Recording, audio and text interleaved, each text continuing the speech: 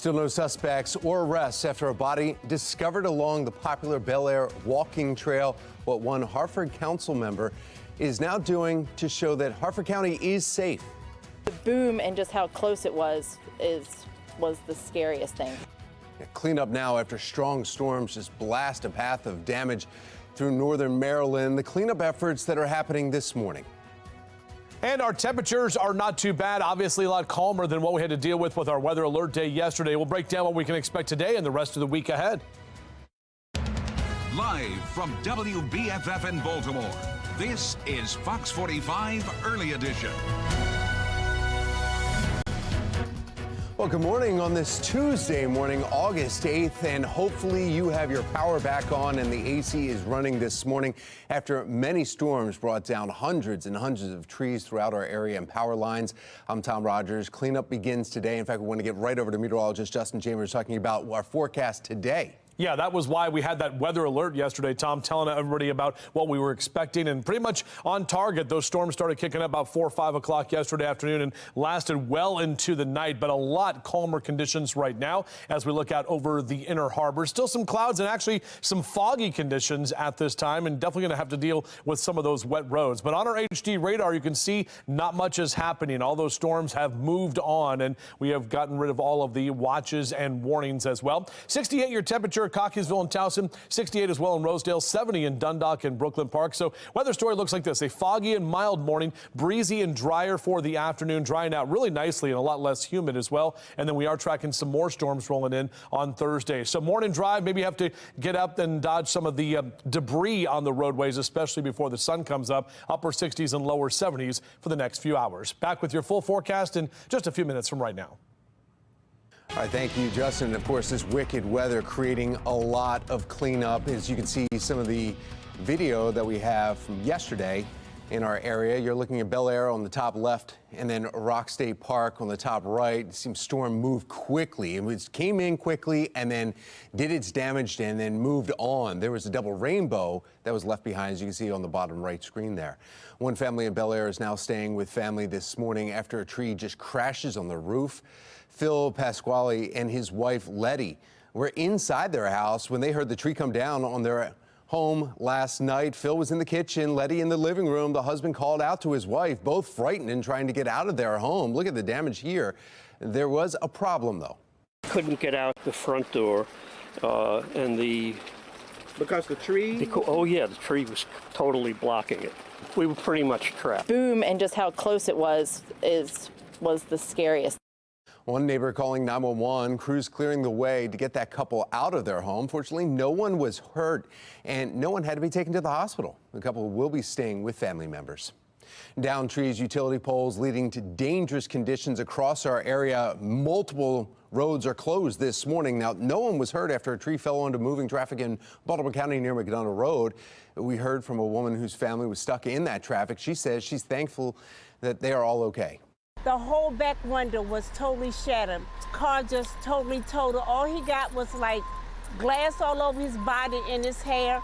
He was very traumatized and upset, but he's all right now. It was a blessing that everybody was saved.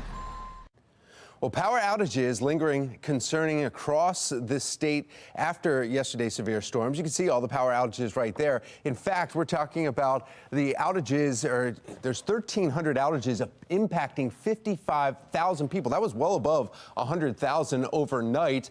And a lot of the crews are still out there working. We'll keep you updated on the numbers throughout the morning. Remember, anytime severe weather hits, you can have the forecast right at your fingertips. Download the Weather Authority app. Just search WBFF in your app store. Stay with Fox 45 News as our severe weather coverage will continue on Fox 45 morning, all morning long. Now to counties under pressure. Happening today, Hartford County Councilwoman Jessica Boyle-Sottles is hosting a woman's walk along the Ma and Pa Trail in honor of 37-year-old mother Rachel Morin. The councilwoman says she hopes the event shows that they will not let violent criminals destroy the sense of safety in Hartford County. Meanwhile, Hartford County police investigators are racing to track down potential suspects in the shocking act of violence. I wish I was in a position to stand here and say that we have a suspect, that we know that this was a targeted thing. Not that that's a good thing, but that at least the rest of the community is not at threat, and I cannot say that. Sheriff says there are no suspect. The victim's boyfriend was posting on social media appearing to proclaim his innocence. This post from last week announcing the relationship between Richard Tobin and Rachel Morin. Now, the post has now garnered hundreds of comments and speculation about the homicide. Suspected boyfriend on Facebook writing, "I love Rachel. I would never do anything to her. Let the family and I grieve. Yes, I have a past, but I also have 15 months clean and have changed as a person. Please." Well, court records show a Bel Air man by that same name has faced domestic violence accusations in a previous relationship. He was the initial complainant. Rachel's boyfriend was the complainant who reported domestic person. So obviously our personnel have spoken with him, but we are not in a position to say he's a suspect or that any person is a suspect. Now, we're still waiting for the medical examiner to confirm the identity of the body that was found. Harford County Sheriff Jeff Gaylor, you just heard, telling Fox 45 News he wouldn't give details since police are still early in the investigation, but he's confident the body was of Rachel Morin. Now, you can stay right here with Fox 45 Morning News. We'll be speaking live with Sheriff Gaylor at 7:45 this morning. Fox 45 News will continue to follow this developing story in the coming days. For complete coverage, you can head over to our website. That's foxbaltimore.com. Starting this morning, Acting Police Commissioner Richard Worley will hear community concerns about public safety. How recent crime that's happening around the area is raising concerns for his confirmation. Meteorologist Justin Chambers letting us know what we could expect for the rest of the day, as some of you are starting to get some power back. But first, we want to take you to our Lens Solar Traffic Network. We have, well, here's one camera, and you can see some flashing lights, but the map for M.MTA has just been unbelievable. Northern Baltimore County, Carroll County, Harford County, multiple dozens of roads closed both directions because of all the trees down and the power lines that are down all across that map that was up earlier. You're watching Fox 45's Early Edition, all local, all morning.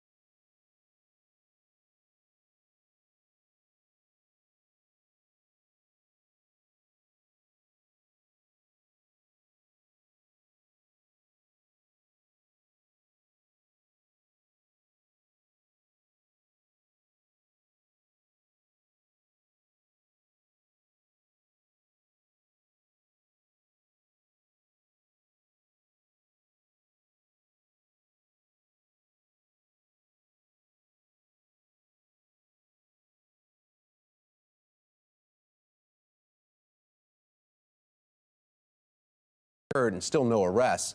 Worley has since admitted the department did commissioner without a public search, something the Baltimore City NAACP president took issue with.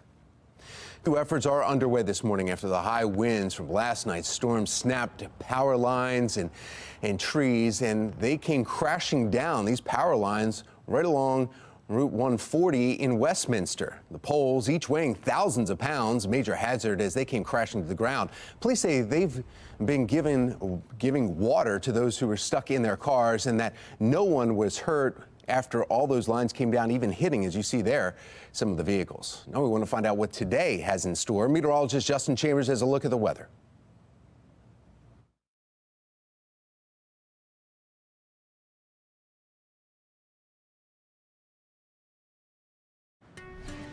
Welcome back. A lot calmer this morning as this cold front is going to be moving through the area. And you can see on our HD radar that everything is calm here, not talking about any rain, but you can actually see that cold front. So what's going to happen is as that front moves off toward the east, we'll see that wind pick up. Drier air is coming in back behind that and less humidity for the day today. So overall, a mild for your run or your jog, mid to upper 60s over the next couple of hours.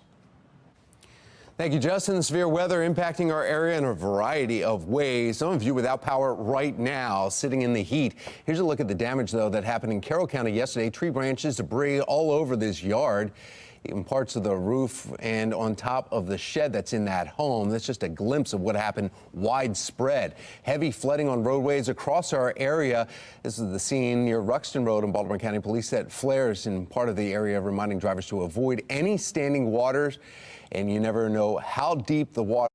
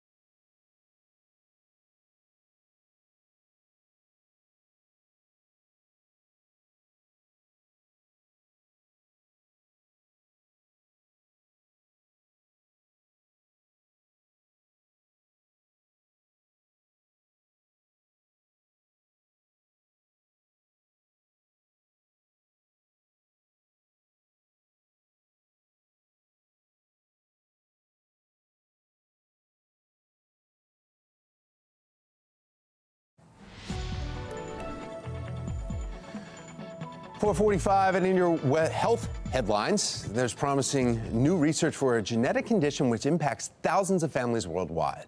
As medical reporter Liz Bonus explains, a small company in the UK is giving one mother and son reason for hope. Hey there, everybody. There's new research showing promise in a disease called leukodystrophy. The family of little Christian, who you see here, who's now 3.5, first identified this illness through a nagging cough that they said just wouldn't go away.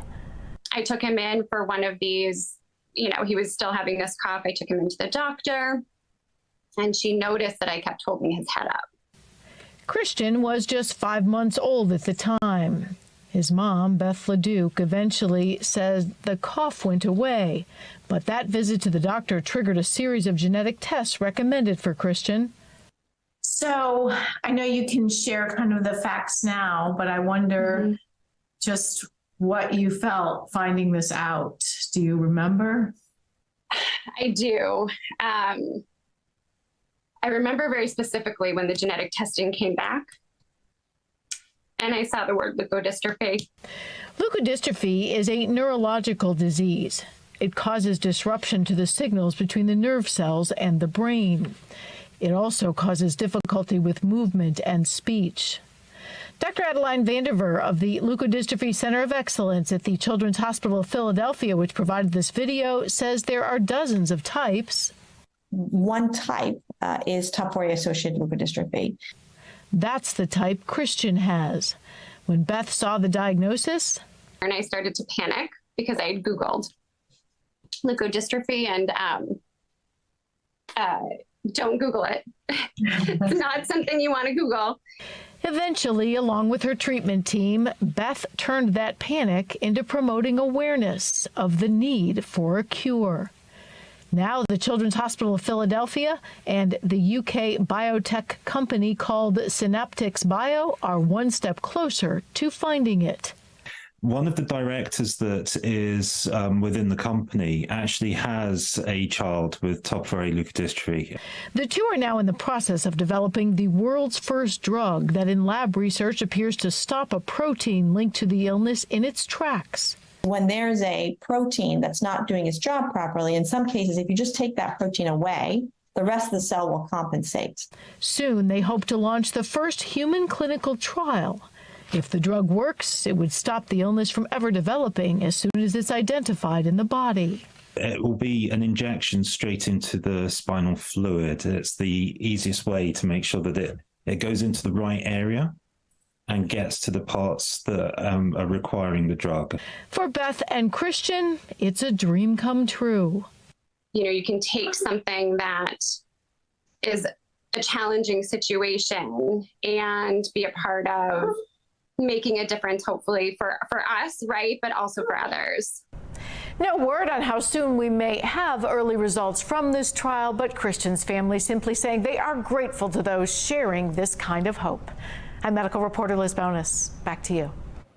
Thank you, Liz. 4:49, and yes, this morning is cleanup after those storms came through, and we warned you about they were going to be pretty severe. Meteorologist Justin Chambers talking about it yesterday. You were talking about it actually out on the golf course, warning everybody that was out there, saying, hey, come around 4 o'clock this afternoon, it's going to turn and it's going to be nasty. Yeah, and you and I were out there talking about noon, maybe 12:30, that sun came out, and that's what we didn't need to happen because it heated up that ground, gave the kind of more of that juice. The good news is the sun wasn't out like all morning long, and so we only got to 89 yesterday afternoon. So we actually, in the month of August, have not hit the 90-degree mark yet, which is crazy. But it felt very warm and even hot and muggy with those dew point temperatures that were well up there into the 70s. And that also helped to kind of fuel the fire for some of those storms. So things a lot calmer now. However, it's the cleanup day because of all of the debris and the power outage. There were more than 900 reports of wind damage. Now, that's not just here, but a bunch of them were here in Maryland and Pennsylvania and the DMV from those storms that rolled through yesterday afternoon and evening.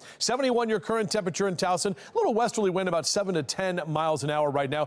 Dew point temperatures will come down considerably both today and tomorrow. So we're going to get drier air back behind this storm system. And then notice those dew point temps rise on Thursday. That's when another weather maker or our next weather maker is going to be rolling in. So here's a look at our HD radar. You can see all quiet right now. No issues out there. Here's the leading edge of that cold front kind of moving through the area as we speak. So definitely behind that, we will see that cooler and drier air. But the wind is going to pick up as well a little bit later this afternoon. On your Rise and Shine cast, upper 60s over the next couple of hours. So not much to get in your way in terms of our temperatures. And those numbers will be cooler this afternoon. We're talking about low to mid and upper 80s across Carroll and Baltimore counties for your highs. 87 is typically where we are this time of year. Howard and Anne Arundel counties, you're going to see those mid to upper 80s as well from Ellicott City all the way across over to Annapolis, and up and down the 95 corridor, low to mid and upper 80s for Philly and Baltimore down through D.C. Even warm down the ocean, 86 the high there today. We are your back to school headquarters. The countdown to the bus stop forecast inside of 3 weeks now for Baltimore City and County, Harford, Howard, and Anne Arundel counties. 4 weeks from today is Carroll County, and that's going to be right after Labor Day. And same thing for you in Caroline, Cecil, and Kent counties. You're under 28 days with 20 days left until Queen Anne's and Talbot County gets back after it for your bus stop forecast. So here's a look at your 7-day forecast. O's back at it tonight at Camden Yards. Looking for temperatures today in the upper 80s, and then we'll see about 90 tomorrow. Notice we're a little bit cooler, but our next weather maker bringing some showers and storms coming in on Thursday, and then we've got a warm and even hotter weekend ahead with temps back into the lower 90s. So we know there are a lot of road closures out there, Tom, especially with those storms that rolled through last night. Yeah, and in fact, you can see that in our Lens Solar Traffic Network indicated on this map. Take a look at this. See those red diamonds that are basically coming across? You see Carroll County, Manchester, Westminster. If you click on those are road closures in both directions. Main highways around Baltimore looking pretty good, except for when you get over to Abington. Abington, we've got 40 is shut down both directions in multiple areas here around Edgewood. And you can see every one of these roads are shut down in both directions. These are your secondary roads. A lot of people using these to travel in and out. And this is where a lot of our power outages are too. And this is all because, you see even up here in Whitehall here, this is all because of trees down, power lines down throughout that area. So crews are still clearing them up. There's actually been taking down some of those red indicators, which is good news for us. But still, just if you're traveling around northern Baltimore County, Harford County, and Carroll County, you've got some secondary roads shut down. Now we want to get a check of your mass transit, see if the storms had any impact on that. We've got Mark Jones in the MTA. Good morning, Mark. Well, good morning, Tom. Good morning, everyone. Yes, the impact is on light rail link. You'll find a shuttle bus bridge in place there between North Avenue and Lutherville. It's due to maintenance related to the storm and trees that are down on light rail link. So be aware of that and allow time for travel due to that disruption of the shuttle bus bridge in place there on light rail link. Metro subway link operating with an 8 to 10 minute delay out there. Be aware of that. 8 to 10 minutes late on Metro subway link this morning. Allow time for travel. Out there on the MARC system, we've got Penn Train 505 and Penn Train 403 operating with 5-minute delays. The other trains of MARC look good for the commute start. For the MTA Transit team, I'm Mark Jones. Thank you, Mark. Stay right here with Fox 45 Morning News. All morning long, you can get a chance to win tickets to go to the Maryland State Fair for free. Just wait for your cue to call, and then we'll wait for caller number 10, who will win 4 tickets. The Maryland State Fair starts August 24th. Consumer debt is climbing. I'm Atra El-Nashar with what a new study reveals about the #1 reason Americans pull out their credit card.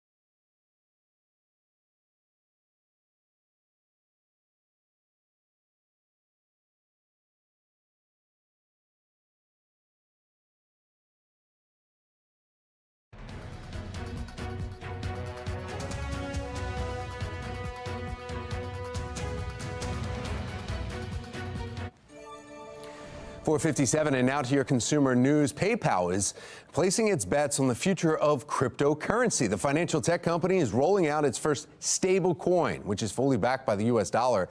It's designed to reduce friction for payments within virtual spaces and provide faster, cheaper transfers of money across borders. Right now, the use of stablecoin appears limited to crypto-related and other Web3 applications, but it will soon be available on Venmo, a popular payments app owned by PayPal. We're getting a fresh look at the state of consumer debt in the U.S. In June, the total amount of debt held by Americans jumped more than 4% from the previous year, and rising interest rates making it tougher to pay them off. National correspondent Atra El-Nashar has our story. Debt for Americans is piling up. Between May and June, consumers used nearly $18 billion in credit. And a new study from Bankrate shows when it comes to credit card debt, paying it off can take a while. We found that 60% of people with credit card debt have had it for at least a year. And that's up from 50% 2 years ago. And I think this really speaks to the cumulative toll of inflation and also the cumulative toll of the higher interest rates. The study finds the biggest causes of debt are emergency expenses like medical bills and car repairs. And debt tends to be harder to shake for higher earners. If you have a six-figure income, you may be less likely to have credit card debt, but if you do have it, there's about a 7 in 10 chance that you've had it for at least a year. Meanwhile, auto loan delinquencies are occurring at a higher rate than they were during the Great Recession, according to TransUnion and S&P Global Mobility. And some borrowers could be stretched even further when federal student loan payments restart October 1st. The Biden administration's upcoming repayment terms mean the Department of Education won't report delinquent payments that occur before September 30th of 2024.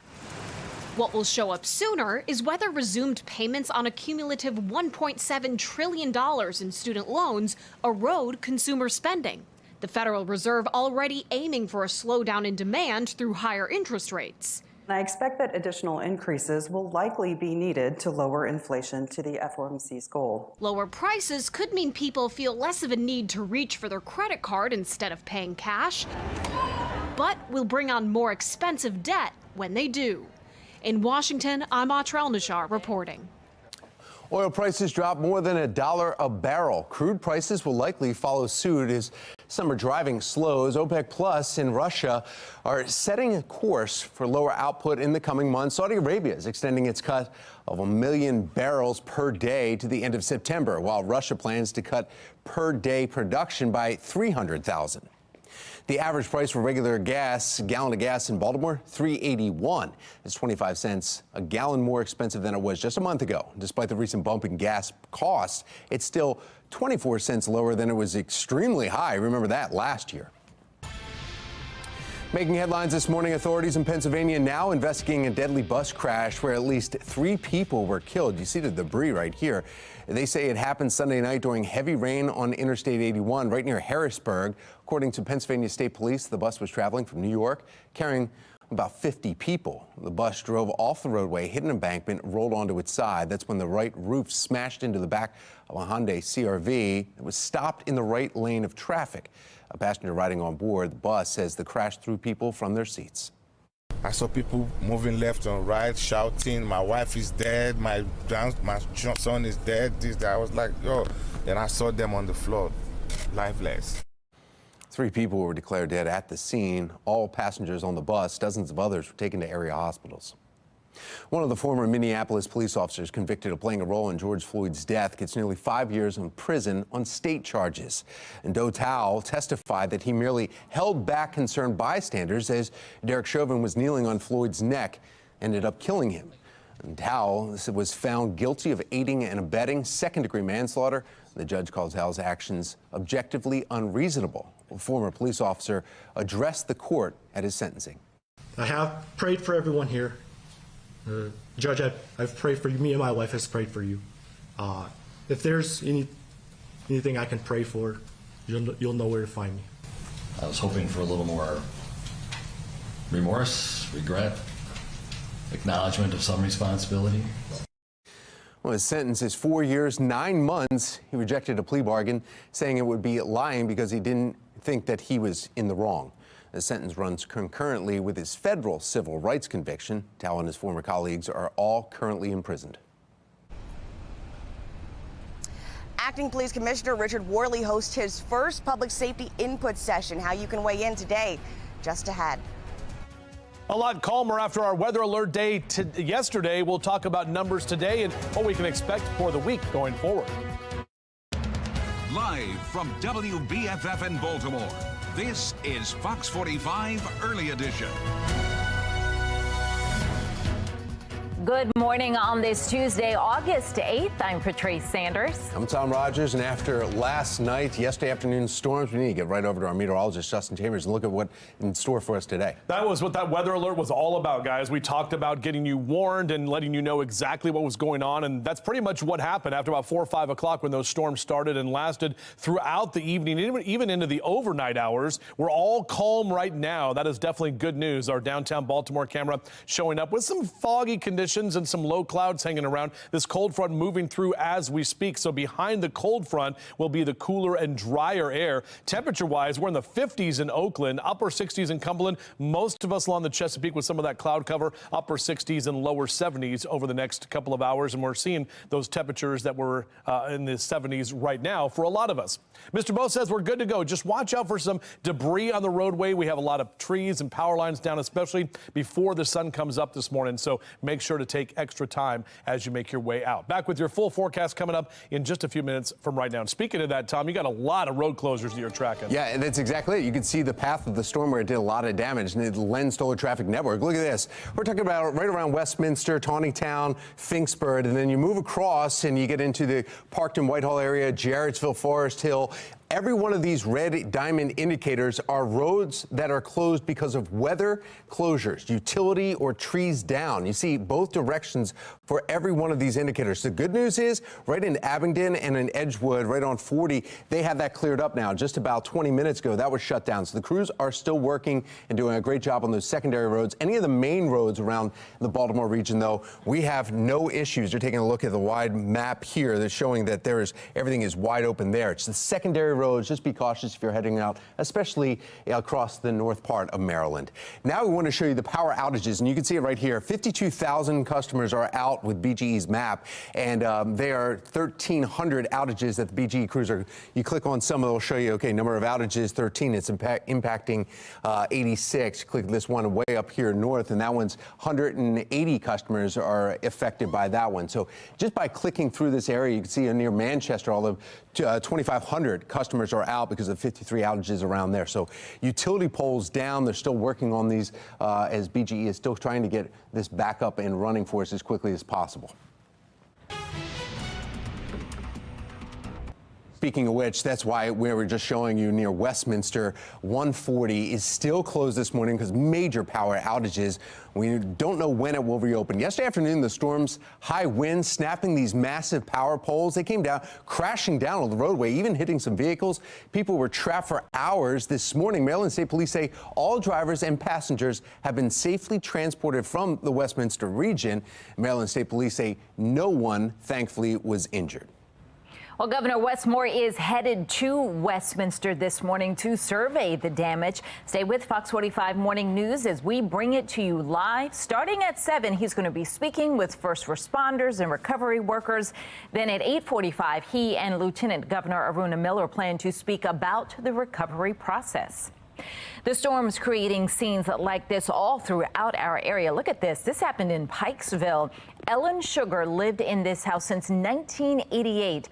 But that tree damaged her house so badly that she can't live in it. Her neighbor's house damaged as well. Listen to how she describes the moment the tree fell. I heard a loud noise, I mean really loud. I looked down and saw everything everywhere, and then I didn't realize anything else had happened. And my neighbor called me and she said, "Oh my God, your house is like, you have a big hole in your room." So yeah, that's what happened. It was scary because it was so loud. Well, fortunately, no one was hurt. Ellen is staying with her son for the time being. She tells Fox 45 News she's looking at the bright side, and she's happy she's finally able to get a new roof. Well, remember, anytime severe weather hits, you can have the forecast right at your fingertips. Download the Weather Authority app. Just search WBFF in your app store and stay with Fox 45 Morning News. Our severe weather coverage will continue all morning long. Happening today, Acting Police Commissioner Richard Worley and Mayor Brandon Scott set to hold their first joint public safety meeting. It comes amid a rise in juvenile violence. Taylor Stewart is live with more on the public input session that is happening this morning. Taylor. That's right, you guys. This morning is going to be the first public input session, one of 7 over the next few months, to really get an idea of what the most pressing public safety concerns are for those here living in Baltimore. Now, this comes as acting police commissioner Richard Worley is facing criticism for the Brooklyn Day mass shooting. It's been more than a month since 2 people were killed, 28 others hurt, and still no arrests have been made. So Worley has since admitted the department made mistakes in responding to this tragedy. Mayor Scott, however, chose the commissioner without a public search, something the Baltimore City NAACP president has taken issue with vocally. He addressed those concerns during a city council hearing on the response to the Brooklyn Day shooting. This incident, we told you guys this incident was going to happen when we had our last press conference. This is why you need community engagement on the front end before you bring in a police commissioner. So I hope that every member of this council is taking very seriously your responsibility to vet a police commissioner. Well, today's discussion begins at 10 a.m. It's going to happen over the phone. They're calling it a telephone town hall, but as we said, there's 6 other opportunities to talk to the pair, either virtually or in person. Those meetings, the information about them will be on our website, foxbaltimore.com. Go ahead and check it out. Taylor Stewart, Fox 45 Morning News, early edition. Thank you, Taylor. The mayor gets the green light to beef up his communications staff. Why some are raising concerns on the position. We are getting a clearer image this morning of the storm damage across our area. That's thanks to people like you, our viewers. Still ahead, the damage many of you are seeing this morning and the cleanup that is now underway. Yeah, thankfully a lot calmer here this morning. Some foggy conditions as well, so watch for some of those low clouds if you're heading out early, especially before the sun comes up. Back with your full forecast coming up in a few.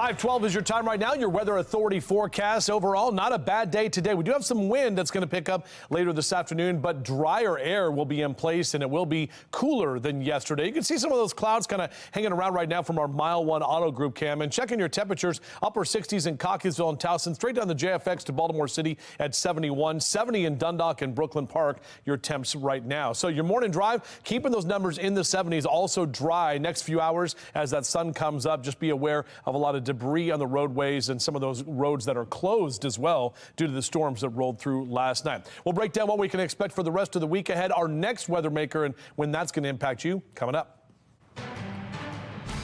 5:12 now from the Live Center this morning. There is an alarming new report out this morning accusing the Chinese military of hacking into Japan's classified computer systems.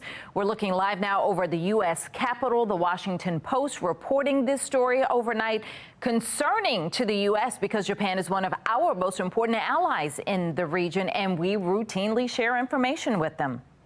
Now, the Post reports hackers had deep, persistent access to everything from highly classified defense plans and capabilities to military shortcomings. The hack was discovered in 2020, at which point the U.S. alerted Tokyo. Japan apparently did very little, though, until 2021, when the new Biden administration realized it was still a problem. Since then, Japan has ramped up its security, including growing its military cyber force to 4,000 people. Now, U.S. military leaders have told Tokyo that if its networks are not more secure, it will hamper the ability to share intelligence. That is the latest from the Live Center. A Grammy-winning artist is coming to Baltimore coming up after the break, who will be headlining this year's Artscape. 5:14 is the time. You're watching Fox 45's Early Edition, all local, all morning.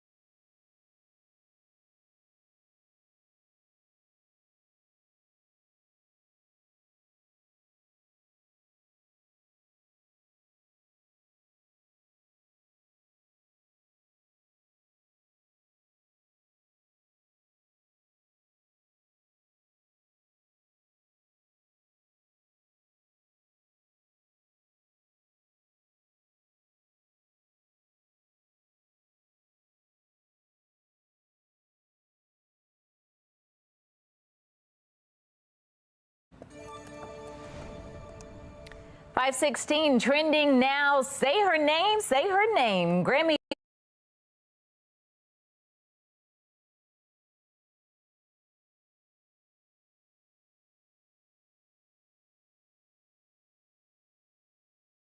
Entertaining artist Kelly Rowland, who rose to fame as a member of Destiny's Child, will headline this year's Artscape, which is back after a 3-year hiatus. This year's festival will take place in Bolton Hill and Mount Royal and will expand into the Station North area. The free festival runs from Friday, September 22nd through Sunday, September 24th. Starting to shake my head already. The enduring summer heat. Sure reminder, cool breezes of autumn. Still a long way off, but 7-Eleven is already offering, here we go, I knew it, treat traditionally saved for fall. The company is releasing its full lineup of pumpkin spice beverages more than a month and a half before you can see controversial announcement here. And they will be available at 7-Eleven through October 31st. Thank God. I'm ready. I'm ready. And look, it's going to be like late August when the actual PSLs come out, you know, the ones from Starbucks or whatever. Which is already too soon. Yes. You think? I mean, it's summer. Okay. Now, I'd love to go to the 7-Eleven by my house on... Still not open. Still not open! Wow. I don't understand why that 7-Eleven is, although I did drive by it yesterday, and it looks like they're like digging something up. So I don't know if there's like a problem, and they were like ready to open, because the store looks like all good and ready to go. That brand new one out there near Middle River, near the Martin State Airport. But either way, I'll find a 7-Eleven and get that PSL. Although I did say, look, remember guys, I said I would have it September 1st, which is meteorological autumn, which I think counts. Correctly. She's like, no, not happening. All right, 71 your temp right now at BWI Thurgood Marshall. A little westerly wind, about 6 to 10 miles an hour. Notice the dew point still hanging out at 70 degrees right now. So we still have a lot of moisture in the air and in the atmosphere after our storms that rocked the area yesterday. You can see on our HD radar is all quiet right now, thankfully. Here's the cold front that will be making its way through and pushing off toward the east as we speak. So over the next couple of hours, the wind is going to pick up back behind that cold front, and we'll see drier air moving in. Over the next couple of hours, enjoying your pumpkin spice lattes. I know. Your coffee, your breakfast. Lower 70s here, so keeping those temperatures kind of on the milder side of things. 8 a.m., we're still going to be hanging out right about 70, and our temperatures will climb into the lower 80s by about noontime. Not a bad day for lunch outdoors, and overall this afternoon in the mid to upper 80s is where we will end up for your day planner. Plenty of sunshine, too, with the average high of 87, pretty close to that number, at least for some of us in Baltimore City. Others will be in those low to mid 80s for the eastern shore, across to the north and out to the west as well for Columbia down through Laurel. And low to mid and upper 80s in Philly and Baltimore, down through D.C., even down the ocean, looking at temperatures in the mid 80s for Ocean City. O's back at it tonight. The Astros, or the Houston Cheaters, will be in town tonight for a 3-game set of the World Series champions, too. Yeah, but 81 degrees for the first pitch. Should be a great evening for some baseball here. And remember, this is the last 3 days you can catch the O's. They're going on a long road trip out on the West Coast and won't be back for 2 weeks. So got to get them in tonight, tomorrow, or Thursday. On your outdoors cast, Betty the Butterfly. Yeah, pretty nice day today and tomorrow, as we've got a few dry days, but I have that yellow light on Thursday because our next weather maker is heading in. This is our future scan. So you can see a few clouds kind of hanging around today. Wind is going to pick up throughout the afternoon. A nice dry day on Wednesday, a little bit warmer. And then here comes our next weather maker, bringing in some showers coming in on Thursday, midday into the afternoon. That's going to be when we'll see some more rain and some thunderstorms that will be potentially around. And the good news is it's not looking like anything we saw yesterday, but either way, we have some unsettled weather toward the end of the week. Here's that 7-day forecast. 87 today, 90 tomorrow. We're back to the mid 80s with some of those storms around Thursday, but look what happens over the weekend. Our temps climb. We'll see a string of lower 90s with warmer, even hot conditions into your Saturday and Sunday. Tom? All right, well, many of you have been sharing your pictures and videos of the storm. Take a look at the video from the road flooded with water here. You can see the cones out. Thank you, Zane, for chiming this photo in.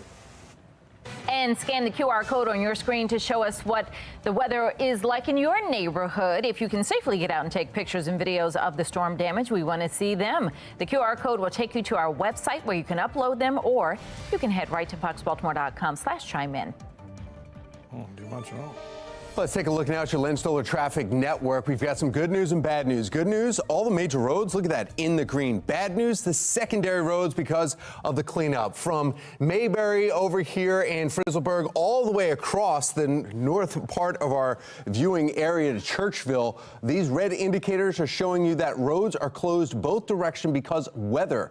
So down power lines, trees, they are still making progress, but you can see that these are all, actually there's some progress right there. Mayberry, they have that now back in green. That was just red just 20 minutes ago. So you can see the shutdowns off Finksburg, Maryland 91, all the way across. So those secondary roads, a lot of down trees and down power lines are causing the roads to be completely shut down in both directions.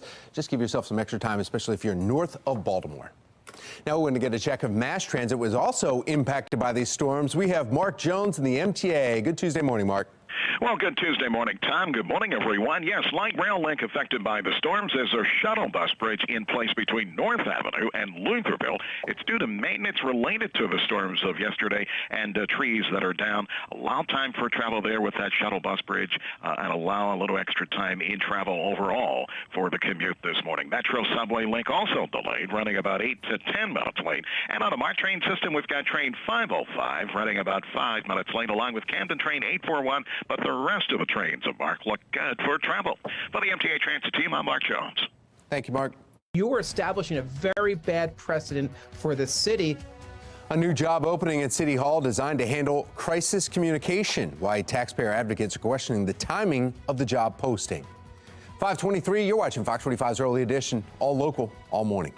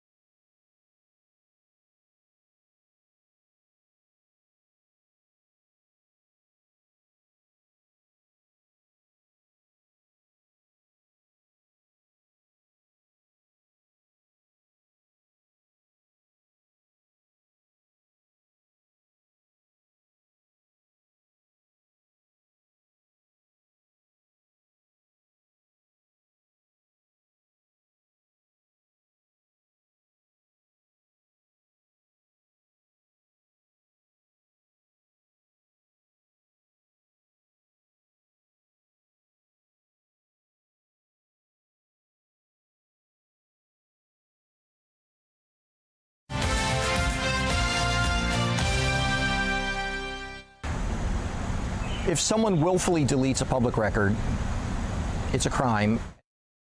A concerning response from Maryland State Department of Education has an attorney questioning if someone needs to be held criminally responsible. Last week, Project Baltimore first told you about a public records request we made for emails and text messages sent or received by the state school superintendent between January and March of 2023. Instead of receiving any text, we were given a log of the superintendent's messages. We followed up by again requesting the text messages, but the department tells us they no longer exist and were removed from the phone because of storage limitations. Attorney Scott Martyr says this is concerning. I don't want to, without knowing more about his cell phone and the storage limitations they're claiming, I can't say more about whether it is truly a violation or not, but I will tell you that I am very concerned right now, based on what I'm hearing, that it is a violation of Maryland's law. Well, coming up in our 7 o'clock hour, Project Baltimore taking a closer look at the law surrounding public records and what they can mean for the person who removed the messages. We are starting off mild this morning. Meteorologist Justin Chambers letting us know what we can expect for the rest of the day.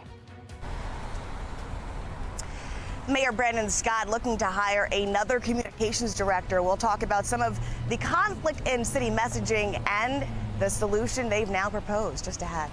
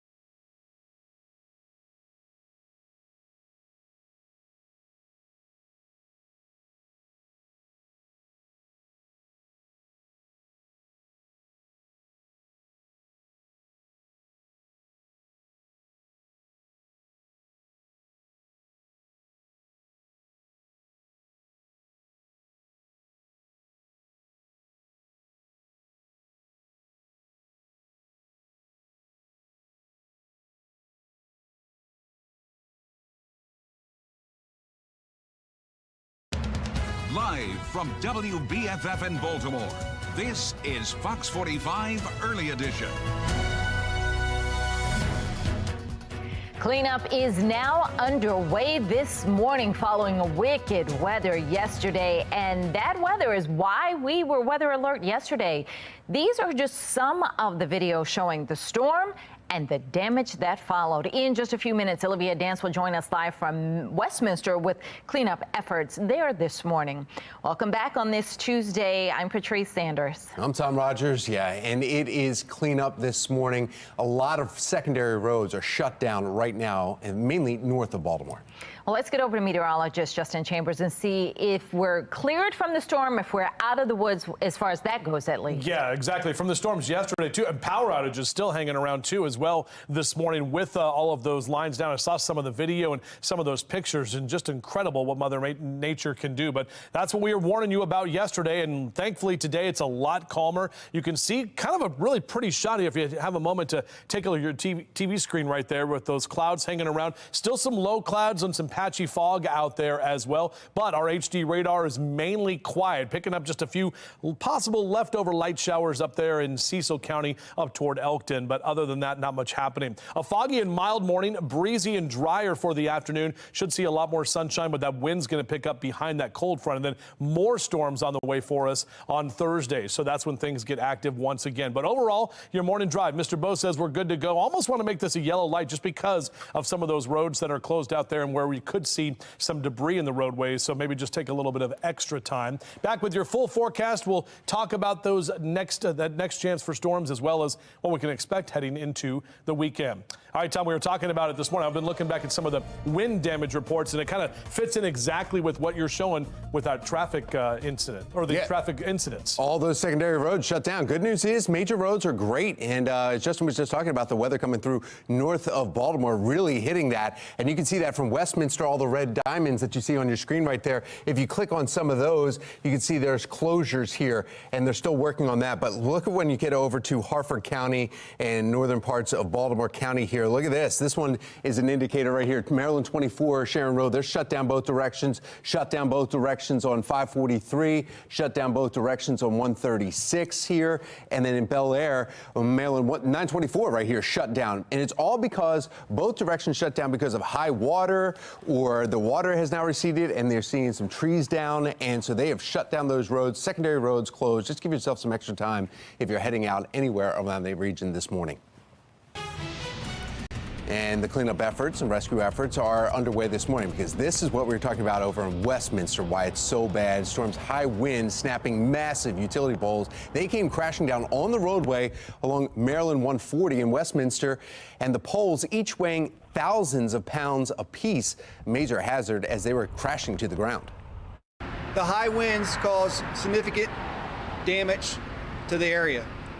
Approximately 30 power poles, BG&E power poles, came down on 140 eastbound side. When they came down, they struck 34 vehicles, entrapping the occupants. A total of 33 adults were trapped in a vehicle, along with 14 children. This was catastrophic damage. If you work in electric distribution at BGE your entire career, you may see this one time. Olivia Dance is joining us live from the scene with the latest updates and what witnesses say they saw unfold. And Olivia, it is still a mess out there this morning. Yeah, Patrice, it really is. And the latest update, though, is that Maryland State Police say that all drivers and passengers have been safely transported from this Westminster region, but the power is still out, so it's extremely dark in this area. Now, if you can see, though, I want to try and show you behind me here, this intersection, you can see the power lines are just completely unraveled, and, you know, there's just a lot of damage here. And if we can pan a little bit further down the street, you can actually see one of those power lines, one of the poles actually laying still on top of several cars over there. Just a sign of how powerful these winds were yesterday. Now, again, this damage is stretching across 140 near Market Street. And as you heard, police were working to rescue 33 adults and 14 children who were trapped from the fallen utility poles. Fox 45 News was told by law enforcement that 30 utility poles toppled over on 34 vehicles due to those strong winds associated with yesterday's storm. The storm was powerful, but it came through the Westminster region in a matter of just minutes. The poles are maintained by Baltimore Gas and Electric, who was working to cut the power lines to free the trapped individuals. Fox 45 News spoke with witnesses who described what they saw. Take a listen. We saw there was sparks as the telephone poles hit the ground. We had a car right in front of our clinic that was trapped by a power line. They were just very shooken up. They were frightened because the wires, fell right on the truck. And of course, although very scary, thankfully everyone was transported safely from the scene. But just one last look here at just the damage that these winds caused. Now 140 here remains closed eastbound and westbound from Market Street to Malcolm Drive. So please drive safely. Again, it is dark. There's a lot of hazards in the road, so you just want to make sure that you're taking it slow and giving yourself plenty of time this morning. For now, reporting live, I'm Olivia Dance, Fox 45, Early Edition. 5:36 now. Mayor Brandon Scott gets the green light to hire another communications director at City Hall. The mayor's communications team has seen 6 directors in 3 years. And now the mayor's preparing to expand, but it won't come cheap for you, the taxpayer. Taylor Stewart is live at City Hall this morning to explain why. Taylor? That's right, you guys. The mayor's office, the leadership team has seen its share of turnover. And part of the issue, they believe, is messaging. So now the mayor has tried to get another communications director added to his staff. Last month, he made that request to the Board of Estimates to approve funding for this position, originally asking for $242,000. The board approved the position, though, at $207,000 in salary last week. Now, for the longest time, the mayor has defended how he communicates problems in the city, from curfew enforcement to the water contamination that happened last fall. Taxpayer advocate David Williams is questioning the need for the $200,000 position. Politicians are more worried about their image, it seems, than actually getting things done. And this is not a crisis in communication. This is a crisis in public safety and education and infrastructure and drinking water and cleanliness. That's what the mayor needs to realize, is this money could go towards all of those issues rather than a PR person that's going to help communicate that there are problems in Baltimore City. Keep in mind, the mayor has majority control of the votes on the Board of Estimates. Now, if this new communication director is paid top dollar, comes in at that salary, he'd be making more than the mayor himself. We'll continue to follow this update here as it develops and see who that new communications director is. We'll keep you updated. In Baltimore, Taylor Stewart, Fox 45 Morning News, Early Edition. A murder in Harford County on a popular walking trail. What one Harford County council member is doing to show that Harford County is safe. Acting Baltimore City Police Commissioner Richard Worley will hear community concerns about public safety. How recent crime raising concerns for his confirmation. And we will have temperatures in the 80s later today. Just ahead, when we can expect a few more storms. 5:38, you're watching Fox 45 Early Edition, all local, all morning.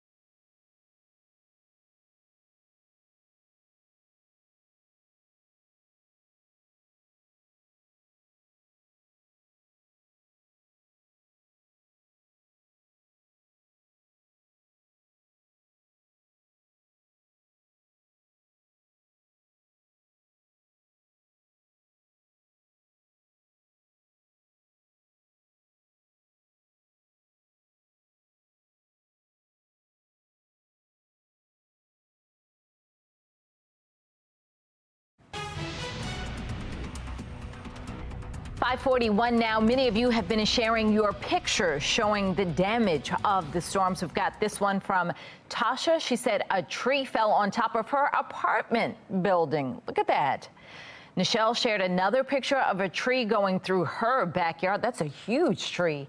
We've also been seeing photos from after the storm. This is clouds in the sky. Pretty. Doesn't show damage there, but you see the calm again after the storm. So thank you to Janet for sending that in. And Justin says that's mammatus clouds. He'll explain more about that. And then Tom sent us a picture of the storm heading across the bay. Just it's actually a pretty picture, but ominous right there. So scan the QR code on our screen if you have pictures that you want to show us what it was like in your neighborhood when that weather was coming through. If you can get out now and safely take pictures or videos of the storm damage, we want to see that as well. That QR code will take you to our website where you can upload them, or you can head right to foxbaltimore.com/chime in. All right, let's get over to meteorologist Justin Chambers now for more on what we can expect today. Justin. Yeah, the sky was really interesting looking, especially after the storms, Patrice, as you can see right there. And we had the rainbows that were out there, and then we had some of those clouds that look like scalloped potatoes, and then those are those mammatus clouds that look like almost like udders or even little cotton balls that are up there.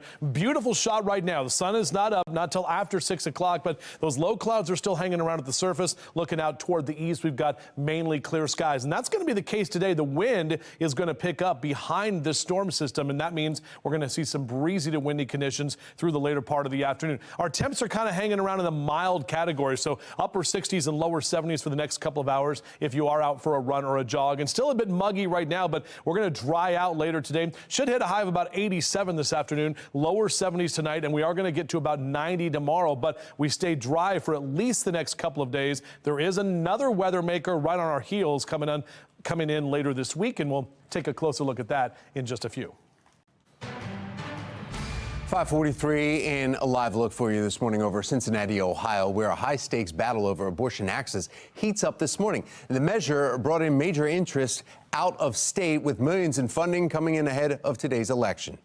The outcome of today's election will have implications for the fate of Ohio's abortion rights ballot measure in November. But that's not all. It would make it significantly more difficult to alter the state's constitution and bring citizen-initiated ballot measures to voters.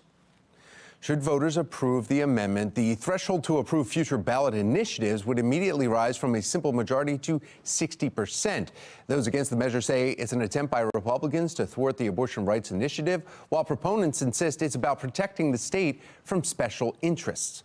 Well, nearly 700,000 people have already voted ahead of today between mail and early in-person voting. That's more than double during early voting in the state two previous midterm primary elections in 2022 and 2018. Well, that's the latest from our live center. A record-setting Mega Million jackpot up for grabs. What some are saying they would do with all that money. And you can go to the state fair for free. You don't need the Mega Millions. After the break, we're going to let you know how many tickets we are giving away this morning.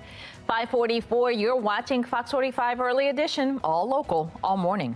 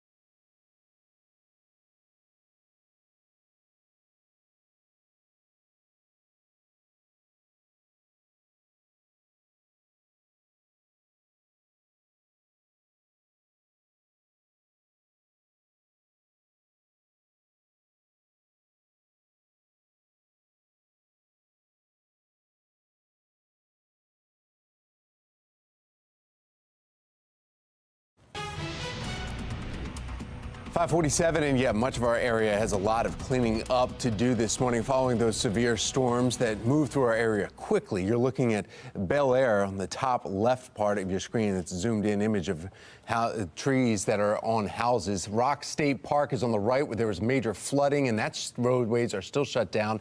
The storm moving through as quickly as it moved past, as quickly as it came in. As you can see, cleanup already on the bottom left, and then the bottom right, there was a double rainbow that was left behind. At least something nice to see, because that damage is just, it's incredible what was there. We've got meteorologist Justin Chambers here talking about, so was there a tornado? Do we know that, or was this just all storm? No, we basically just all damaging wind is what we saw. I mean, Wow. think about power poles, and you think about that shot from Westminster with all of those power poles on the street. I mean, think about how heavy they are, and how tall they are. So you got to have probably 50, 60, 70 mile an hour winds to be able to knock something like those down, and that's what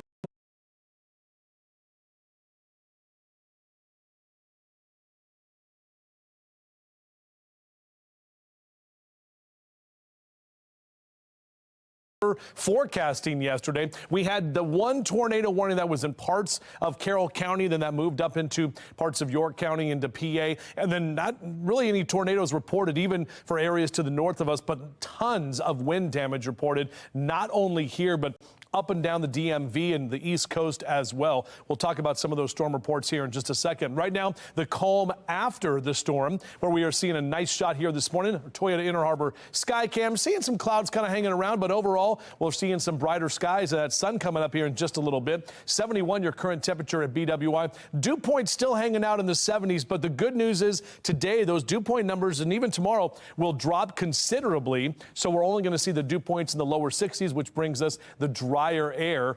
Thursday, we start to get back into another stormy weather pattern by Thursday into the morning and into the afternoon as well. So here's why we'll see the drier air. This is that cold front that is now starting to move through the area as we speak, and then picking up the wind later this afternoon as that front continues to exit towards the right and out toward the Atlantic.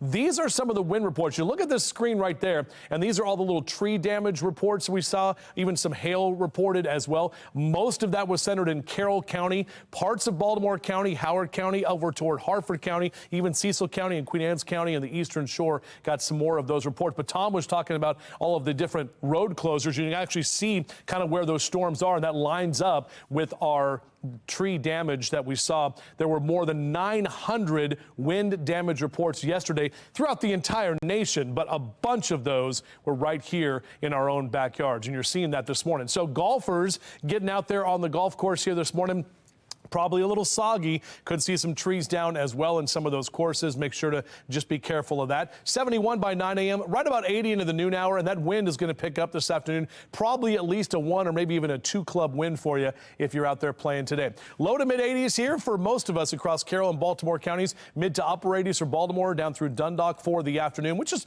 pretty close to average for this time of year. And then we'll keep those low to mid 80s going for you there in Harford and Cecil counties for your highs this afternoon. Here's a look at that 7-day forecast. O's are back at it tonight at Camden Yards, a 3-game set against the Houston Astros before they are on the road for quite some time. Still in first place, by the way, 3 games ahead of Tampa Bay. Wednesday at 90, and then those showers and storms come in Thursday, so it'll be a little bit cooler. But notice we dry out and heat up for this upcoming weekend. All right, Tom, what's going on with some of those road closures and also any other traffic issues out there? The good news, no other traffic issues in our Lens Solar Traffic Network on major highways. It's when you kind of go down a little bit on this map, you start seeing all those red diamonds. That's where all the secondary roads are still closed. In fact, a major one right here, Norrisville Road, north and south, shut down on 439 because of the weather closures there. We also have another one, 136 here in Harford County. And then you can obviously, there's some major damage at Westminster. You can go over here and see that there's 84 shut down both directions. And again, it says weather closure utility here. They have been clean. Oh, this is good news. 97 is now back open. That has been shut down all morning long. So that's some great news. Crews cleaning that area up. But you can still see there are some delays. 91 north south right there because Deer Park Road, there weather closure and debris. So it's just what Justin was showing us, that storm's going across the northern areas above Baltimore. And that's where we're seeing power outages and we're seeing the roads, secondary roads closed. That power outage is also having an impact on your mass transit. We have Mark Jones with the MTA, and he's got an update on us. Good morning, Mark. Well, good morning, Tom. Good morning, everyone. Yes, Light Rail Link has a service disruption at a shuttle bus bridge in place between North Avenue and Lutherville. It's due to maintenance related to the storm of yesterday with trees down. They're removing those, and you should allow extra time for travel overall this morning, but especially on Light Rail Link due to that shuttle bus bridge and service disruption. Metro Subway Link operating with an 8 to 10 minute delay, and you'll find on the BART train system train number 511 and Camden 843 running 5 minutes late. We've got train 841 on the Camden line with an 8 to 10 minute delay, along with Brunswick train 890. For the MTA Transit team, I'm Mark Jones. Thank you, Mark. 5:52 now. Trending now. There is a case of lottery fever nationwide, and it is growing along with the winning jackpot. Jackpot now passing a whopping $1.5 billion. That makes it the largest prize in the game's history. The odds of winning?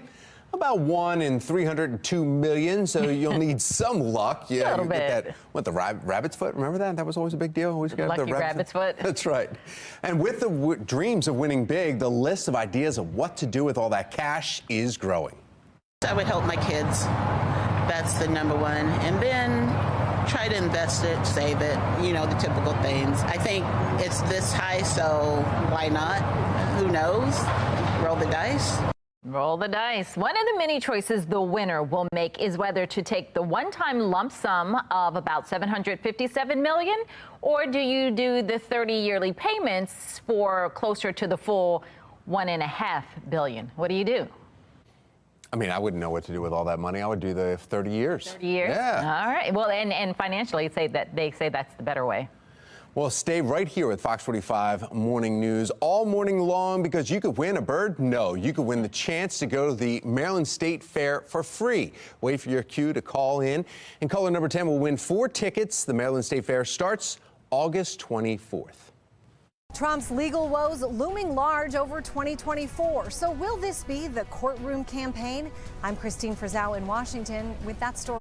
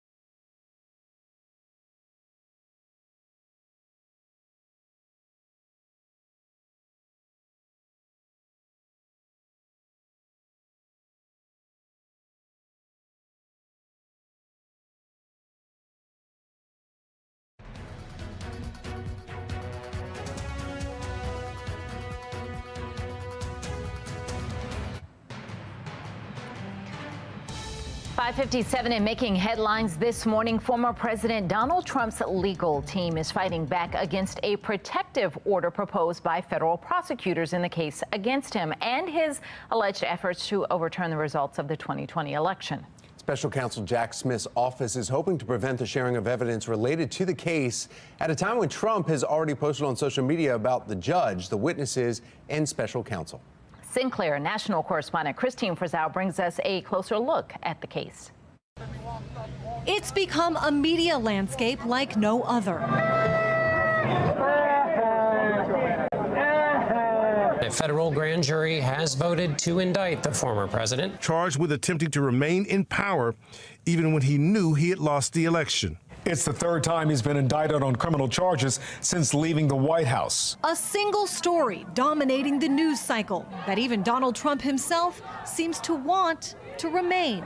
Every time they file an indictment, we go way up in the polls. We need one more indictment to close out this election. The election also playing out in Iowa, where 2024 GOP presidential candidates gathered to little fanfare and little interest in their policy proposals, instead fielding countless questions about the former president, most doing that delicate dance of not wanting to alienate Trump voters, but also trying to look ahead. If, on the other hand, the election is not about January 20th, 2025, but January 6th, 2021, or what document was left by the toilet at Mar-a-Lago, if it's a referendum on that, we are going to lose.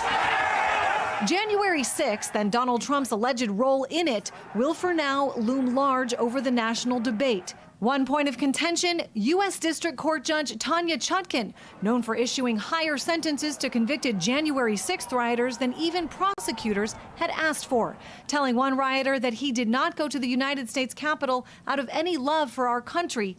He went for one man.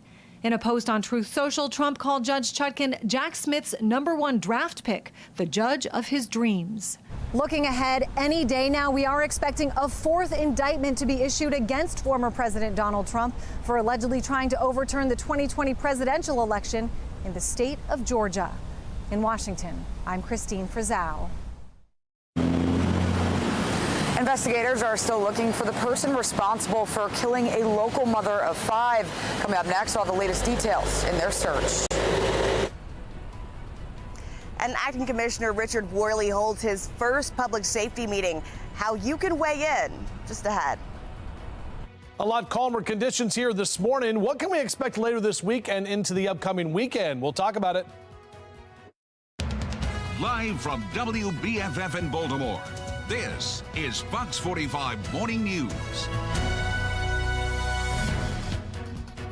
Good morning on this Tuesday, August 8th, a day of cleanup around here. I'm Patrice Sanders. I'm Tom Rogers. You're going to hear a lot of chainsaws if you haven't already overnight, even bulldozers pushing trees out of those roadways because of that storm that came through last night. Let's get over to meteorologist Justin Chambers and see if we are at least clear of the storm so we can begin the cleanup. Yeah, Amy and I were talking about the entire weather team yesterday on Weather Alert, talking about how we had those stronger storms, that 60, 70 mile an hour wind gusts pretty much verified, especially with a lot of those snap trees and power lines that are basically littered across the area. Now, a lot calmer conditions right now from our Towson camera. Still a few clouds kind of hanging around, possibly even some foggy conditions and some of those low clouds as well. And our HD radar is much quieter after getting that workout yesterday afternoon and even late into the night with some of those storms that were rolling through. So temperatures right now, 57 in Oakland, 68 in Cumberland. A lot of us in the lower 70s for Westminster and Baltimore down through Annapolis, 69 your temp in Bel Air. It's still muggy out there this morning, but we will definitely be drier this afternoon. Wind is going to kick up out of the west and northwest, and then we're tracking another round of showers and storms by Thursday. So if you are going to be out for a run or a jog in the next couple of hours, lower 70s, again, just know that it will be kind of mild and muggy with nicer conditions later today. And we'll talk about that next weather maker as well as our weekend forecast in just a few. Well, let's take a look now at your Lens Solar Traffic Network and what Justin was just talking about, those high winds north of Baltimore. You can see right here on the traffic map, all green around Baltimore on all the major roads. But it's once you get north of the city and you start going towards Harford County and you start seeing these red diamonds, that's where those secondary roads are closed. And every one of these weather closure, you see both directions right here coming through. Now we're getting into Baltimore County in the Whiteford area and the Whitehall area. Norrisville Road shut down as you see these indicators. The main issue, though, also is the closures that are happening in Carroll County. And we had some major power lines go down there, which is causing some power outages. About 52,000 people still without power because of all those downed trees and those lines. And you can see those lines coming up here, because Maryland 140 in Westminster still closed this morning.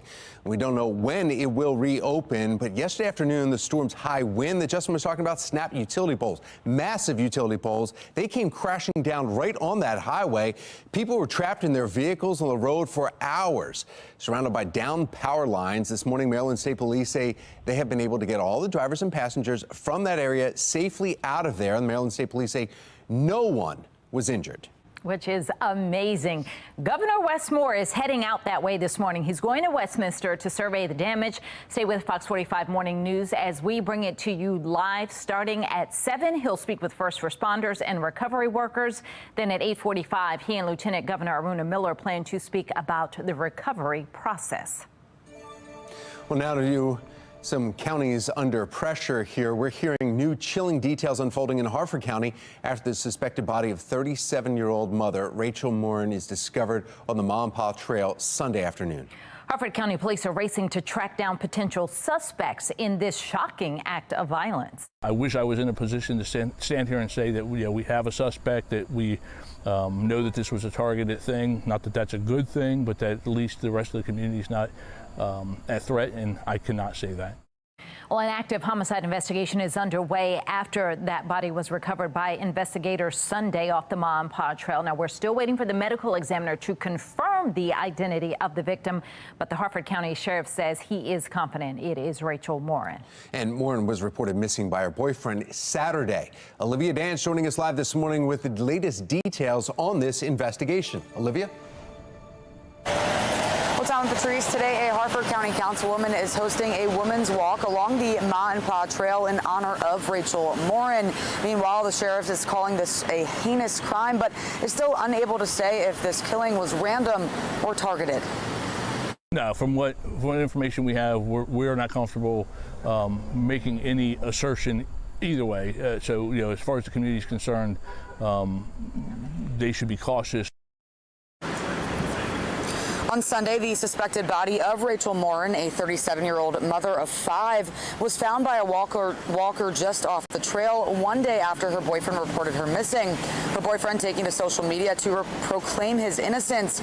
In a comment on a post from last week, he said, quote, "I love Rachel. I would never do anything to her. Let the family and I grieve. Yes, I have a past, but I also have 15 months clean and have changed as a person. Please," end quote. And court records show a Bel Air man by the same name has faced domestic violence accusations in a previous relationship.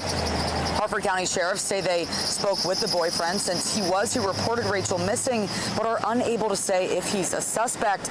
Meanwhile, the Ma and Pa Trail is now monitored by police, and some out on the trail tell us they're taking precautions while walking, like carrying mace. I was here Saturday, the day that she went missing, and I was here at 2 o'clock with my husband. The trail was packed. There was a lot of people here. There were dogs. There were a lot of girls walking by themselves.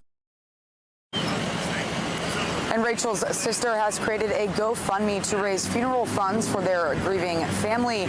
Meanwhile, the sheriff says there are currently no suspects. For now, reporting live, I'm Olivia Dance, Fox 45 Morning News. Thank you, Olivia. Happening today, Acting Police Commissioner in Baltimore City Richard Worley and Mayor Brandon Scott are set to hold their first joint public safety meeting. It comes amid a rise in juvenile violence. Taylor Stewart is live with more on the public input session that is happening this morning. Taylor.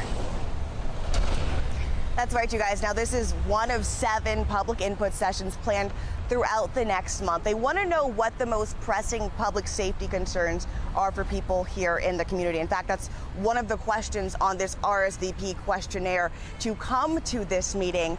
It comes as Acting Commissioner Richard Worley faces questions about his nomination and scrutiny over how his department handled the Brooklyn Day mass shooting. 28 people injured, 2 people died, no arrests have been made in this case. And now Worley has admitted that mistakes were made in his response to the tragedy. Mayor Scott chose the commissioner without a public search, something that the Baltimore NAACP president raised as an issue at a council hearing in response to the Brooklyn Day shooting. Take a listen. This incident, we told you guys this incident was going to happen when we had our last press conference. This is why you need community engagement on the front end before you bring in a police commissioner. So I hope that every member of this council is taking very seriously your responsibility to vet a police commissioner. Well, community engagement is exactly what this is. Discussions begin today at 10 o'clock. This will happen over the phone. They're calling it a telephone town hall.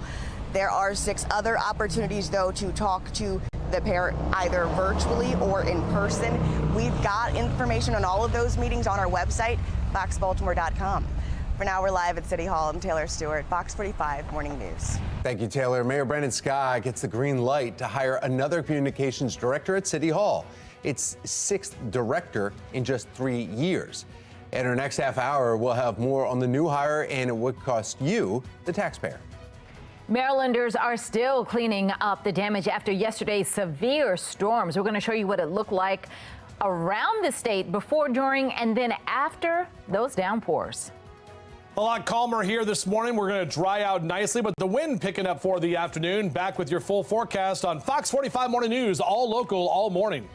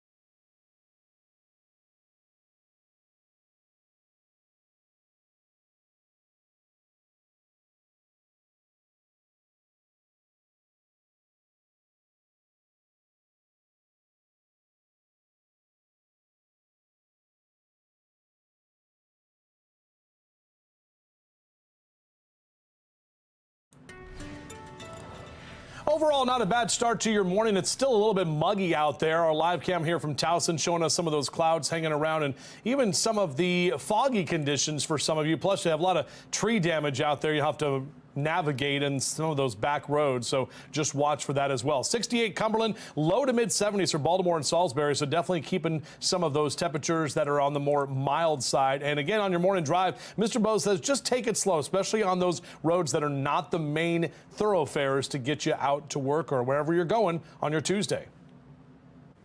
6:11 now from the Live Center this morning. There is an alarming new report out this morning accusing the Chinese military of hacking into Japan's classified computer systems. You're taking a live look over the U.S. The Washington Post breaking this story overnight, and it is concerning to the U.S. because Japan is one of our most important allies in the region, and we routinely share information with them. Now, the Post reports hackers had deep, persistent access to everything from highly classified defense plans and capabilities to military shortcomings. Now, the hack was discovered in 2020, at which point the U.S. alerted Tokyo. But Japan apparently did very little until 2021, when the new Biden administration realized it was still a problem. Since then, Japan has ramped up its security, including growing its military cyber force to 4,000 people. Now, U.S. military leaders have told Tokyo that if its networks are not more secure, it will hamper the ability to share intelligence. That is the latest from the Live Center. Downed trees, damaging wind gusts, just some of what Marylanders saw during yesterday's storms, and some of you are waking up to this morning. We speak with the residents in the aftermath. Fox 45 is your back-to-school headquarters, and with the start of school just a few weeks away, we'll have some tips to get you off to a smooth start for the school year. 6:13, you're watching Fox 45 Morning News, all local, all morning.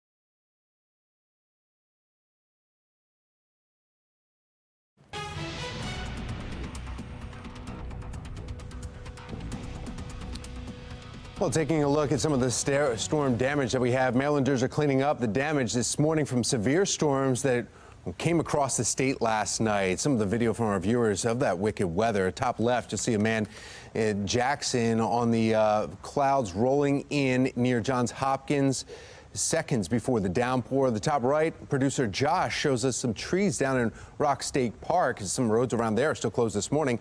People picking their way through the wreckage. The bottom left, you'll see wind gusts sent by Hannah.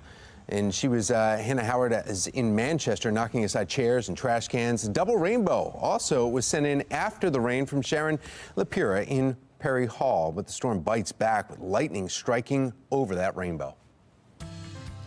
Incredible video from you, our viewers. If you can safely take pictures and videos of the storm damage you may be waking up to this morning, we want to see them and share them. You can scan the QR code right there on your screen. It will take you to foxbaltimore.com/chime-in, or you can upload your pictures and videos. It's all powered by Stackla. And now we want to chat with meteorologist Justin Chambers. He has with the weather is looking for us today.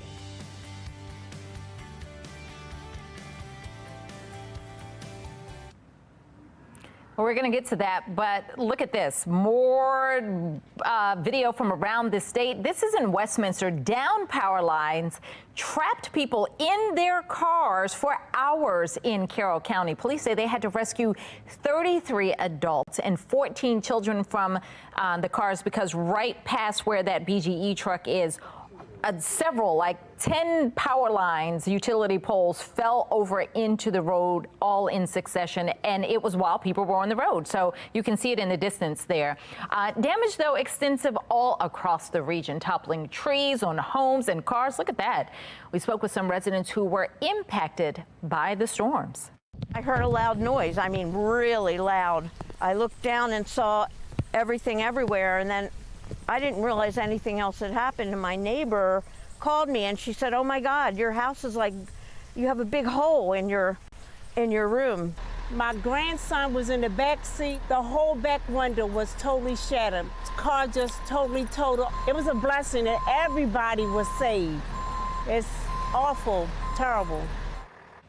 All right, now we've got meteorologist Justin Chambers here with us. We talked about it yesterday morning. Obviously, Amy and I were talking about that weather alert day, that moderate risk for severe weather from the Storm Prediction Center, and it basically verified. I mean, we saw those 60 and 70-mile-an-hour winds. Now, luckily, we didn't see any reports of any tornadoes, but you can see this is what we are looking at in terms of the wind reports or the damage reports, the storm reports. And Tom and I have been talking about all morning, all of us have, how those storms kind of went right across Carroll County. Look at all of those little areas there with those tree icons, and that's across into northern Baltimore County, all the way out into Harford County, even down into parts of Howard County, and a couple of reports of some storm damage on the eastern shore. Most of the heaviest storms or the strongest storms stayed north of Baltimore City, but we had flash flood warnings, we have severe thunderstorm warnings. There was even a brief time where we had that tornado warning in parts of Carroll County, but that did move up into Pennsylvania. Either way, those damaging winds causing a lot of damage. Meanwhile, a lot nicer this morning as that sun is now up on your Tuesday from our Toyota Inner Harbor Sky Cam. It's still hanging out behind the clouds, and we still have some of those low clouds. And you can step outside if you haven't yet. Notice the dew point still hanging out in the upper 60s and lower 70s, and that's what it feels like. It's that leftover moisture, that humidity at 93%. So a bit on the muggy side, but next couple of days, those dew point temperatures will come down, which indicates drier air will be in place behind the system. Then on Thursday, we get right back into a stormy situation. It's not looking as severe as what we saw yesterday, which is good, but excuse me, still some storms we'll have to get through later this week. As you enjoy some coffee and breakfast with us here in your Rise and Shinecast, numbers into the lower 70s over the next couple of hours, and maybe hanging out at the pool. Good day to be by the pool. Mid 70s by 10 a.m. with mid 80s coming in into that 2 and 3 o'clock hour. Overall, that drier air will be with us throughout the afternoon. Some of us in the low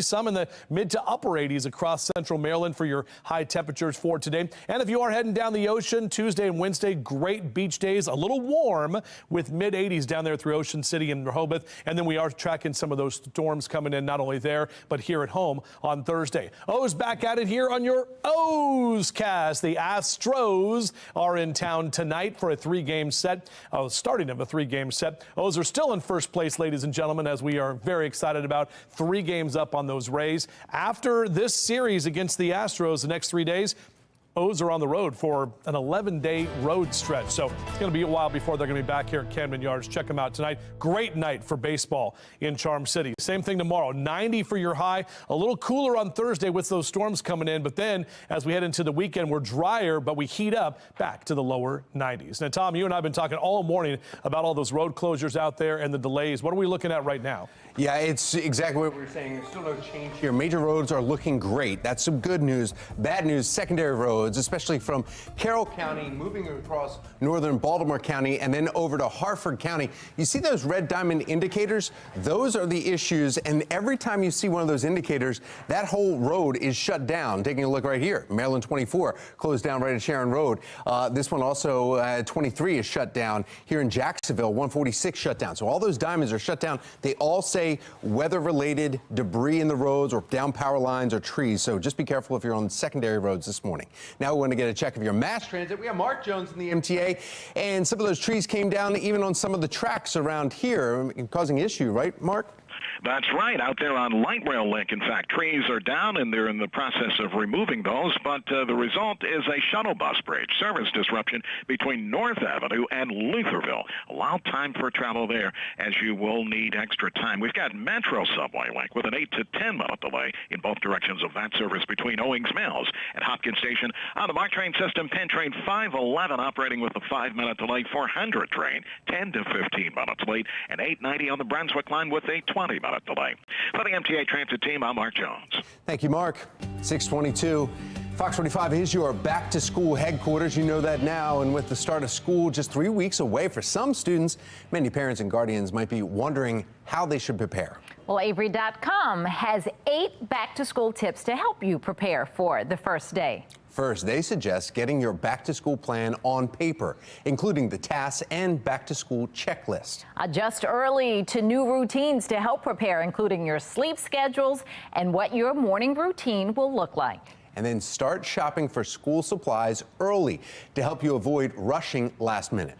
And make back to school fun for your kids. Let them pick out their new clothes or maybe a special backpack or lunch box so they get excited. Yeah, maybe a little treat to throw in that lunch box. Label your supplies and pack backpacks ahead of time to avoid things getting lost. Meal prep breakfast and packed lunches to help save you some time in the mornings. Make sure your kids' closets are organized. Set aside unused or outgrown clothes that you can donate.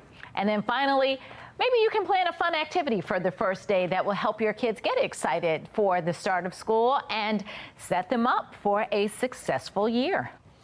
And as we said it, Fox 45 News, your back-to-school headquarters. And now through the first day of school, we'll be compiling all of the things busy parents and guardians need to know to prepare for a great school year. Just click on the QR code you see right there on your screen to check out all of the stories that we posted so far, or you can go to our website, foxbaltimore.com/back-to-school-HQ.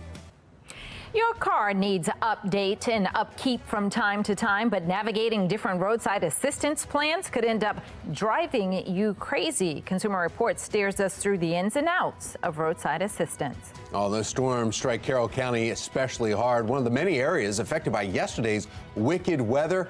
We speak with some of the residents about what they saw. 6:24 is the time. You're watching Fox 45 Morning News, all local, all morning.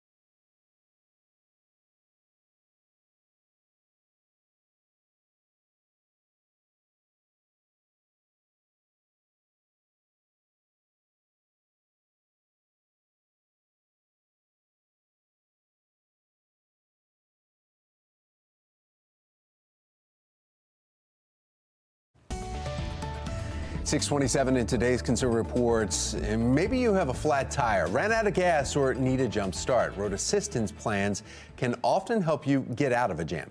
And there are a lot of options these days, and it can be tough to choose the right plan for you. Consumer Reports steers us through the ins and outs of roadside assistance. No matter where you get your roadside assistance. I have roadside assistance through my insurance provider, Geico. I've had AAA for about 25 years. Plans often include the basics like a tow or jump start and help if you have a flat, run out of gas, or lock yourself out of your car. They're sold by companies you've probably heard of: AAA, Better World Club, and Good Sam. If you drive a lot, this kind of plan is the best because it has the most robust towing assistance setups depending on which tier you choose. And if you drive an older car, obviously there's more of a chance that something could happen. You might need a tow. If you drive a new car, it might come with a plan from the manufacturer. Typically, these cover the same period of time and miles as the manufacturer's warranty. Be sure to read the plan carefully before you need it, because what's included can vary widely by manufacturer. Towing is generally included, but typically they'll only take you to a dealership service department, and that won't do you any good outside of business hours if you need an emergency repair. That's why CR says it might be good to get an additional plan from another provider. Check your credit card or even your auto insurance policy, for example. If you've got a few drivers in your family and several cars, using coverage from your insurer can be a good deal. These plans can be added right to your insurance premium. Just read the fine print to make sure you don't risk a premium increase if you call for service. Credit card companies have programs where you don't even have to enroll. You can just pay a flat fee per service. Credit card companies may not be the best value, but their service saves you from paying full price for a tow. Carroll County residents waking up this morning to down massive power lines and other damage after last night's severe storms. We'll take a look at how it's affecting residents. Mayor Brandon Scott expanding his communications staff. How much it's going to cost taxpayers? Just ahead. You're watching Fox 45 Morning News, all local, all morning.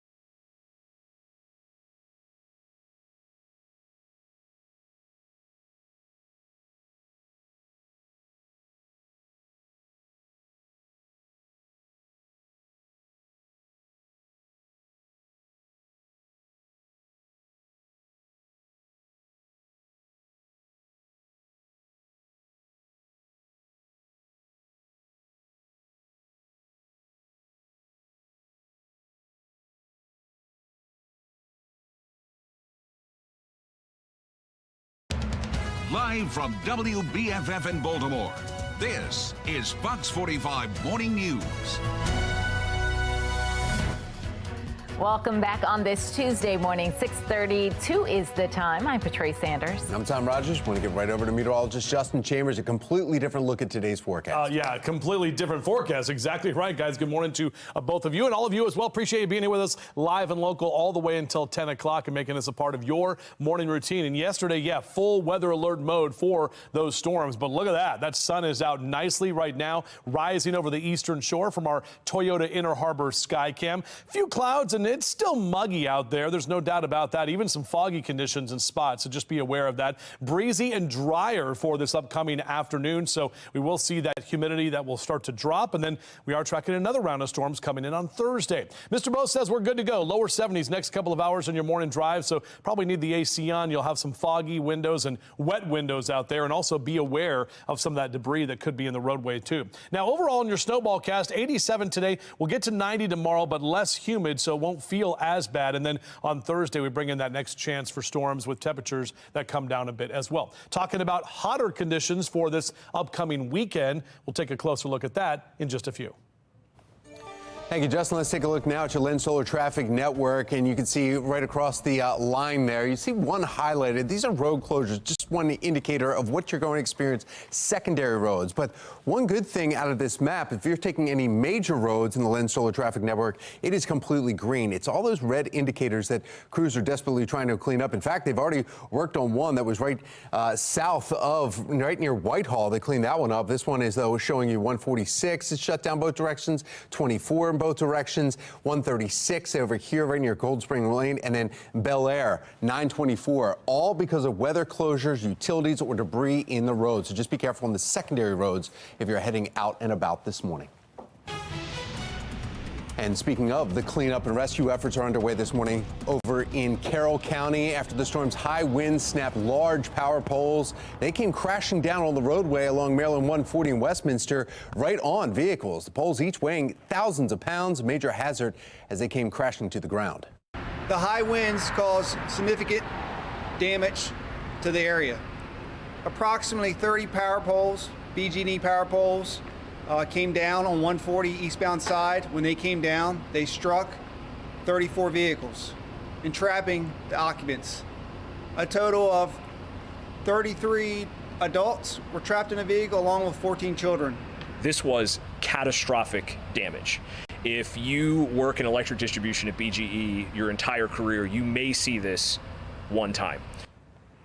Well, Olivia Dance joins us live from the scene with the latest updates and what witnesses say they saw unfold. Olivia. Patrice, Maryland State Police say that all drivers and passengers have now been safely transported from this Westminster region. But yesterday's storm was powerful. An example of that just behind me here, where this utility pole is still laying on top of the car. And then if we pan further down Baltimore Boulevard here, you just see power line after power line knocked down like dominoes from this wind. Police were working to rescue 33 adults and 14 children who were trapped from the fallen utility poles. Fox 45 News was told by law enforcement that 30 utility poles toppled over on 34 vehicles due to the strong winds associated with the storm. The storm yesterday, of course, was powerful, but it came through the Westminster region in just a matter of minutes. The poles are maintained by Baltimore Gas and Electric, who is working to cut the power lines to free the trapped individuals. Fox 45 News spoke with witnesses who can describe what they saw. Take a listen to what they said. We saw there was sparks as the telephone poles hit the ground. We had a car right in front of our clinic that was trapped by a power line. They were just very shooken up. They were frightened because the wires, fell right on the truck. And although very scary, thankfully everyone was transported safely from the scene. Now 140 remains closed eastbound and westbound from Market Street, which is where I am, to Malcolm Drive. But again, just one last live look of the scene here. Pretty crazy stuff. And of course, you want to make sure that you're driving slow and safely heading to work this morning or to wherever you're going, because the power is still out in this area. So there are a lot of hazards out on the road. But for now, reporting live, I'm Olivia Dance, Fox 45 Morning News.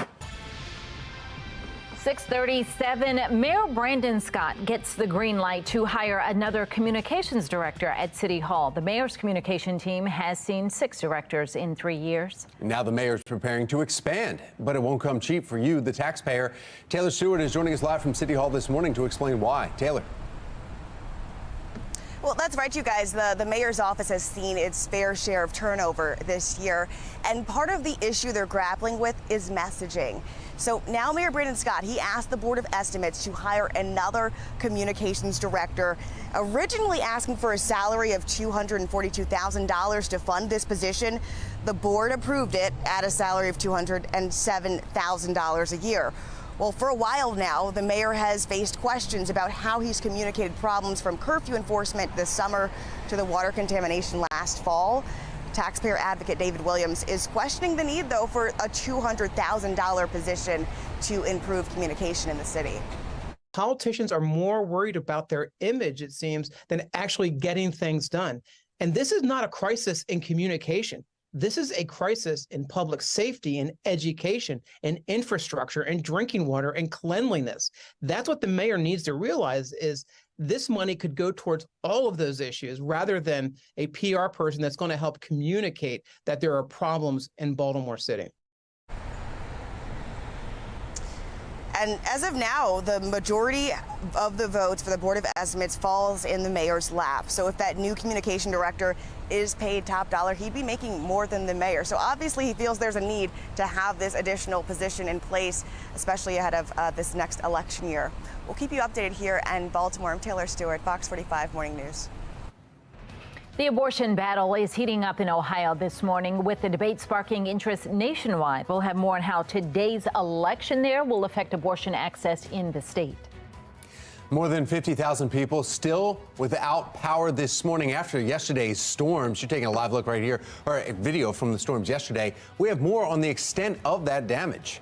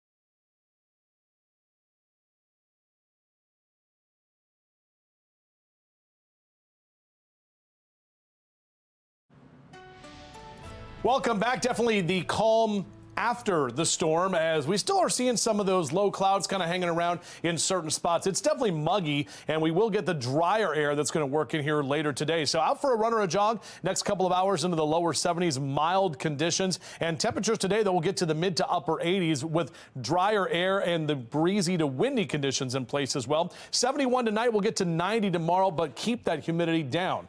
Back with your full forecast in just a few.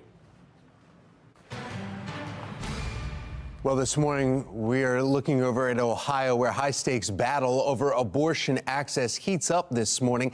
A measure brought in major interest even out of state, with millions in funding coming ahead of today's election. The outcome of today's election will have implications for the fate of Ohio's abortion rights ballot measure in November, but that's not all. It would make it significantly more difficult to alter the state's constitution, then bring citizen initiative ballot measures to voters. Now, should voters approve the amendment, the threshold to approve future ballot initiatives would immediately rise from a simple majority to 60%. Those against the measure say it's an attempt by Republicans to thwart the abortion rights initiative, while proponents insist it's about protecting the state from special interest. Nearly 700,000 people already voted ahead today, and with mail-in and early in-person voting. That's more than double during early voting in states' two previous midterm primary elections back in 2022 and 2018. That's the latest from our Live Center. Now, happening today, a walk to remember the woman killed on the Ma and Pa Trail in Harford County. We'll bring you the latest on the ongoing investigation.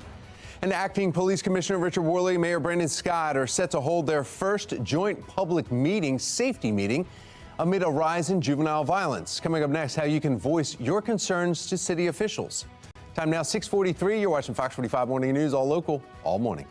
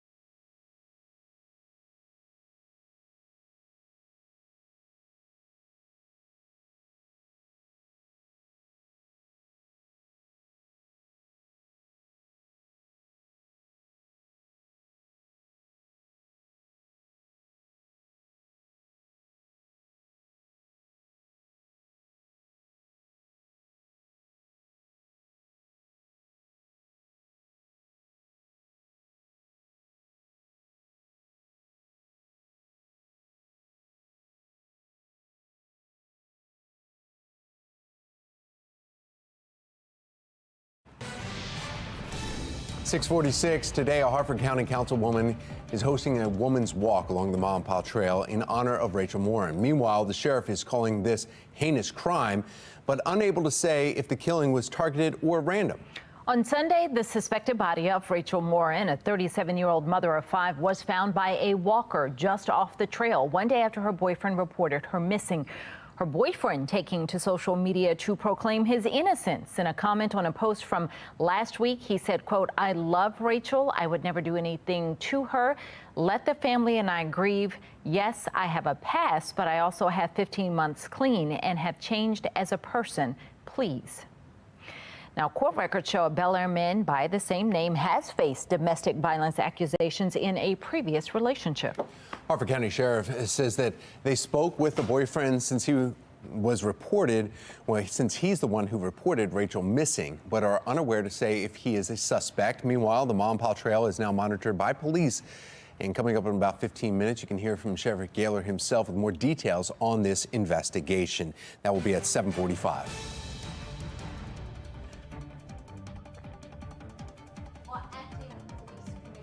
Richard Worley and Mayor Brandon Scott are opening the floor for comment on the city's public safety strategies. Taylor Stewart is live with what prompted the input from today's session. What prompted the session, Taylor?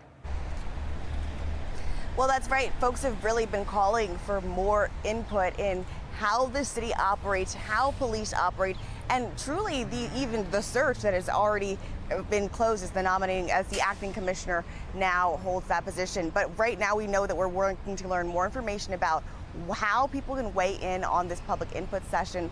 There's one today happening over the phone. They've got 6 others planned that will happen virtually or in person. We'll tell you more about those meetings at 7 o'clock. Taylor Stewart, Fox 45 News, Baltimore. Thank you, Taylor. Well, power outages, they're lingering. Concern all across our state after yesterday's severe storms, where nearly 60,000 mailenders, they are still without power. You can see the map right here as we're pulling out a little bit to show you all of it, from south of Baltimore to where the majority of the storm hit north of the Baltimore region, too. About 52,000 currently out, according to the BGE outage map. Well, let's get over to meteorologist Justin Chambers and see what's in store for us today. Much different picture. Much different, too. And we get drier air behind that storm. So that cold front that came through on its heels will get the drier air and less humidity, and also some cooler temperatures, a little bit. We actually officially still haven't even hit 90 degrees in the month of August. Even yesterday, with all of that heat and humidity, we only got to officially 89 at BWI, but those dew points were well into the mid 70s, and that was all of that kind of juicy air that was really helping to kind of get things fired up in the atmosphere. This is a look at our downtown Baltimore camera. You can see that sun that is out there and a few clouds kind of hanging around. Overall, it's not a bad start to your morning. Lower 70s at BWI, but notice that humidity at 93%. So you still feel that mugginess. But later this afternoon, we're going to keep those dew point temperatures mainly in the 60s. So less humidity on that muggy meter as you make your way out later today. And just know that if you are going to be playing some golf, drying out morning time, probably a little soggy on some of those courses. Right about 80 by noontime and in the low to mid 80s in that 2 and 3 o'clock hour on your Tuesday. Probably at least a 1 or maybe even a 2 club wind golfers, because that wind is going to kick up later today as well. Low to mid 80s for Westminster and Cockeysville to Bel Air this afternoon, out toward the eastern shore for Chestertown and Stevensville, across the Bay Bridge into Annapolis at 84. We are just 46 days away from from the autumnal equinox, Saturday, September 23rd. That's coming early on that Saturday morning, the first day of fall. And with that, the Fall Classic comes into play in October, and the O's more than likely playing some October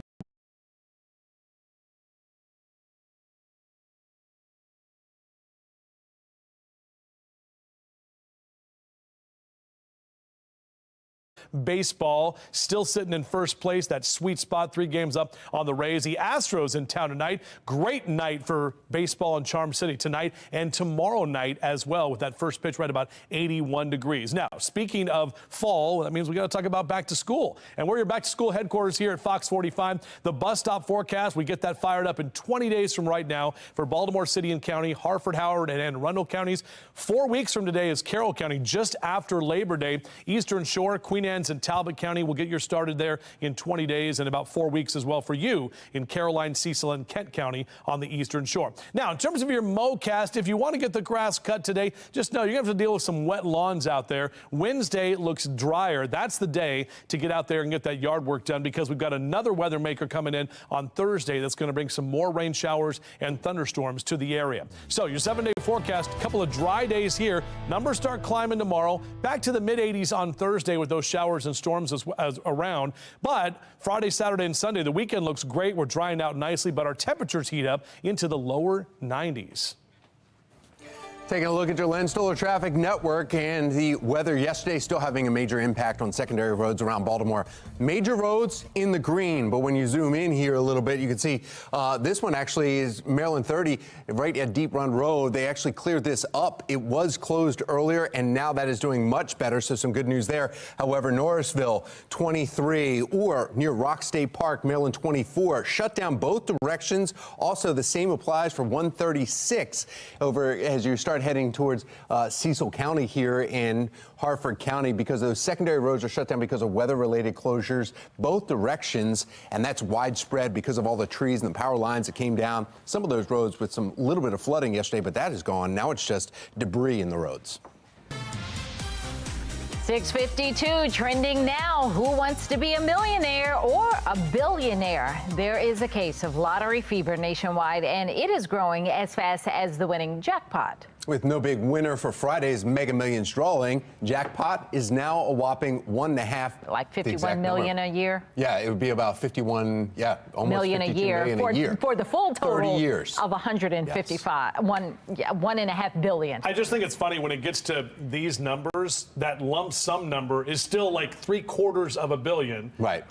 And that's like after taxes. I mean, that's what you're walking away with as a lump sum. So, and people think, oh, do I have a better chance because like it hasn't hit? And it's like, you don't. That's the whole thing. It's weird. 1 in 302 million is not a good chance. What is it? Like eaten by a shark, you have a better chance? All the things. Twice, right? You have a better chance of me having a PSL in August. Oh, man. Nobody's winning now. Nobody. Get out of here, Patrice. I'm going to get some coffee.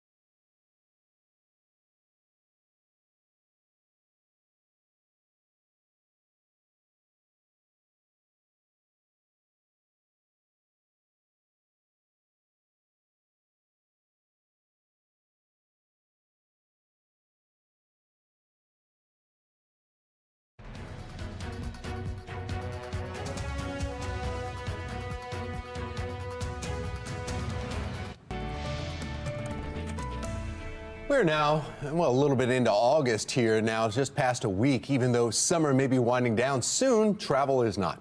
AAA says international travel is up more than 200% this year compared to last, which is now leading scammers to try to take advantage of the travel boom.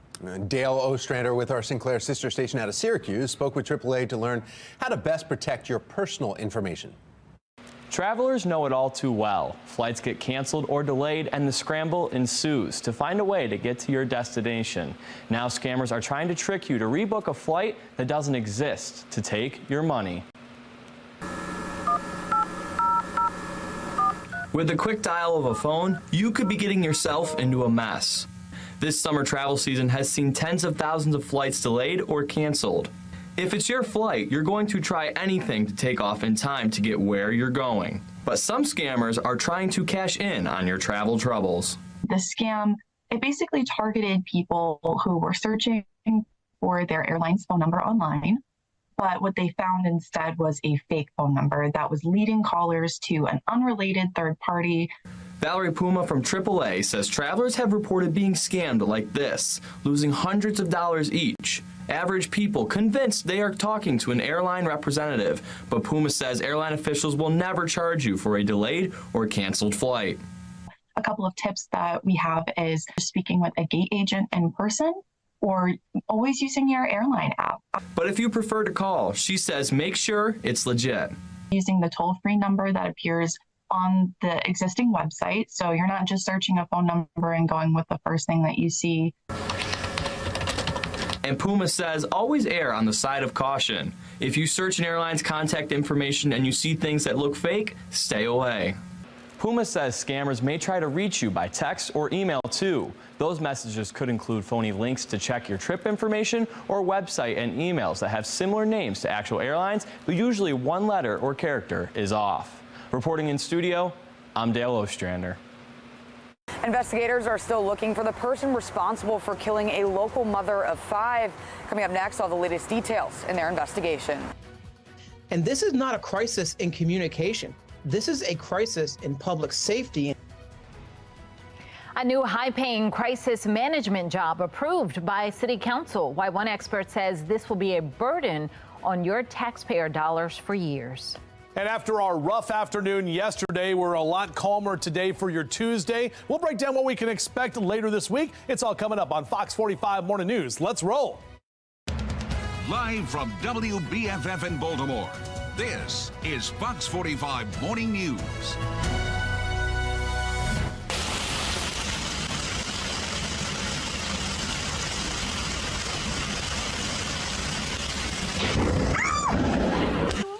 Yeah, that seemed close, right? This morning, Marylanders breathing a sigh of relief now that the severe storms have moved out of our state. Video sent in from Veronica in Columbia shows heavy rainfall as she zoomed in on the parking lot to show how much rain was falling, and then she got a little shock of her own. That lightning strike, yeah. Well, following the string of severe storms, we are now seeing the aftermath. Downed trees, road closures all across our state. On the left, Joe in Harford County sent a photo of a tree that was down heading north on Route 543.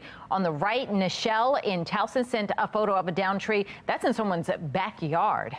Widespread damage throughout our region. Good morning to you on this Tuesday, August 8th. I'm Patrice Sanders. I'm Tom Rogers. 54,000 still without power around the Maryland region through BGE's outage map. So still feeling that effect from yesterday. Let's get over to meteorologist Justin Chambers and look at what we can expect as far as the forecast today and the coming days. Can we clean up? Do we have time for that? Yeah, absolutely. Patrice, Tom, good morning to you. Great question. Today, tomorrow, you're going to be fine, drying out nicely. We have another round of showers and even some thunderstorms coming on Thursday. So we've got a couple of days. But yeah, that's why we were in full weather alert mode yesterday with some of those damaging wind gusts, which definitely verified it 60 to 70 miles an hour, knocking down trees and those big power lines. That one picture on up in Westminster that I see with all of those power lines down across the road, that's the one that really kind of tells the story of how strong those winds were.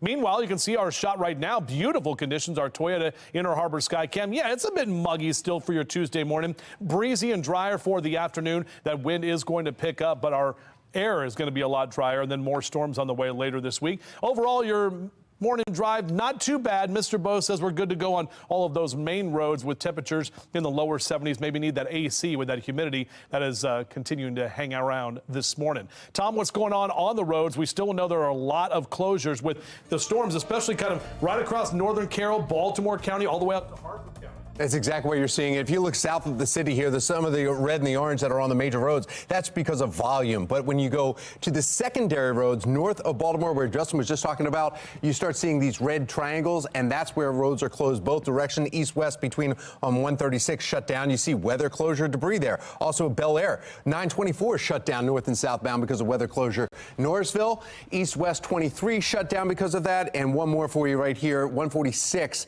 out of Jacksonville. Manor Road shut down because of weather closure debris in the roads. But then also the video that we've been showing you is over in the Westminster area where there's some downs. They have Manchester Road, Old Manchester Road. That's closed down right south at Gale Road because, as you can see, weather closure, utility issues there. And then one more over here for you, and that is 84 north and south shut down weather closure. So secondary roads are the ones that are feeling it the most, but yet we still have a lot of reports, and we've shown you video of the damage that's happened all around the Westminster and Carroll County area.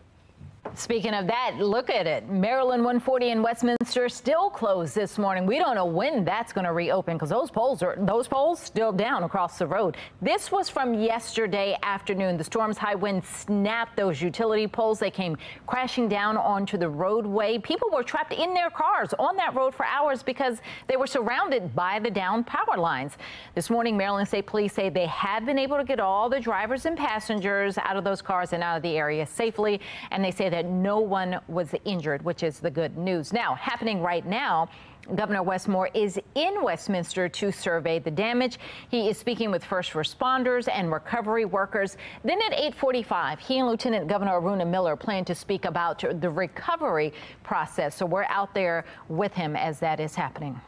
Yeah, and the power outages, they're lingering concern across the state after yesterday's storms, where we are at more than 54,000 people are without power as of right now. That number fluctuates throughout the morning as they take down some lines and reconnect others. BGE representatives telling our crews they plan to have 80% restored today by 11 tonight. So there are about 950 utility workers from outside BGE that are also helping to try and restore that power as quickly as possible. We'll keep you updated on the numbers throughout the morning. And remember, anytime severe weather hits, you can have the forecast right at your fingertips. Download the Weather Authority app. Just search for WBFF in your app store. 7:04, and turning now to counties under pressure. We're hearing new chilling details unfolding in Harford County after the suspected body of 37-year-old Rachel Morin, the mother, was discovered on the Ma and Pa Trail Sunday afternoon. Harford County police are racing to track down potential suspects in this shocking act of violence. I wish I was in a position to stand here and say that we have a suspect, that we know that this was a targeted thing. Not that that's a good thing, but that at least the rest of the community is not at threat, and I cannot say that. Well, we are still waiting for a medical examiner to confirm the identity of the victim officially, but the Harford County Sheriff Gaylor says that he is confident it is the body of Rachel Morin. Now, Morin was reported missing by her boyfriend on Saturday. Olivia Dan's joining us with the latest details in this investigation. Olivia. Well, today, a Harford County councilwoman is hosting a women's walk along the Ma and Pa Trail in honor of Rachel Morin. Meanwhile, the sheriff is saying that this is a heinous crime, but is still unable to say if this killing was random or targeted. No, from what information we have, we're not comfortable making any assertion either way. So, as far as the community is concerned, they should be cautious. On Sunday, the suspected body of Rachel Morin, a 37-year-old mother of 5, was found by a walker just off the trail one day after her boyfriend reported her missing. Her boyfriend taking to social media to proclaim his innocence. In a comment on a post from last week, he said, quote, "I love Rachel. I would never do anything to her. Let the family and I grieve. Yes, I have a past, but I also have 15 months clean and have changed as a person. Please," end quote. And court records show a Bel Air man by the same name has faced domestic violence accusations in a previous relationship. Harford County sheriffs say they spoke with the boyfriend since he was the one who reported Rachel missing, but are unable to say if he's a suspect.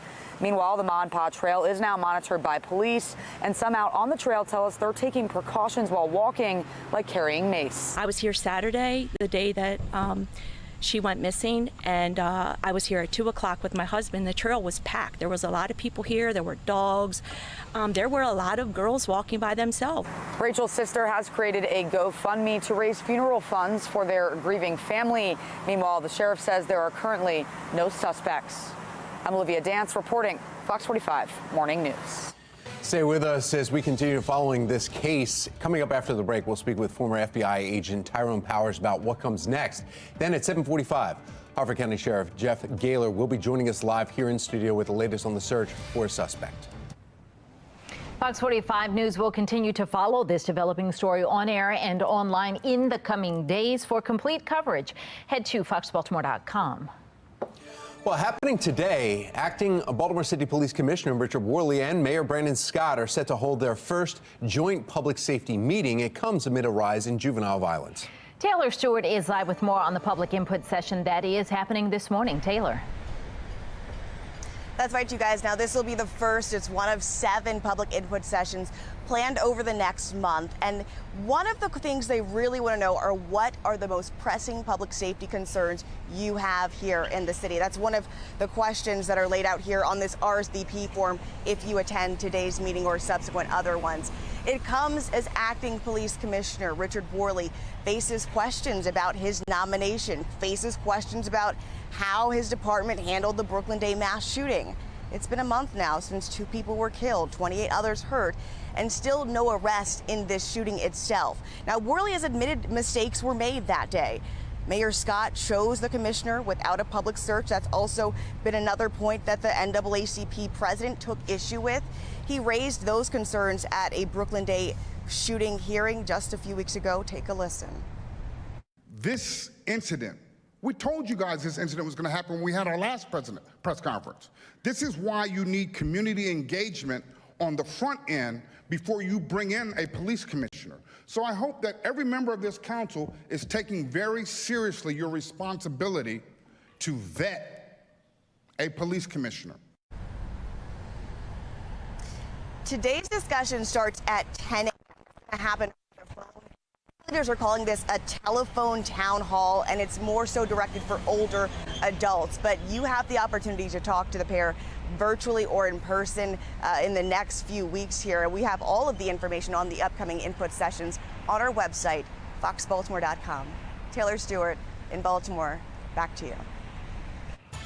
In a city in crisis, Mayor Brandon Scott gets the green light to hire another communications director at City Hall. The mayor's communication team has seen 6 directors in 3 years, and now the mayor's preparing to expand, but it won't come cheap for taxpayers. Last month, the mayor asked the city's Board of Estimates to approve funding for another communications director, originally asking for $242,000 to fund that position. The board approving a $207,000 salary last week. Now, the mayor has long defended how his offices handle communication, from curfew enforcement this summer to the water contamination last fall. Taxpayer advocate David Williams now questioning the need for a $200,000 plus position. Politicians are more worried about their image, it seems, than actually getting things done. And this is not a crisis in communication. This is a crisis in public safety and education and infrastructure and drinking water and cleanliness. That's what the mayor needs to realize is this money could go towards all of those issues rather than a PR person that's going to help communicate that there are problems in Baltimore City. The mayor, who controls the majority of votes on the Board of Estimates, now has the green light for the position. If that new communications director is paid $207,000 a year, they'll be making more than the mayor himself. 7:11 is the time, and you're going to hear a lot of chainsaws and see a lot of blue tarps being used today.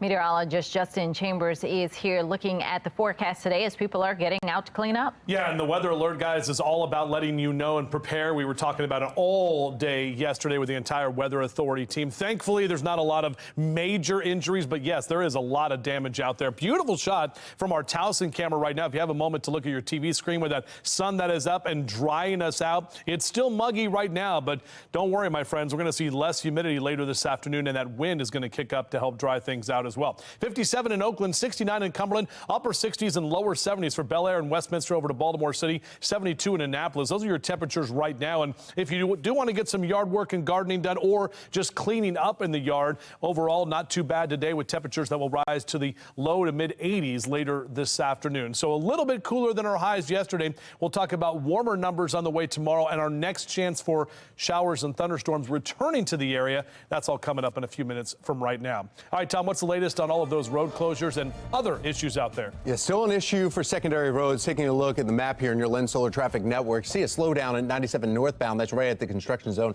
north of White Marsh. But everybody else, those red diamonds, those are road closures because of the weather related. And you can see them spread across from Carroll County all the way over to Harford and even Cecil County. Some of those secondary roads are closed. Here's a look at the stories that are making your headlines this hour.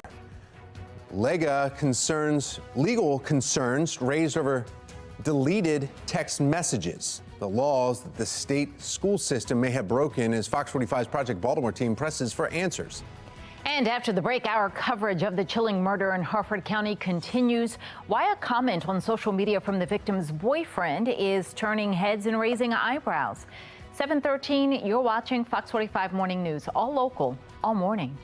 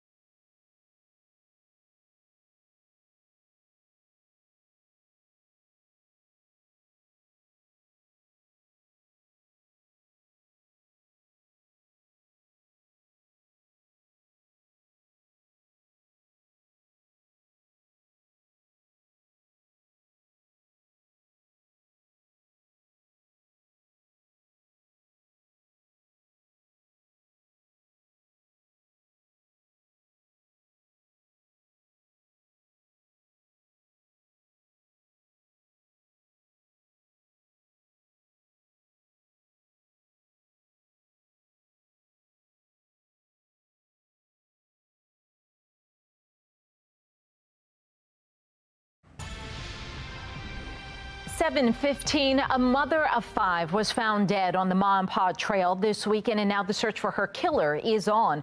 Rachel Morin went for a run on that trail Saturday. Her boyfriend reported her missing that night. On Sunday, someone walking the trail found her body, and the sheriff's office confirmed that her death is being investigated as a homicide. So what comes next now? Tyrone Powers, former FBI agent, is joining us this morning. Good morning, Dr. Powers. Good morning. So when the boyfriend reported her missing on Saturday night, what happens with police at that point? Because it was a matter of hours that she was missing. It wasn't days. It wasn't, an extended amount of time. How do police respond at that point? Well, they ask a series of questions to decide, and then they make a decision whether they need to take immediate action or whether it could be just someone who ran away. In the past, what they used to do is say you had to wait 24 hours or 48 hours. What they realized, they were missing valuable time, missing valuable evidence. And so they've developed and constructed a series of questions to let them know, is it more likely than not that there could be something that they need to get immediately involved in that allows them the possibility of either saving this person's life or, if the person has been harmed, catching a perpetrator, and how quickly can they get on that. So at this point, we're now waiting for the medical examiner to make the final determination about her identity and the cause of death. But, you know, the sheriff seems pretty sure that it is her and that it is a homicide. So what are they seeing at the scene that would give them the information that this is a homicide, this wasn't something else? Well, first of all, it's a trail, so you don't have the possibility of being hit by a car or tripping and hitting your head on a rock or something of that sort. They look at that first, and then whatever wounds they have found on or near her, they will look at that. And again, they've already begun to collect the evidence, the forensic evidence. The good thing about it in this day and age now, Patrice, is that because of the advanced stage of forensics, not only are you collecting evidence of possible DNA around there, you're collecting fibers, maybe clothing fibers, up and down that entire path. The partnerships and the scientific advancements have allowed for a more robust investigation, and it allows it to be done more expeditiously. Let me ask you this, because this has now come up and people are questioning what it could mean. The boyfriend coming out saying he had nothing to do with this, even though he does have a past, as he has admitted, and some of that past involves assaults and domestic violence type things if you go back and look at his records. But he says he had nothing to do with this. He's been clean for 15 months. It was a new relationship that he just got in with her, like in a matter of days. But what does that tell you that he comes out and says that, and how will police view him? Well, two things. First of all, there's some questions that have already been asked that triggered his response to let him know that it wasn't just an interview. The police was conducting some investigation. It's been conducted. Some people who have been contacted to let him know that this is an interview / interrogation and that he is, in fact, a suspect. And so the police won't pay much attention to his denials. They will pay attention to the evidence and where the evidence leads. His conversation, his denials, whatever he says, and he may or may not be involved, will be a part of a more robust investigation. But they will not use that to say that it was absolutely him. They're using other things. And in this process of the investigation, the questions they're asking, the things they're doing, the people they're talking to in the immediate are leading him to say, you know what, I better be in denial mode, maybe because in fact he wasn't involved, but if in fact they believe that he was involved and he believed that the questions they're asking are pointing in that direction of them seeing him as a suspect. Very interesting. All right, Dr. Powers, thank you so much. Thank you. Thank you for having me.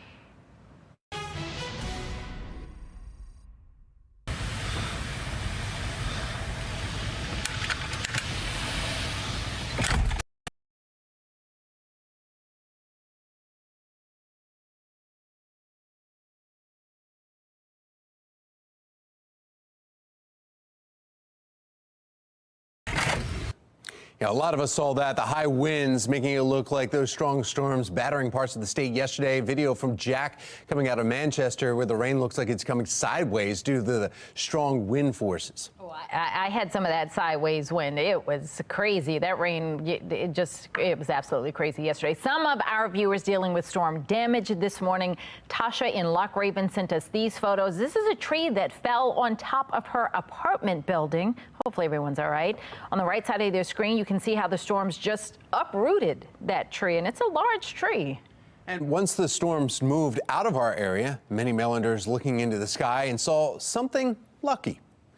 And check this out. It's a double rainbow appearing in the sky here. Janet in Baltimore sent us these stunning images from the waterfront. Thank you, Janet, for sending them in. All right, well, if you can safely get out and take pictures and videos of any storm damage you may have, we want to see it. Scan the QR code on your screen to show us what the weather is like in your neighborhood. That QR code will take you to our website where you can upload your pictures and videos, or you can head right to foxbaltimore.com/chime in. Now we're going to need to find out exactly what today has in store for us. We have meteorologist Justin Chambers with the forecast. I mean, we were talking yesterday about 60 to 70 mile an hour winds, which gets up to close to hurricane force winds. And there's no doubt that those winds knock down those very large power poles, especially the ones that were up there in Westminster and all of those other big, large trees as well. So that's why we are in weather alert. A lot calmer and really pretty picture here this morning. It's still muggy outside, but that sun is now out, drying us out nicely as you look out over Fed Hill and out over the Inner Harbor as well. We're officially at 72 at BWI Thurgood Marshall and still hanging on to dew point temps in the upper 60s. That humidity still up at about 87%. But as we take you later into the day today and also tomorrow, notice the dew point trend with those lower dew point numbers. So that's the drier air that's coming in. And then Thursday, we get right back to dew points up into the 70s. We're looking for more showers and storms. Doesn't look to be anywhere close to what we saw yesterday. Boaters and watermen, just be aware in your captain's cast, we do have a small craft advisory, and that's going to be in effect through the evening tonight because that wind is going to pick up out of the west and northwest at about 10 to 20 knots, waves 2 feet or more, so could be toppling small craft out there, hence the name small craft advisory. Temperatures look good, 80 by noon and into the low and mid 80s with that high tide at 12:42 this afternoon over at the Patapsco and Fort McHenry. So again, just be aware of that small craft advisory with that wind that's going to kick up today. Right about 72 next hour. If you're hanging out there at Cross Street Market. And overall, if you do want to do lunch outdoors today, we'll get to about 80 degrees. We are going to see some of that wind hang around, so you'll have to hang on to your hats and your napkins. And we'll see those temperatures in the low to mid 80s for that 2 and 3 o'clock hour for your Tuesday afternoon. And numbers across the region kind of right in that below average category. 87 is typically where we are. Some of us will be a little bit closer to that for Baltimore and Dundalk. 84 in Perry Hall and White Marsh. Lower 80s in Cockeysville and Hunt Valley. Over to Eldersburg at 81 this afternoon. Numbers in Hartford and Cecil counties also in the lower 80s for Bel Air and Aberdeen over toward Northeast and even Elkton at 82. Could be a cleanup day for a lot of you. Pilots, if you are going to be out flying today, watch for some of that crosswind activity, especially on 3-3 or 1-5 because we have that more of a 2-7, 2-8-0 wind. So it will be a bit breezy today, but overall VFR conditions looking for visual flight rules for today.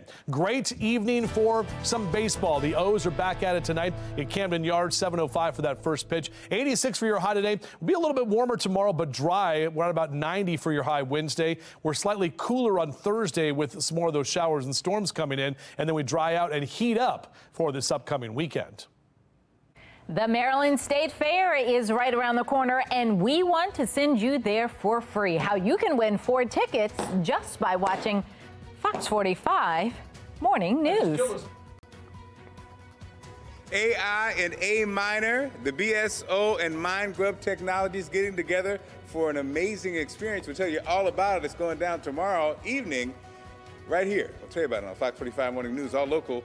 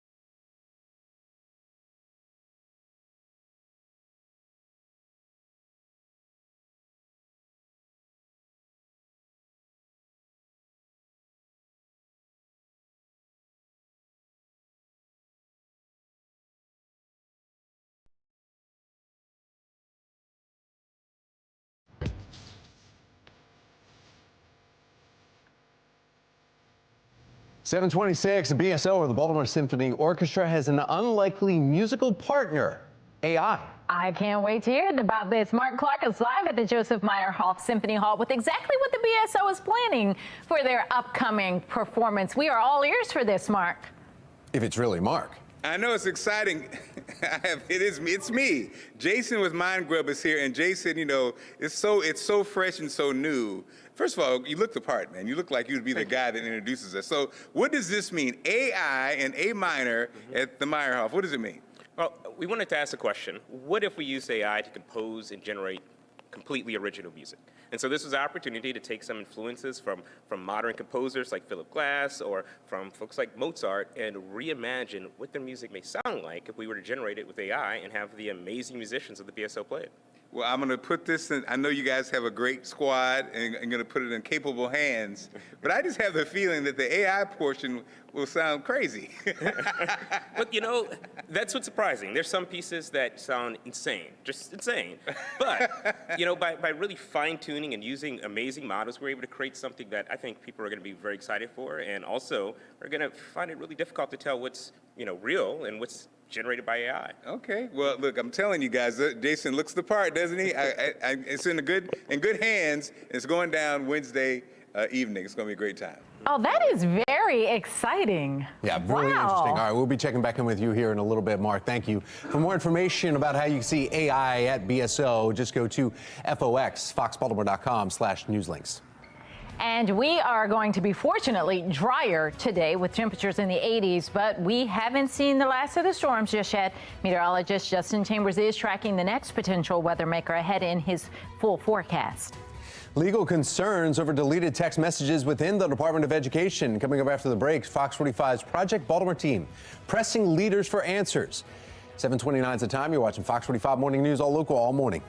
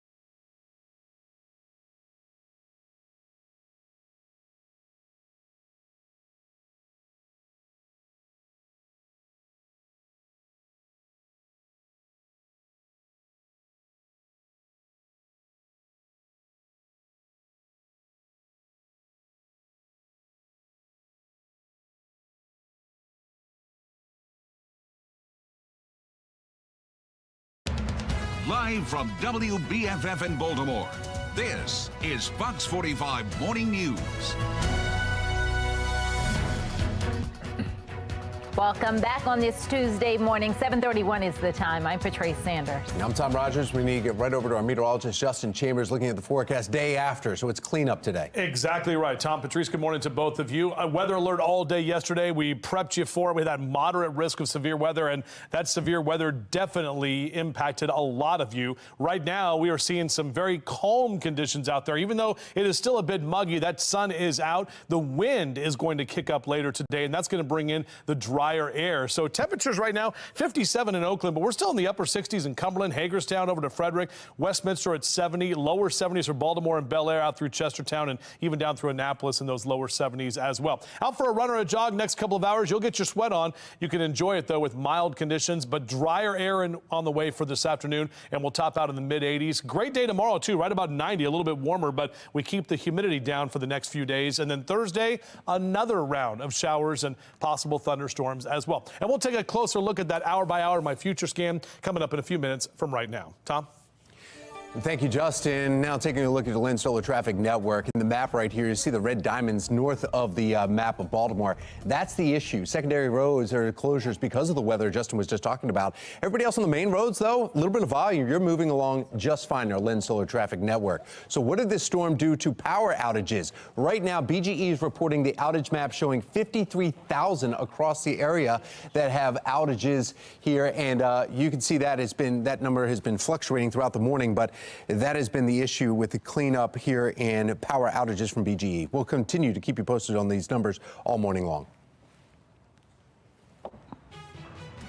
Remember, anytime severe weather hits, you can have the forecast right at your fingertips. Download the Weather Authority app, search WBFF in your app store. Cleanup and rescue efforts underway this morning after the storm's high winds snapped massive power poles. They came crashing down the roadway and on top of vehicles on Maryland 140 in Westminster. Poles each weighing thousands of pounds still have vehicles trapped underneath them this morning. A major hazard as they came crashing to the ground. Olivia Nance is joining us live from the scene. She's got the latest updates and what witnesses say they saw unfold. Olivia. Well, Tom and Patrice, Maryland State Police say that now all drivers and passengers have been safely transported from this Westminster region. But yesterday's storm was powerful. An example of that can be seen behind me right here. This utility pole still laying on top of that car. You can see the damage of the car as well. And if we pan our camera further down Baltimore Boulevard here, you can just see power line after power line knocked down like dominoes from the wind. Police were working to rescue 33 adults and 14 children who were trapped from the fallen utility poles. Fox 45 News was told by law enforcement that 30 utility poles toppled over on 34 vehicles due to the strong winds associated with the storm. Of course, the storm yesterday was powerful, but it came through this area in a matter of just minutes. The poles are maintained by Baltimore Gas and Electric, who was working to cut the power lines to free the trapped individuals. Fox 45 News spoke with witnesses who describe what they saw. Take a listen. We saw there was sparks as the telephone poles hit the ground. We had a car right in front of our clinic that was trapped by a power line. They were just very shooken up. They were frightened because the wires, fell right on the truck. And of course, although very scary, thankfully everyone again was transported safely from the scene. Now 140 here remains closed eastbound and westbound from Market Street, which is where I am, to Malcolm Drive. And the governor will actually be speaking with the media at 8:45. So we'll bring you those latest updates. But of course, you want to just make sure that you're driving slow, taking your time, give yourself plenty of time to get to work this morning because the power is still out. So some of these traffic lights are tricky and they have cones and there is a lot of traffic out right now. So just want to make sure that you're driving safe and giving yourself plenty of time. But for now, reporting live in Carroll County, I'm Olivia Dance, Fox 45 Morning News. Did a state agency violate Maryland law by deleting public records? As Project Baltimore's Chris Papps explains, the answers we're getting from state officials seem to only raise new questions. The Maryland Public Information Act is a state law giving the public access to public records so we can see what our government is doing. Attorney Scott Martyr believes, I am very concerned right now what the Maryland State Department of Education is doing under Superintendent Mohammed Chaudhry. may violate the law. Project Baltimore last week first reported on the existence of these 98 text messages, metadata we received through a public records request. The texts were sent or received by Superintendent Chaudhry from January to March of this year. At that time, Fox 45 had exposed 23 schools in Baltimore City where 0 students who took the state test in 2022 scored proficient in math. Following our reporting, the state decided to change how it reports test scores to the public. These text messages could give the public more insight into why its government made that decision. But it appears we'll never know. I am concerned that this is a violation of state law. In an email on Friday, MSDE told Project Baltimore the metadata of text messages provided is all that our Office of Information Technology could retrieve due to storage limitations. In other words, these 98 text messages were deleted. The cell phone issued to Mohammed Chaudhry by MSDE is a government cell phone that's supposed to be used for government business. So I'm troubled by the fact that MSDE says that they had to delete because of storage issues. I find that troubling. Project Baltimore originally filed our public records request on April 10th. We can see in the metadata that the final text message received by the state superintendent relating to our request came in on March 22nd.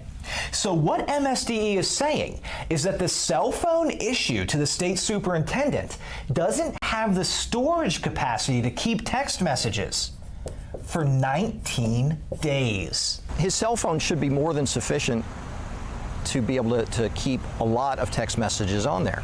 We deal with electronic discovery in cases all the time, and we see text messages going back many, many years on phones. That's very common. According to state law, it's a misdemeanor to willfully violate the Maryland Public Information Act, punishable by imprisonment up to 3 years, a fine of $1,000, or both. The law clearly says a person cannot destroy, remove, or conceal a public record. And the term public record would also include, for instance, text messages and other electronic communications. So we sent an email back to the state asking for the specific storage limitations that prevented MSDE from retaining those text messages.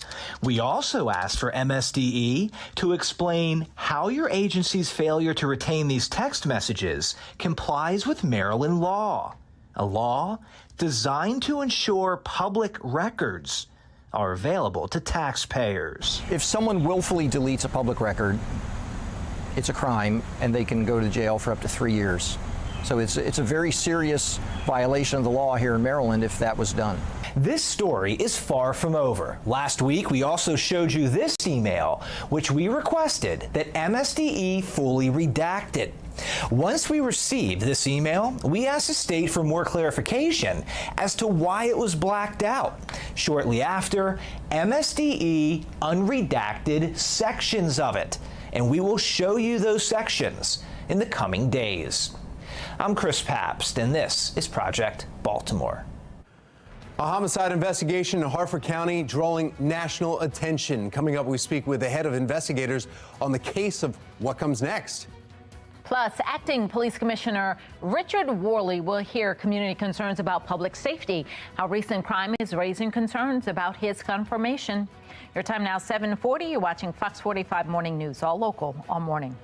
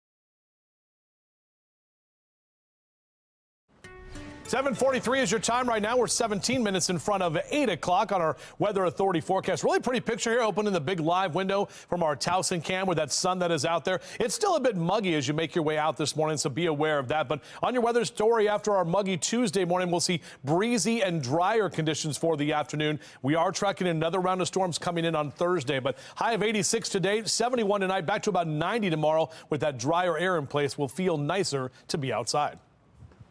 Crews across the state are picking up the pieces following the severe storms that tore through Maryland. How residents are describing the wicked conditions. 5 children in Harford County are now without their mother. Sheriff Jeff Gaylor is joining us live in studio next with the latest on Rachel Morin's homicide. 7:44 is your time.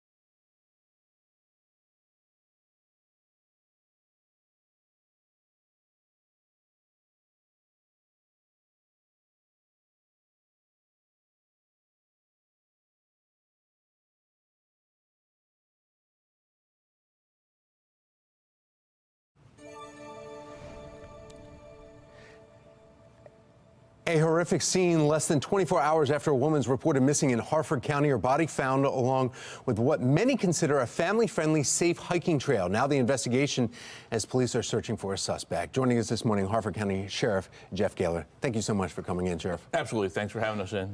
National attention now right here. And, of course, everyone looks to the boyfriend who's now making some comments on social media. Tobin is very well known in Harford County. You've arrested him multiple times, according to his record. People look at him automatically saying, all right, last one that said it, that's the one that saw her. Obviously, it's him, but you can't say that. Oh, I wouldn't say obviously it's him. I would say, you know, right now the investigators are working every single lead possible. We have said, and quite clearly, there is no single suspect until we are able to narrow it down to one person.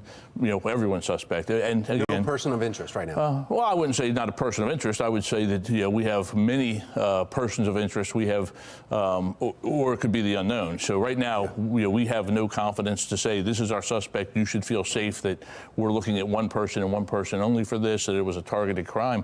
We don't know that. So again, we want people to be mindful that this person who committed this horrible, horrible act could still be out there in our community with no attention on them. And we don't want so focused on one person that they say, we're safe otherwise. Saturday afternoon, absolutely gorgeous weather. Mom and Pa Trail is very popular, especially that stretch, about 2 miles in that stretch right there.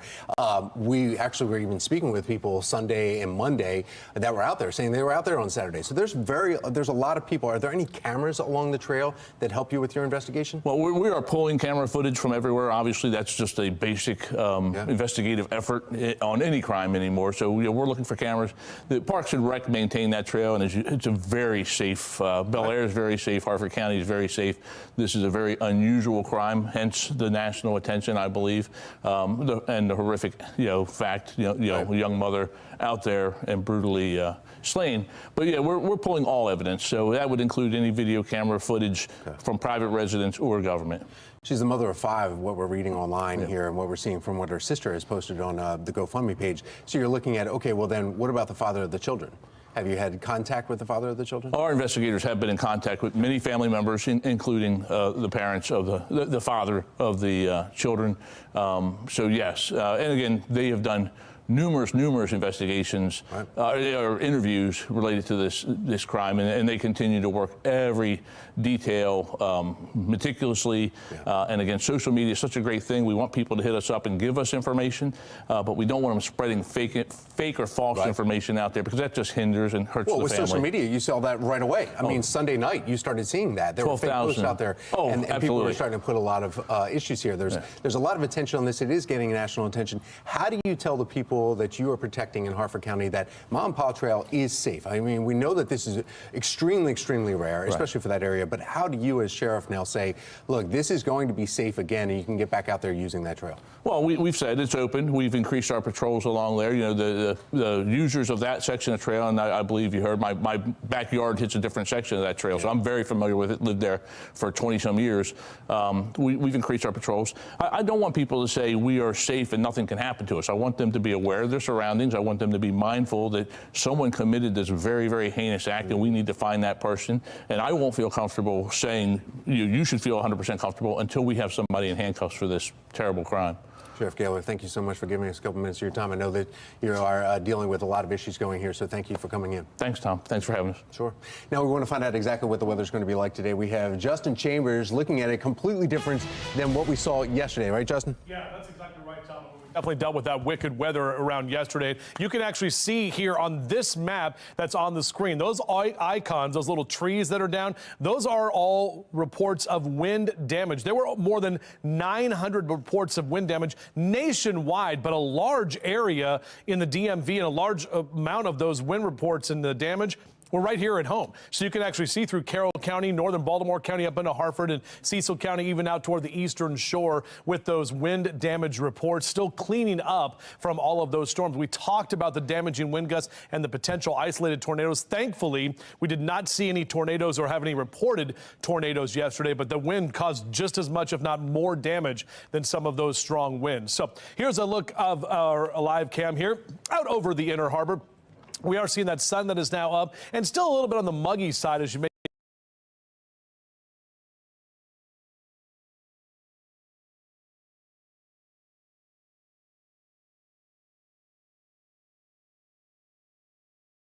out. But the good news today is dew point temperatures will come down a little bit into the lower 60s. So we are looking at a less humid afternoon, a little bit breezy as well at times. Here's a look at your rise and shine cast. Temperatures in the low to mid 70s over the next couple of hours. Enjoying some breakfast and coffee with us. And if you do want to get out to the pool today, no issues. 76 by 10 a.m., mid 80s in that 2 and 3 o'clock hour. That UV index in the high category. It's going to be a bit breezy, so probably need those towel clips on your chairs if you're hanging by the pool this afternoon. Low to mid 80s for Westminster, Cockeysville, and Bel Air today. 86 in Baltimore City, 84 in Stevensville, down through Easton, 84 as well in Annapolis, and you're at 83 in Columbia. We are just 46 days away from the autumnal equinox, also the first day of fall, as that's known. Comes on a Saturday morning, so early in the morning on that day. Here's a look at your O's cast. Hold on, I got to change it up. Here's a look at your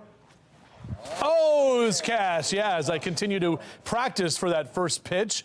We are looking at 7:05 for the first pitch tonight. I won't be throwing it out, but don't worry, it's coming on August 27th. 81 degrees, Astros are in town. Great baseball weather tonight, upper 70s through the fifth inning and 77 by 9 a.m. and should be a great series. In fact, tomorrow weather looks great. Now, Thursday is an afternoon game, and that's when we have showers and storms forecasted, so not sure about that game on Thursday for the O's, but then we'll dry up nicely and heat up as we head into this upcoming weekend.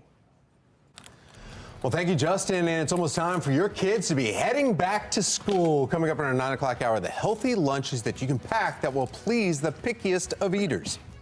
She came, she performed, and she gave back. How the Queen ensured her worker bees made it home safely after one of her performances at FedEx Field. Late night concerts, imagine that, and then getting up for this job. Whew, there's one thing. You can still go see the concerts. Oh, yeah, would have been worth it still. But then you'll need a whole lot of coffee. It's time for a coffee break.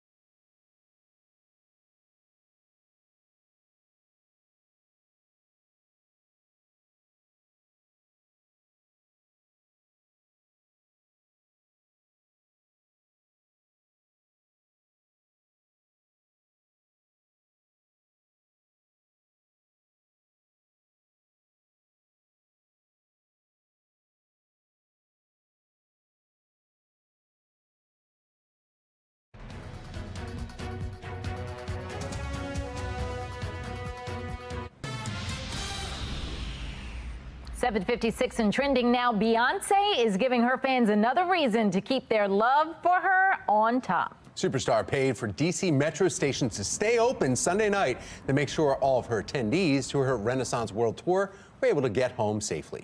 According to a news release from the D.C. Transit Authority, Beyonce's tour paid $100,000 to keep all 98 metro stations open.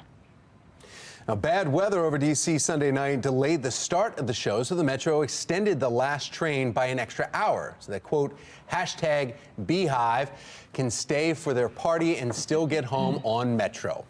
Very nice.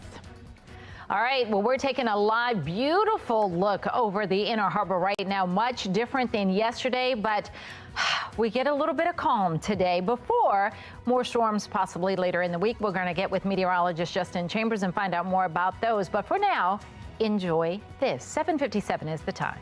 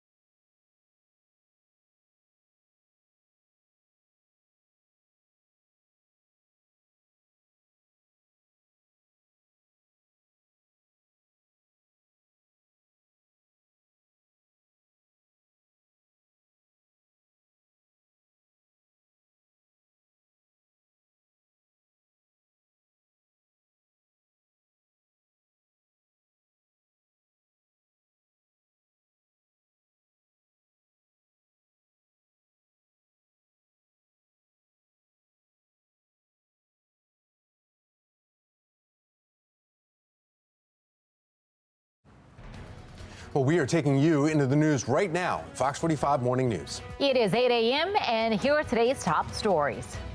I mean, you can't even go out for a walk on a trail without losing your life. Murder in Harford County happening on a popular walking trail. What one Harford council member is doing to show that Harford County is safe. This is why you need community engagement on the front end before you bring in a police commissioner.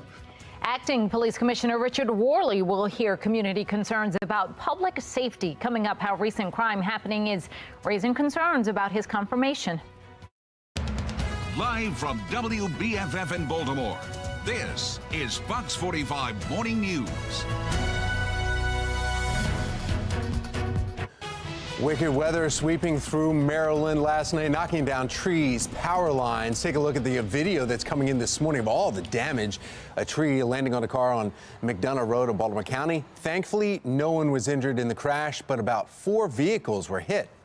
The whole back window was totally shattered. Car just totally totaled. All he got was like glass all over his body and his hair. He was very traumatized and upset, but he's all right now. It was a blessing that everybody was saved. It was incredible here. Power outages, they're still lingering for 53,000, about 52,000, 53,000 still out, according to BGE's map right now. Without power, BGE representative telling us crews have planned 80% restored today, well, tonight by 11. There are about 950 utility workers from outside BGE that are also in the area helping to restore power. We'll keep you updated on the numbers throughout the morning. What a busy day yesterday and continuing now into today with the cleanup. Good morning to you on this Tuesday, August 8th. I'm Patrice Sanders. I'm Tom Rogers. Megan Gillen has the day off, and we need to find out exactly what the day is going in store for all those crews that are out there cleaning up today. Meteorologist Justin Chambers. Good news is that we've got a couple of days of dry conditions and calm conditions as well for those crews and those folks to get things back in order after those storms that ravaged the area yesterday. Looking out over the Inner Harbor, a little bit of a light breeze we're seeing right now. The wind is expected to kick up later today, which means boaters and watermen, we do have a small craft advisory. That's in effect through tonight. We're going to see that west and northwesterly wind about 10 to 20 and 25 knots and waves in that 1 to 2 foot category. So just be aware of that. Maybe want to hold off on that boat tour today until we've got some calmer conditions tomorrow. Numbers back into the low and mid 80s. And we'll talk about right about 86 under mostly sunny skies. It will be breezy and also less humid for the afternoon. We're back with your full forecast coming up in just a few minutes from right now. Taking a look at your Lens Solar Traffic Network, 695's outer loop. There's two vehicles. Look at that in the top left corner right there. They just pulled the vehicles from the left lane. They had it blocked off just seconds ago, and that tow truck just was bringing some debris over to the right side. So that's some good news. As you see, all 4 lanes are now open there. That caused some major delays. 2 vehicles involved. But looking across the map, Justin was just talking about the issues that are happening. North of Baltimore is where you see the red dots. Those red dots indicate all the closures on secondary roads because of the weather that we had yesterday. One of them in particular is this one. Cleanup and rescue efforts underway this morning after the storm's high winds snapping large power poles. They came crashing down on the roadway and on the vehicles on Maryland 140 in Westminster. The poles each weighing thousands of pounds apiece, a major hazard as they came crashing to the ground. Olivia Dance joining us live from the scene with the latest updates and with what witnesses say happened. Olivia? Well, Tom and Patrice, Maryland State Police say that all drivers and passengers have now been safely transported from this Westminster region. But yesterday's storm was very powerful. An example of that can be seen just behind me here with this utility pole still laying on top of that car. You can see the damage to the car pretty bad. And then if we pan our camera further down Baltimore Boulevard here, you just see power line after power line knocked down like dominoes from that wind. Police were working to rescue 33 adults and 14 children who were trapped from the fallen utility poles. And Fox 45 News was told by law enforcement that 30 utility poles toppled over on 34 different vehicles due to the strong winds associated with the storm. Now, the poles are maintained by Baltimore Gas and Electric, who is working to cut the power lines to free trapped individuals. Fox 45 News spoke with witnesses who describe what they saw. Take a listen. We saw there was sparks as the telephone poles hit the ground. We had a car right in front of our clinic that was trapped by a power line. They were just very shooken up. They were frightened because the wires, fell right on the truck. And of course, very scary, but thankfully, again, everyone was transported safely from the scene. Now, 140 here remains closed eastbound and westbound from Market Street, which is where I am right now, all the way down to Malcolm Drive.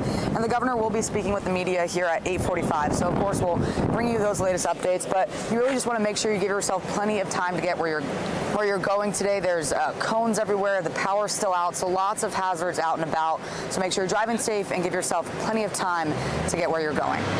But for now, reporting live in Carroll County, I'm Olivia Dance, Fox 45 Morning News.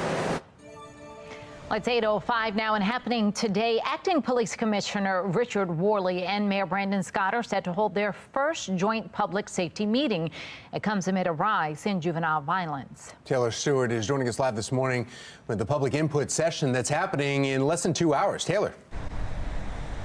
That's right. It gets underway at 10 o'clock today, but it's just one of 7 that are planned. And the question really is, what is your most pressing safety concern? It's one of the questions that are outlined here in this RSVP notice to meet with the mayor and acting commissioner and weigh in on the crime strategies here in the city. It comes as acting commissioner Worley has faced questions about his nomination and his department's response to the Brooklyn Day mass shooting. It's been more than a month since 2 people were killed, 28 others injured, and still no arrests have been made as regards to the actual shooting that took place. Now, he's admitted that mistakes were made in response to the tragedy. Meantime, Mayor Scott chose the commissioner without a public search. That is something the Baltimore City NAACP president took issue with. He raised that concern during a city council hearing on the response to the Brooklyn Day shooting. Take a listen.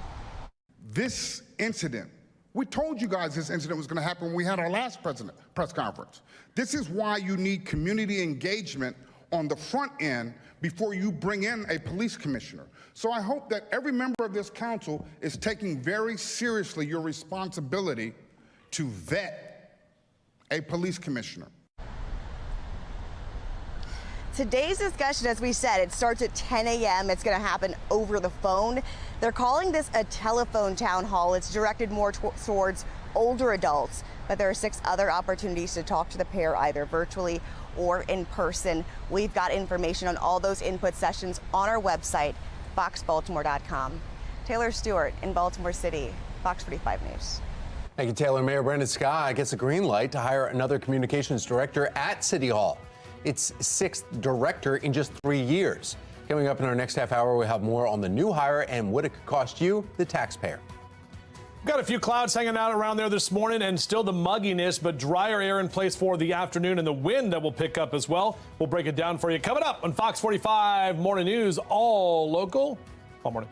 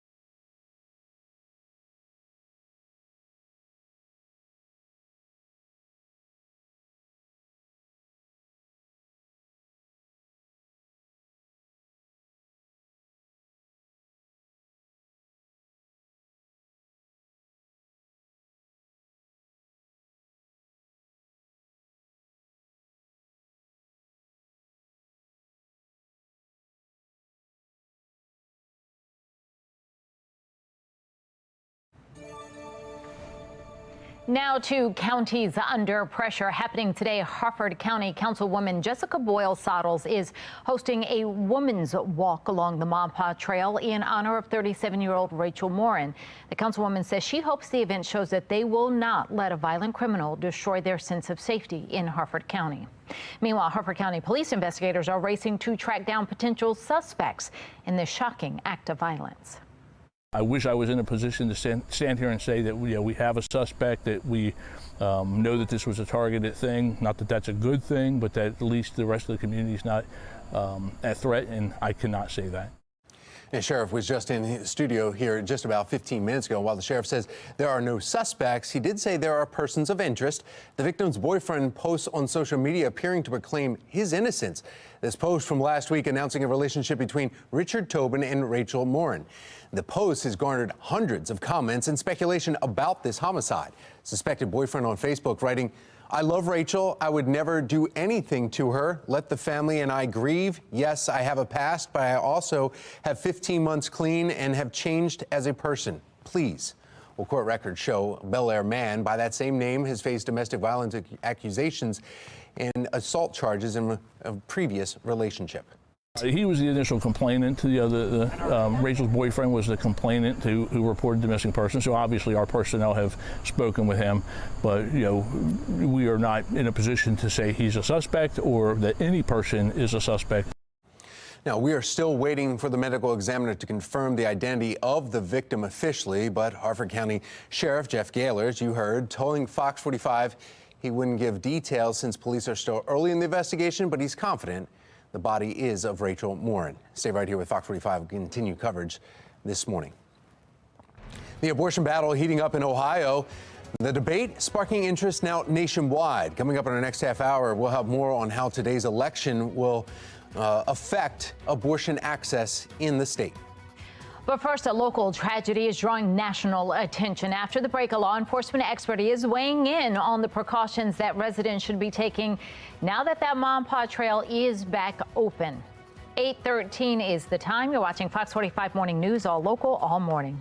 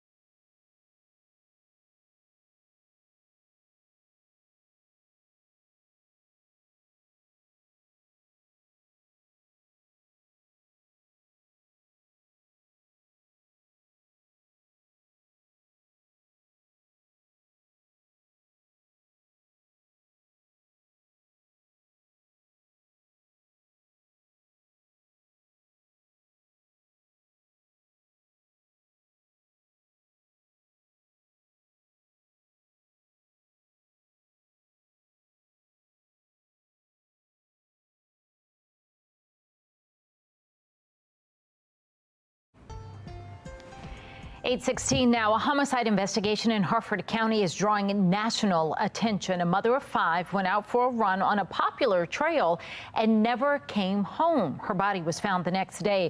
The question now is, who is responsible? The sheriff says he can't rule out that there is still a threat to the public. Law enforcement expert Mari Richards is joining us this morning. Good morning, Mari.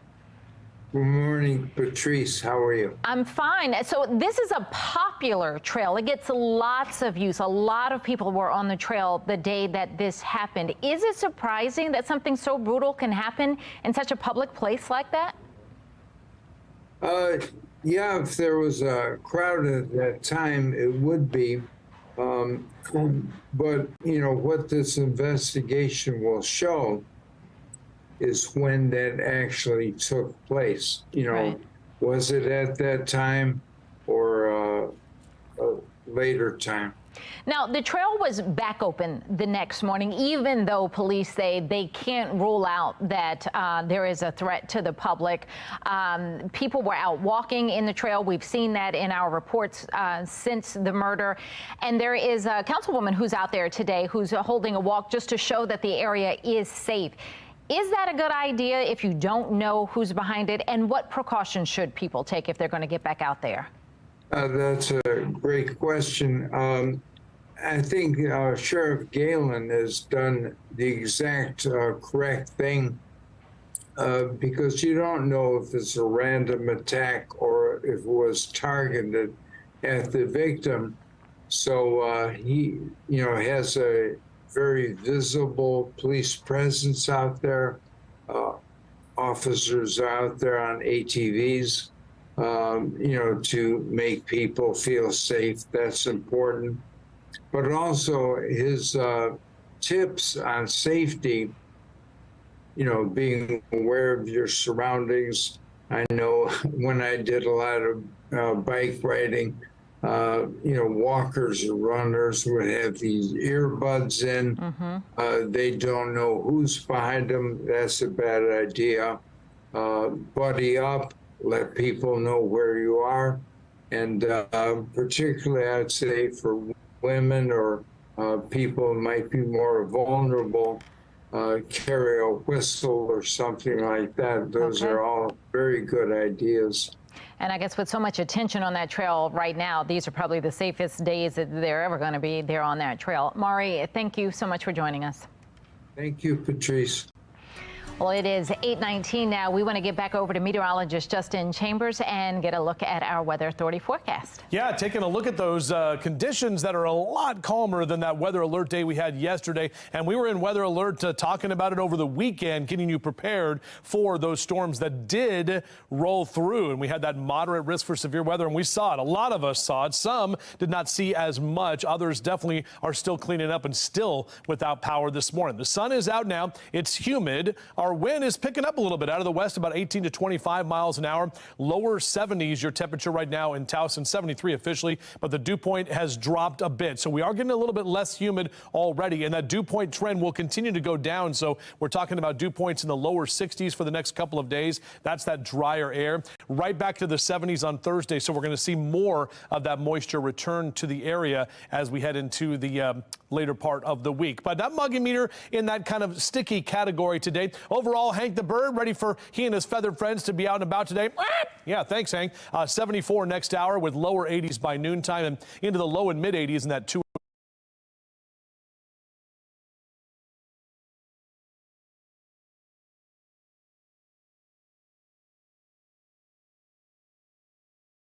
o'clock hour this afternoon. And check in your forecast here for Carroll and Baltimore counties. A lot of you in the low to mid 80s, so still slightly below average for our high temperatures. A little bit cooler than yesterday. Up and down the 95 corridor, low to mid 80s here for Philly and Baltimore, down through D.C. Even 86 if you're heading down the ocean. Great beach weather, a little warm though, both Tuesday and Wednesday with mid 80s. And then you can see those showers and storms picking up on Thursday afternoon, not only at the beach, but also right here at home. Heading out to the O's game tonight, Camden Yards. The O's back at it against the Houston Astros, the World Series champs, by the way. 7:05 first pitch with 81 for that number in terms of your temperature, and really a nice evening. A bit breezy, but definitely will be drier. We're talking about October and October baseball right around the corner. Well, also, the bus stop forecast is coming 20 days from right now.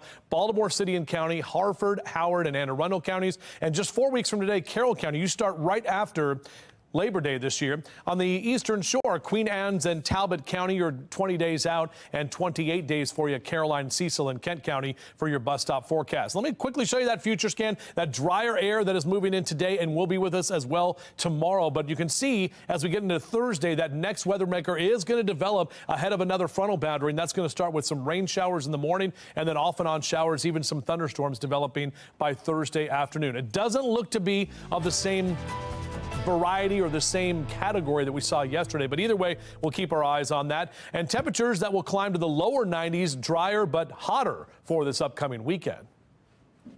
All right, well, we had severe storm damage from last night's wicked weather. You can see Joel Foltz sent us this photo from 140 in Westminster. You see the storms. We've been showing this all morning. Snapped off more than 6 power lines right there, power poles, and just toppled them across the street. So thank you to Joe for sending that picture in. Nichelle sent us this picture, my goodness, from Towson. Look at the size of the roots of that tree that fell in her backyard. And she says this was just feet from going through her house. Fortunately, it didn't. Thank you, Nichelle, for sending us that. You can scan the QR code on your screen to show us what the weather is like in your neighborhood. And if you can safely take pictures and videos of the storm damage, we want to see them.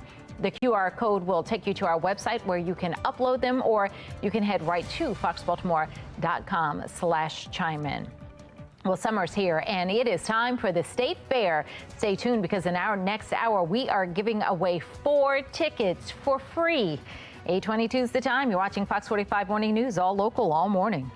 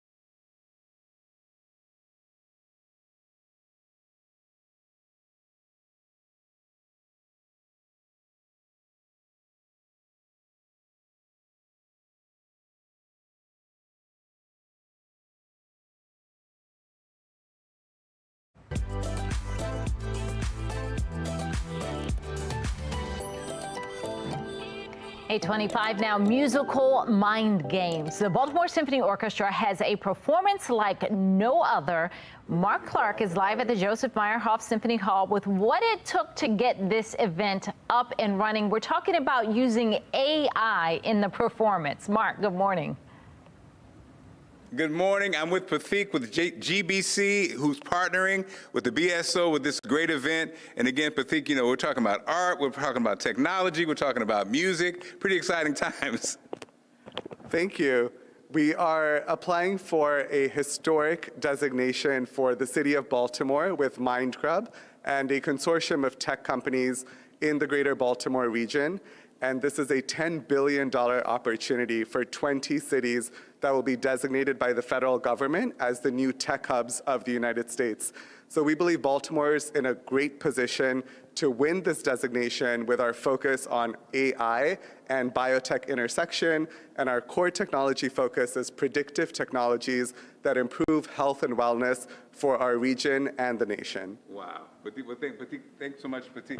I mean, that's amazing, and it also paints a picture of, again, some of the innovative things we're doing, and there's a reason we're doing it. In addition to being amazing, the technology, the music, the art, obviously it's more opportunities for Baltimore. So we're here this morning. We'll tell you more about it coming up. And we like that. All right, Mark, thank you. If you do want information, it's on our website, foxbaltimore.com/newslinks. Well, Marylanders are still cleaning up the damage this morning after last night's severe storms. Probably will be for a while. We're going to show you some downed power lines, fallen trees, and more from all across the state. We're going to be seeing some drier temperatures, fortunately, today in the 80s. We'll show you when the next weather maker is coming in, though, the potential for more storms. 8:27 is the time. You're watching Fox 45 Morning News, all local, all morning.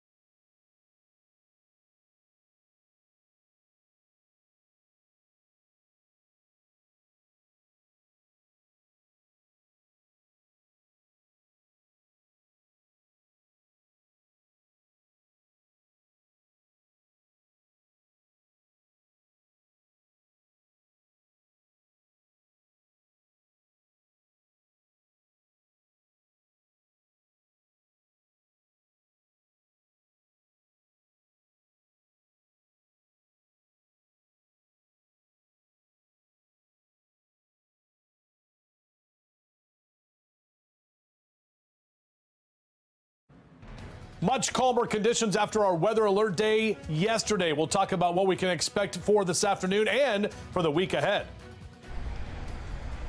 Mayor Brendan Scott looking to hire another communications director. The taxpayer dollars it would cost. Just ahead. Live from WBFF in Baltimore, this is Fox 45 Morning News. Cleanup is now underway this morning following wicked weather yesterday, and that weather is why we were on weather alert yesterday morning, trying to prepare you for what was to come. These are just some of the videos showing the storm and the damage that followed. In just a few minutes, Olivia Dance will join us live from Westminster with cleanup efforts there this morning. Welcome back on this Tuesday. 8:30 is the time. I'm Patrice Sanders. I'm Tom Rogers. Megan Gillen is off, and we want to get right over to our meteorologist, Justin Chambers, looking at a complete change from yesterday and last night. to this morning. Yeah, and Tom, Patrice, good morning to both of you. We've all been talking about how there are a lot of ways to get around and a lot of roads that are going to have road closed signs or just trees down because they can't even get to these roads because they're closed, and they've just had to deal with all of the weather delays from yesterday and all of that storm damage with the wind knocking down trees and power lines. Looks great right now this morning. Wind is already kicking up out of the west at about 15 to 20 miles an hour. So we're already seeing an influence of some of that drier air, but temperatures have kind of remained mild. Lower 70s for Westminster and Bel Air down to Baltimore, 74 in Annapolis, 68 your temp in Laurel. So on your out and about cast, mid to upper 70s over the next couple of hours, and we'll slide into the 80s through the middle part of your day today. Should top out about 86. We'll be warmer tomorrow, but we stay dry. And then look at Thursday. We do have another round of showers and storms as well. We'll break that down a bit further for you coming up in just a few. So what's the update on some of the roads out there, Tom? The crews are really doing a great job clearing up those secondary roads. You see the map right here, and really the effect is you start seeing a lot of those orange cones. That's not the issue. That's construction. What the weather was doing and what Justin was talking about, if you zoom in, are these red diamonds, and you can see them right around Westminster, where we'll be taking you. Old Manchester Road's closed down still, but mainly also in Harford County. Maryland 24 shut down. We've got 136 shut down, and 146 east-west over here on the other side of the highway. 136, 146, and 23 are all shut down because of weather-related issues, so cleaning up debris or removing power lines. That's the issue that's facing because of the storms yesterday. Cleanup and rescue efforts underway this morning after those storms. High winds snapping the power poles, as we were just describing, crashing down onto the roadway. But the one we want to bring you back to Westminster on 140. Just absolutely crazy driving through that area yesterday. Those poles weigh thousands of pounds, so as you can imagine, a major hazard as they came crashing to the ground while people were in their cars on that road. The high winds caused significant damage to the area. Approximately 30 power poles, BG&E power poles, came down on 140 eastbound side. When they came down, they struck 34 vehicles, entrapping the occupants. A total of 33 adults were trapped in a vehicle along with 14 children. This was catastrophic damage. If you work in electric distribution at BGE your entire career, you may see this one time. Yeah, well, this morning, those poles are still on some of the vehicles. Olivia Dance joining us from the scene with the latest updates and what witnesses say they saw unfold. Olivia? Maryland State Police say that all drivers and passengers have now been safely transported from this Westminster region. But yesterday's storm was very powerful. An example of that just behind me here, where this utility pole is still laying on top of that car. That car has pretty bad damage as well. And then if we pan our camera further down Baltimore Boulevard here, you just see power line after power line knocked down like dominoes from this wind. Now, police were working to rescue 33 adults and 14 children who were trapped from the fallen utility poles. Fox 45 News was told by law enforcement that 30 utility poles toppled over on 34 vehicles due to the strong winds associated with the storm. Of course, the storm yesterday was powerful, but it came through the Westminster region in a matter of just minutes. The poles are maintained by Baltimore Gas and Electric, who is working to cut the power lines to free the trapped individuals. Fox 45 News spoke with witnesses who describe what they saw. Take a listen. We saw there was sparks as the telephone poles hit the ground. We had a car right in front of our clinic that was trapped by a power line. They were just very shooken up. They were frightened because the wires, fell right on the truck. And although very scary, thankfully everyone was transported safely from the scene. Now, 140 here remains closed eastbound and westbound from Market Street, which is where I am, to Malcolm Drive. And the governor will be speaking with the media coming up shortly at 8:45. So, of course, we'll bring you those latest updates. But you want to make sure that you drive slow and safe this morning. There's several road closures still. The power is still out. So lots of hazards out on the road. You want to give yourself plenty of time to get where you're going. But for now, reporting in Carroll County, I'm Olivia Dance, Fox 45 Morning News. Well, one family in Bel Air is now staying with other family this morning after a tree crashed down on top of their roof. Phil Pasquale and his wife Letty were inside the house when they heard the tree come down last night. Phil was in the kitchen, Letty was in the living room, and Phil called out to his wife, both of them frightened and trying to get out of the home. But there was a problem. Couldn't get out the front door, and the Because the tree? Oh yeah, the tree was totally blocking it. We were pretty much trapped. Boom, and just how close it was the scariest. Well, one neighbor called 911 and crews cleared the way for the couple to get out. Fortunately, no one was hurt and no one had to be taken to the hospital. Mayor Brandon Scott gets the green light to hire another communications director at City Hall. The mayor's communications team has seen 6 directors in just 3 years. And now the mayor is preparing to expand, but it won't come cheap for taxpayers. Taylor Stewart live at City Hall to explain. Taylor. That's right, you guys. The mayor's leadership team has seen its share of turnover this last year. And what many would argue, it kind of goes back to messaging and how they deal with messaging in this city. Well, the mayor asked the City Board of Estimates to allow him to hire another communications director, originally asking for $402,000 to fund this position. They approved the position at $207,000 last week. Now, for the while, the mayor has faced questions about how he communicated problems in the city, from curfew enforcement this past summer to the water contamination last fall. Still, taxpayer advocate David Williams questions the need for a $200,000 position. Politicians are more worried about their image, it seems, than actually getting things done.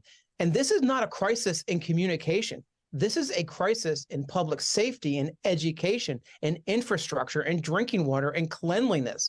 That's what the mayor needs to realize, is this money could go towards all of those issues rather than a PR person that's going to help communicate that there are problems in Baltimore City. Now, the mayor controls the majority of the votes on the Board of Estimates. He has now gotten the green light for this position. If that new communication director is paid top dollar, he'd be making more than the mayor himself. But, you know, coming in at such a high price tag, you have to wonder if it's something they feel is necessary to curtail the messaging here in Baltimore City. We'll keep you updated, though. Baltimore, Taylor Stewart, Fox 45 News.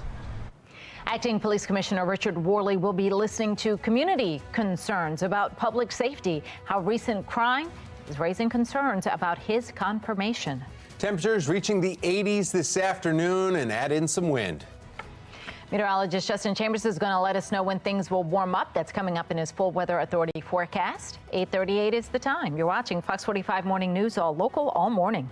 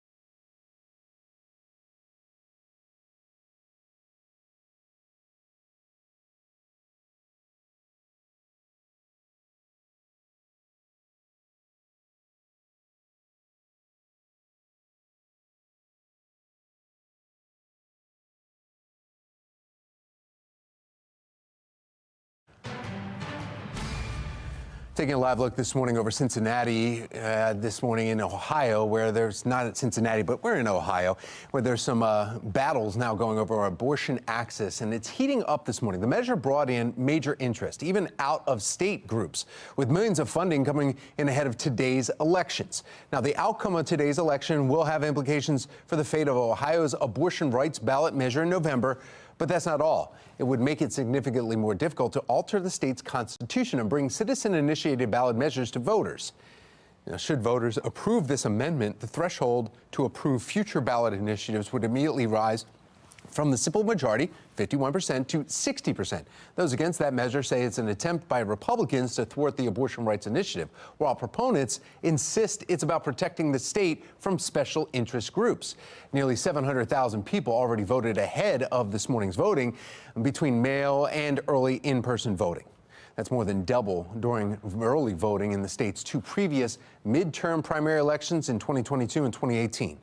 That's the latest from our Live Center. Severe storms knocked over trees, power lines, and left a lot of folks without power. Up next, we're going to take a look at the aftermath that many residents are waking up to this morning. 8:42 is the time. You're watching Fox 45 Morning News, all local.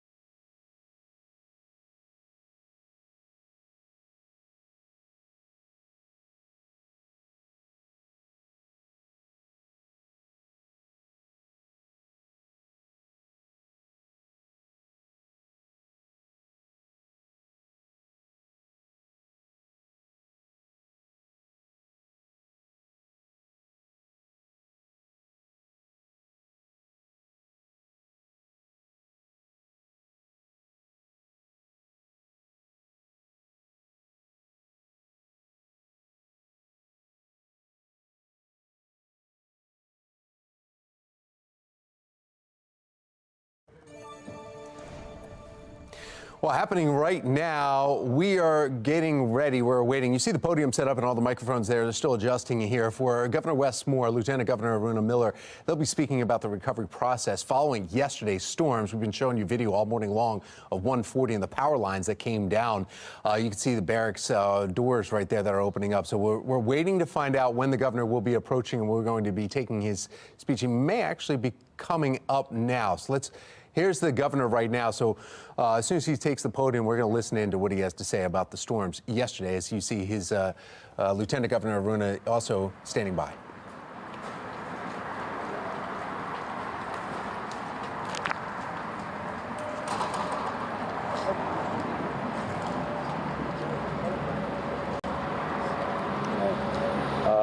Good morning. And I want to thank everybody for joining us this morning.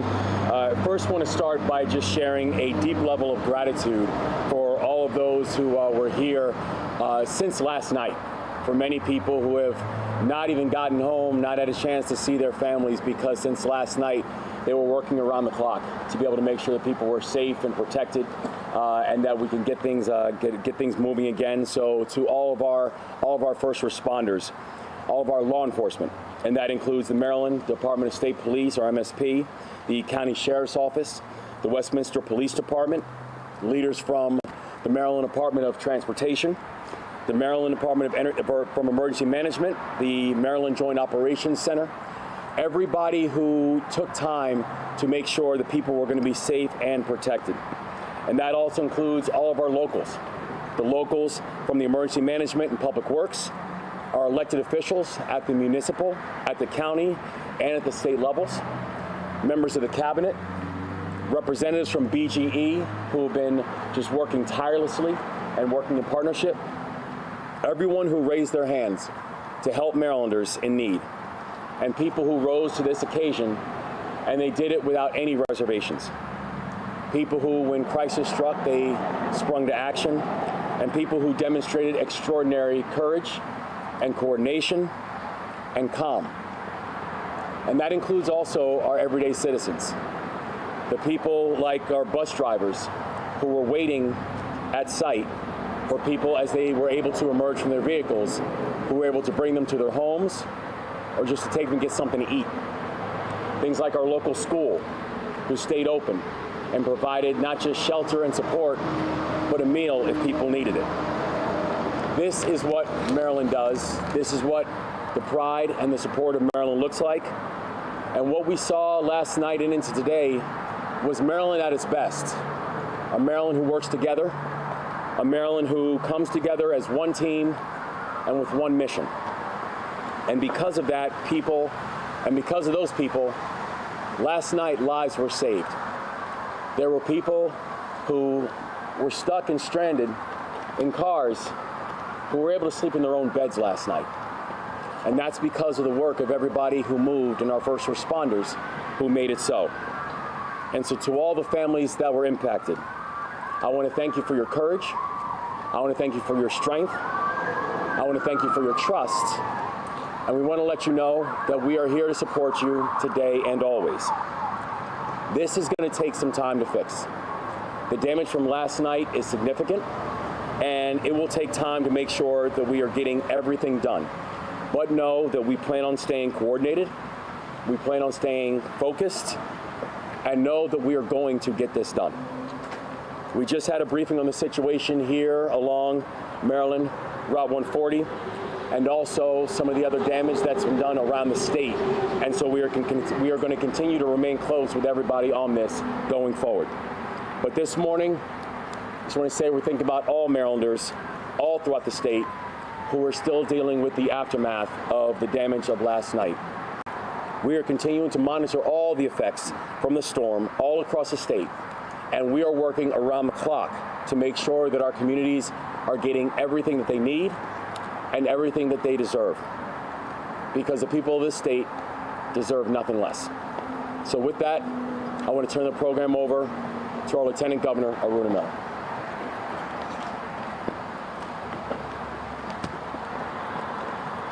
Good morning. In the aftermath of last night's storm, witnessing Carroll County community spring into action has been nothing short of inspiring. The community's response is a shining example of what can be achieved when we work together with empathy and solidarity. And I want to extend my heartfelt gratitude to everyone who came together, united as one. Maryland is a state where we leave no one behind. When we show that even in the face of adversity, we can rise above, support one another, and rebuild. This is a community that makes Maryland proud. I want to echo Governor Moore in thanking everyone who came together, including our Carroll County commissioners, the council, state representatives, our local 911 dispatchers, to Roberta and Valerie, our first responders at the local and state level, our law enforcement, MSP, and the MDOT team for your swift response and excellent coordination that allowed us to prevent a tragedy last night. To the BG&E team, who despite some of the worst electrical damage our state has seen in years, and 30 utility poles being knocked down, you were able to restore power to almost majority of the Marylanders hours after the storm. To the Carroll County Sheriff's Department, who spent hours comforting impacted families trapped in their vehicles and making sure the scene remained safe. And to the staff at Winters Mill High School, who opened their doors to provide shelter, food, and comfort to those affected. Thank you. The unity and compassion of each of you put into action demonstrates that we are more than just a group of individuals.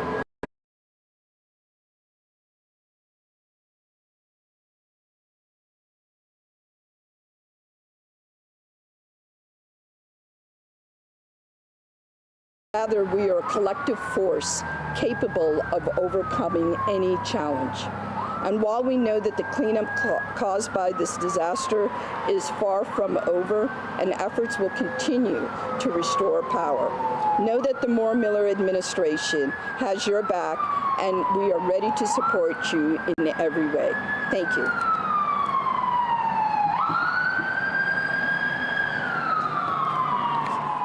Good morning, everyone. Colonel Roland Ball. You're listening right now to the governor who just spoke. Governor Moore spoke for a few minutes here, thanking everyone. And then you also heard from Lieutenant Governor. Right now we're hearing from the troopers here. This is in front. We'll continue monitoring this. A lot of thank yous and praises for the people that first responders that showed up, and also for BGE coming out quickly, going to those down power lines. The governor saying, really, besides thanking everyone, that they are not sure how long this is going to take to clean up 140, but they're working quickly on it. So we'll continue following this and get back to you as soon as we get some more information. Now we want to go over to meteorologist Justin Chambers. Justin, we heard a lot of sirens going on. They were right next to 140, just blocks away from where those power lines went down. But yeah, a lot of emergency crews still active this morning. Yeah, not only there in Carroll County too, but across Baltimore and Harford County, Cecil County, Howard County, Kent County, Queen Anne's County, all had reports of wind or thunderstorm or even hail damage. Luckily, no tornadoes were reported yesterday, but we were talking about those damaging wind gusts at 60 to 70 miles an hour. And obviously those power poles are huge, and they all went just right down along that 140. So that's as that line of storms moved right in. And that's basically what we were talking about. Almost straight line winds is what it looks like that was. 73-year current temperature at BWI. Little westerly wind, about 18 to 20 miles an hour. Definitely nothing like what we saw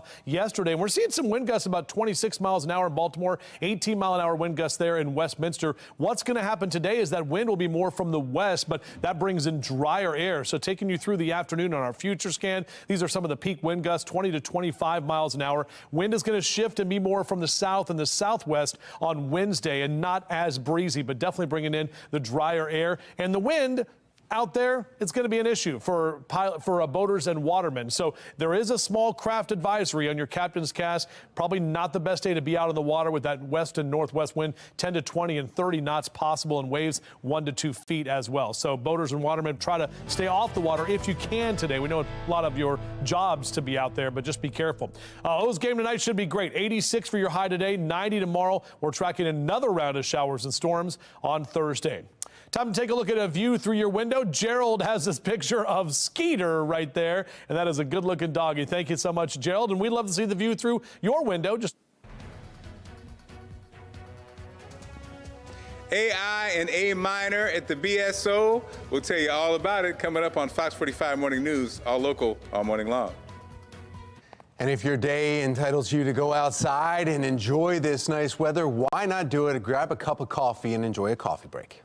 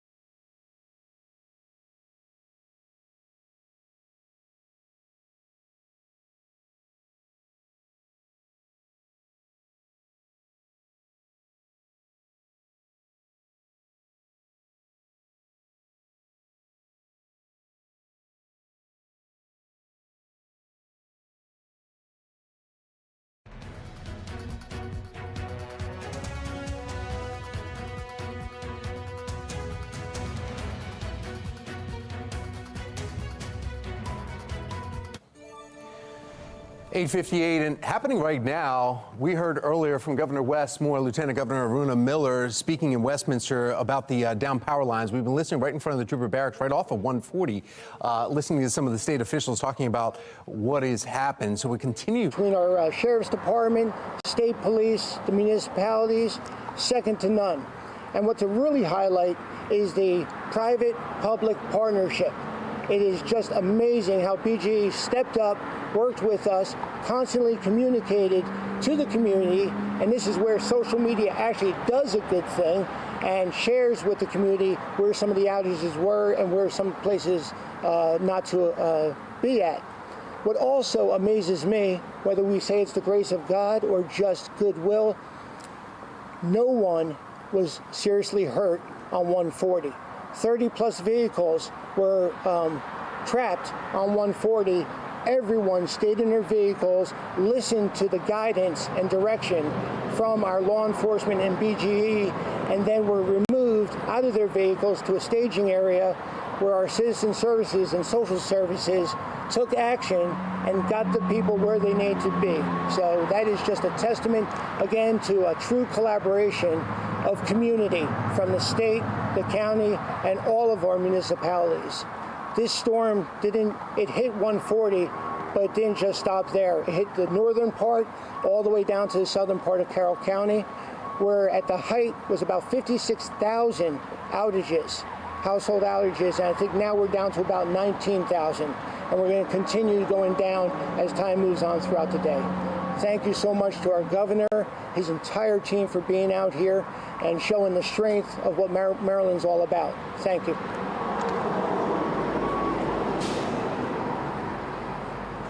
Thank you. I'm Greg Pecoraro, President of the Westminster City Council, here on behalf of the mayor and my colleagues.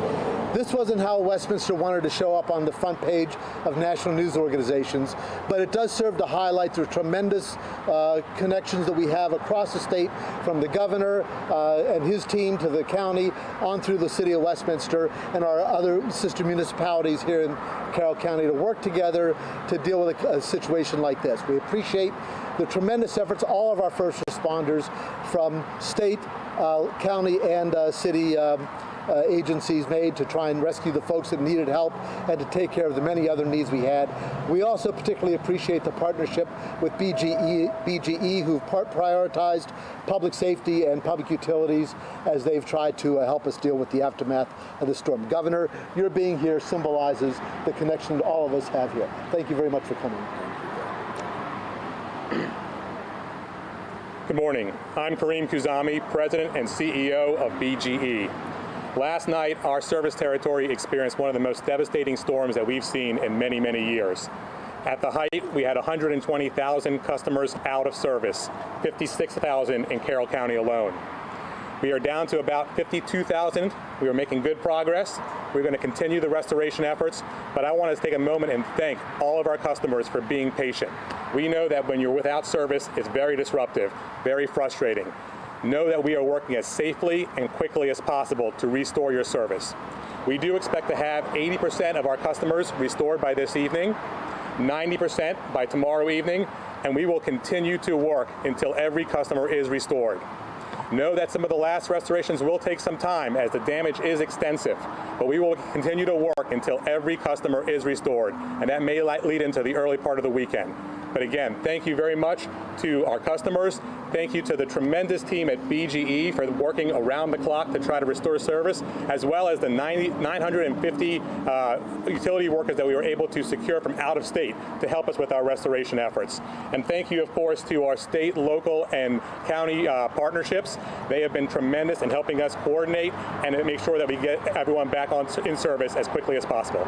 Thank you. All right, folks, we got time for a few questions. Governor, you took a tour of 140. What was going through your mind as you saw that scene? I mean, think about people who were on that road at that time. Some of the poles smashed into cars. Yeah. I mean, what was your impression of seeing that firsthand? I tell you, when you get a chance to see the type of devastation that we saw, and it's important for people to remember, when that was happening, we're talking, it was dark, it was wet, you're still in the middle of a storm. And now all of that is now happening. where you have a situation of complete chaos, and because of a level of trust that people had with law enforcement, with local officials, with all of our first responders, we saw how people responded, not just by coming together, but responded with calm, which was counter to anything that what you saw when you think about the chaos that this storm has caused. And so I think when you think about that last night, despite having winds and having a storm that I think Kareem said exactly right, that we haven't seen in years, and that walked away with no serious injuries, no casualties. It is both a combination of God's grace, and it's a combination of a lot of hard work that our first responders, that these local elected officials, that state officials, that all these teams did in collaboration and coordination to make sure that people could make it home safely. But this storm was real. And I know we've got work to do to make sure that we are not just doing a cleanup, but also just restoring everything that people are not just accustomed to, but also that they deserve. Yeah, so we're working in collaboration right now with both our local leaders and also state leadership, where we're doing a full assessment and evaluation of all the damage. But we are also very clear that the state stands in partnership with our local jurisdictions in this. And then as we continue to do the assessment, we're going to come back with all the different measures that the state is going to be involved in. I did have a question for BGE. I'm not sure, just with people asking about the timeline. Obviously, live electrical wires are incredibly dangerous. Safety is a top priority. Are you able just to explain the timeline of what steps had to be taken to make sure that these lines were de-energized, to make sure that people could get out safely? Absolutely. So this is last night on Route 140, where we had a number of cars that were trapped under power lines. As the governor mentioned, it was dark, it was wet. Energized lines were lying on cars. First, I want to also commend the individuals that were in the cars for heeding the warnings not to leave their cars, to listen to the first responders, to listen to BGE, to follow the advice to stay in their cars until the lines could be de-energized. De-energizing the lines were complicated by the fact that everything was wet around us. So as you think about electricity in water, that makes it a very, very dangerous situation. Again, we are very fortunate that no one was seriously injured during that time. Once the lines were de-energized, we were able to remove them fairly quickly, about 25 minutes, and people could exit their cars. But again, credit to the first responders that were working with the people in the cars, talking on a continual basis, making sure they had the information and providing updates so they knew what was happening to keep them calm. I did want to ask, were these higher voltage lines? Do we know how much energy was actually running through those lines? Were they more powerful than a standard neighborhood line? Yeah, so these were a combination of, the poles had 13, 33, and 110 kV lines, so it had the full gamut. Thank you. Can I also ask you about the timeline in cleaning all of that up down there? So the folks that have their vehicles trapped there, I know that Colonel Butler said that BGE has to make sure it's safe. So what does the timeline look like as it pertains to that? So we are working today to try to remove as much as we can. Again, it will take time. If you see the damage, it is significant. We will get the lines removed, and then it will be with partnerships to get the other debris removed, and then ultimately people can return to their cars.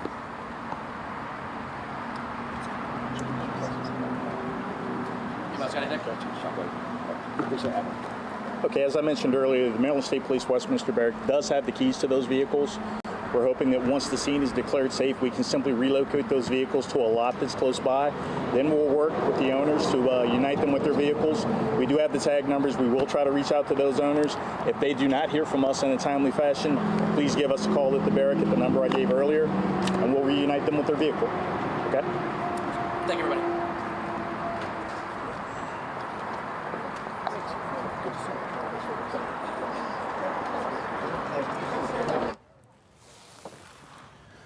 You were just listening to a press conference held by the governor and lieutenant governor in Westminster, just feet from 140. You could hear that, where those massive poles went down earlier. We were able to get some information here, listening in and hearing some of the questions from some of the reporters, though. In fact, BGE, the head of BGE, actually announcing it was great because they were able to, people stayed in their cars while that storm was going on, those power lines. He was saying, Patrice, he was also talking about how massive those power lines were, the whole gamut of all power lines. You see our crew right there. there. We'll be checking in with Olivia Dance here a little bit more if she was able to get some more details. But still, great news from the governor saying no massive injuries, no casualties. It could have been horrific. Which, when you see the scene on 140, and I've seen it up close and personal, that to see those poles down that way, knowing there are cars, and that is the major thoroughfare there. You have to go that way into Westminster to know that no one was injured, and that it is absolutely amazing. And we were having a discussion: do you get out of your car? Do you stay in it? It's dark. And it's wet. They stayed in it because you don't know if you step out, if the ground is electrified and wet, and so I'm so glad that no one was hurt in all of that. And then you also heard from the trooper there at the end saying, you know what, those cars that are still trapped, there's still some poles on some vehicles. Other vehicles have been moved by them. They have the keys. They have everything. So they're moving them to a lot. You'll be able to get reunited with your vehicle because there was 34 vehicles that were I believe 30 poles went down. 34 vehicles. So somewhere in that range. But I'm glad those people. They're probably like, I'll get to my car. Let me take today. I need a minute. Just take today. Well, happening today, acting police commissioner Richard Worley and Mayor Brandon Scott, they're set to hold their first joint public safety meeting. It comes amid a rise in juvenile violence. That starts in less than an hour. Taylor Stewart is live. She's got more on the public input session. Taylor. You guys, it gets underway in like less than an hour here. It's one of 7 to allow folks here in Baltimore City to weigh in on their public safety concerns. That's one of the questions outlined in their RSVP memo. But it comes as acting police commissioner Richard Worley faces questions about his nomination. He's been questioned about his response to the Brooklyn Day mass shooting and whether his department made the right move. It's been more than a month since 2 people were killed, 28 others hurt, and still no arrests have been made as far as the shooting goes in this case. Now, Mayor Scott chose the commissioner without a public search. That's something the Baltimore NAACP president took issue with.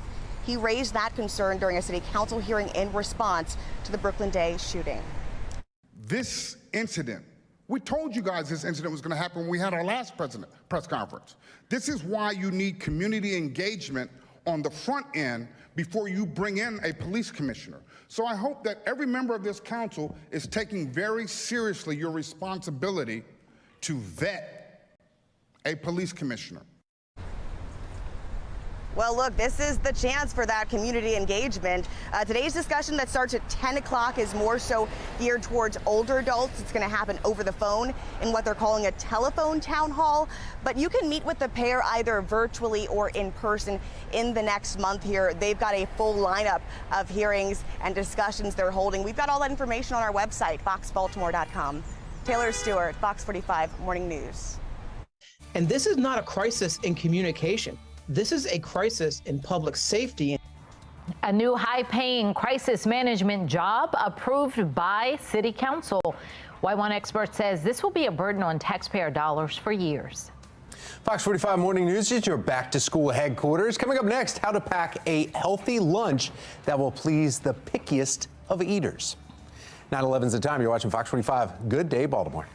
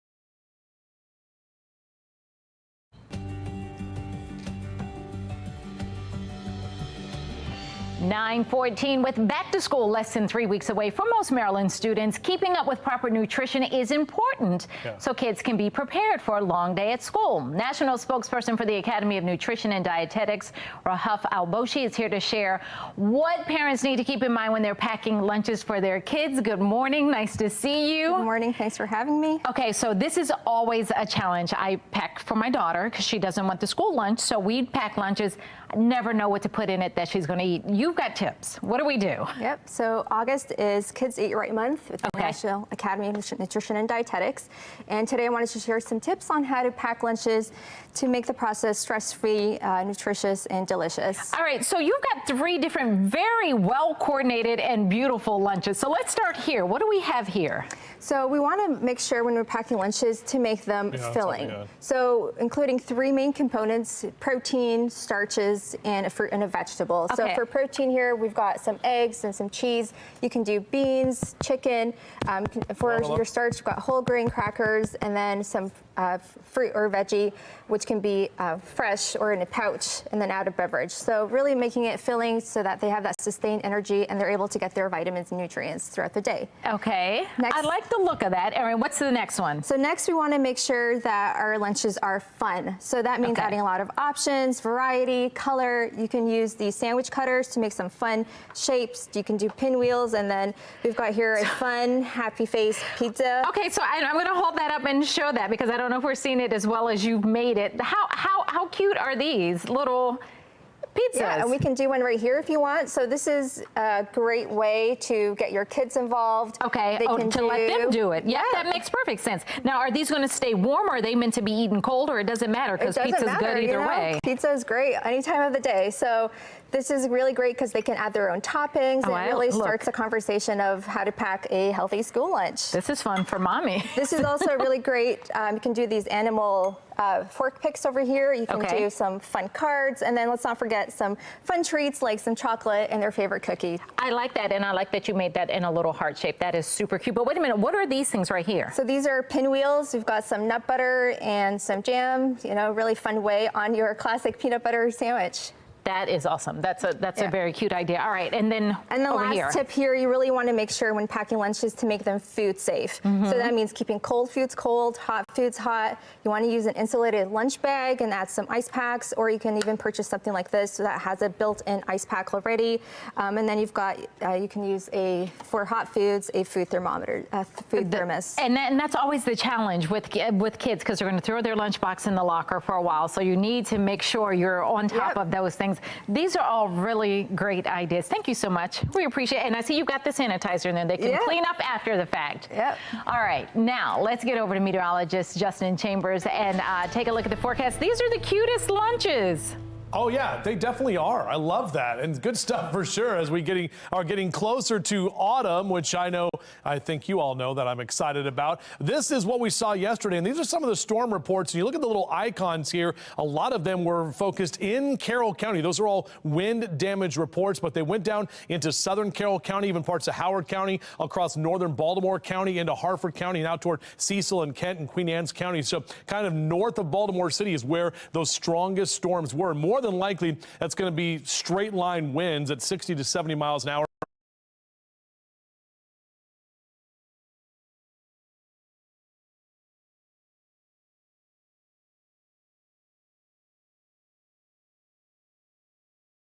To be able to knock those large power lines over onto the street that we saw, that we were talking about. The thing to take away from here is the fact that we didn't have really any tornado warnings locally, but you can see how much damage is done from a severe thunderstorm warning and how people can be injured. So that's why you have to take those weather alerts seriously, especially when you get those severe thunderstorm warnings, and you got to know you've got to get indoors. You got to try to get to safety. I know not a lot you can do when you're sitting there on the street and a power line comes on top of you, but it's very important to stay safe. Now, we've got a couple of days that are going to be dry and calm. Great for getting things all cleaned up. Our Towson camera looking pretty good with lots of sunshine. Wind is picking up already a little bit out of the west at 16 to 20 miles an hour. And our dew points have gone down just in the last couple of hours. We're starting to see that drier air coming in as the cold front is moving off toward the east. So we're right now at 75 in Towson. Here's a look at your current wind gusts, anywhere from about 17 to 25 miles an hour from Bel Air and Baltimore down through Annapolis and out through Stevensville. So already seeing some of that westerly wind. Here's the dew point trend, and you can see those dew point numbers staying in the lower 60s for the next couple of days, and that means we've got the drier air in place. But look what happens on Thursday, right back to the 70s for the dew points, which means more of those showers and storms are going to be moving in. Probably a little bit wet on some of the golf courses around this morning, and possibly some more tree damage around as well. Lower 80s by about noontime. Golfers, at least a 2-club win for you later this afternoon, with numbers back into the mid-80s for your highs. And check out some of these highs across Carroll and Baltimore counties. Low to mid-80s for you this afternoon. Those numbers are still in the below average category and a bit cooler than yesterday. And some low to mid-80s across Howard and Arundel counties as well. Even out toward the eastern shore, if you're heading down to Ocean City, looking at mid-80s in the beaches today, with those low to mid-80s for Philly and Baltimore down through D.C. Great night to head to Camden Yards for the O's last home series for a while. They've got a long road trip, so check them out tonight against the Astros, tomorrow night as well. Then they've got an afternoon game on Thursday. And looking at the 7-day forecast, Thursday's game probably a little iffy because we're going to have some more rain and showers and even more thunderstorms around by the time we get to midday Thursday and into the afternoon. But drier and hotter for this upcoming weekend. This Fox 45 news segment is sponsored by the Maryland State Fair.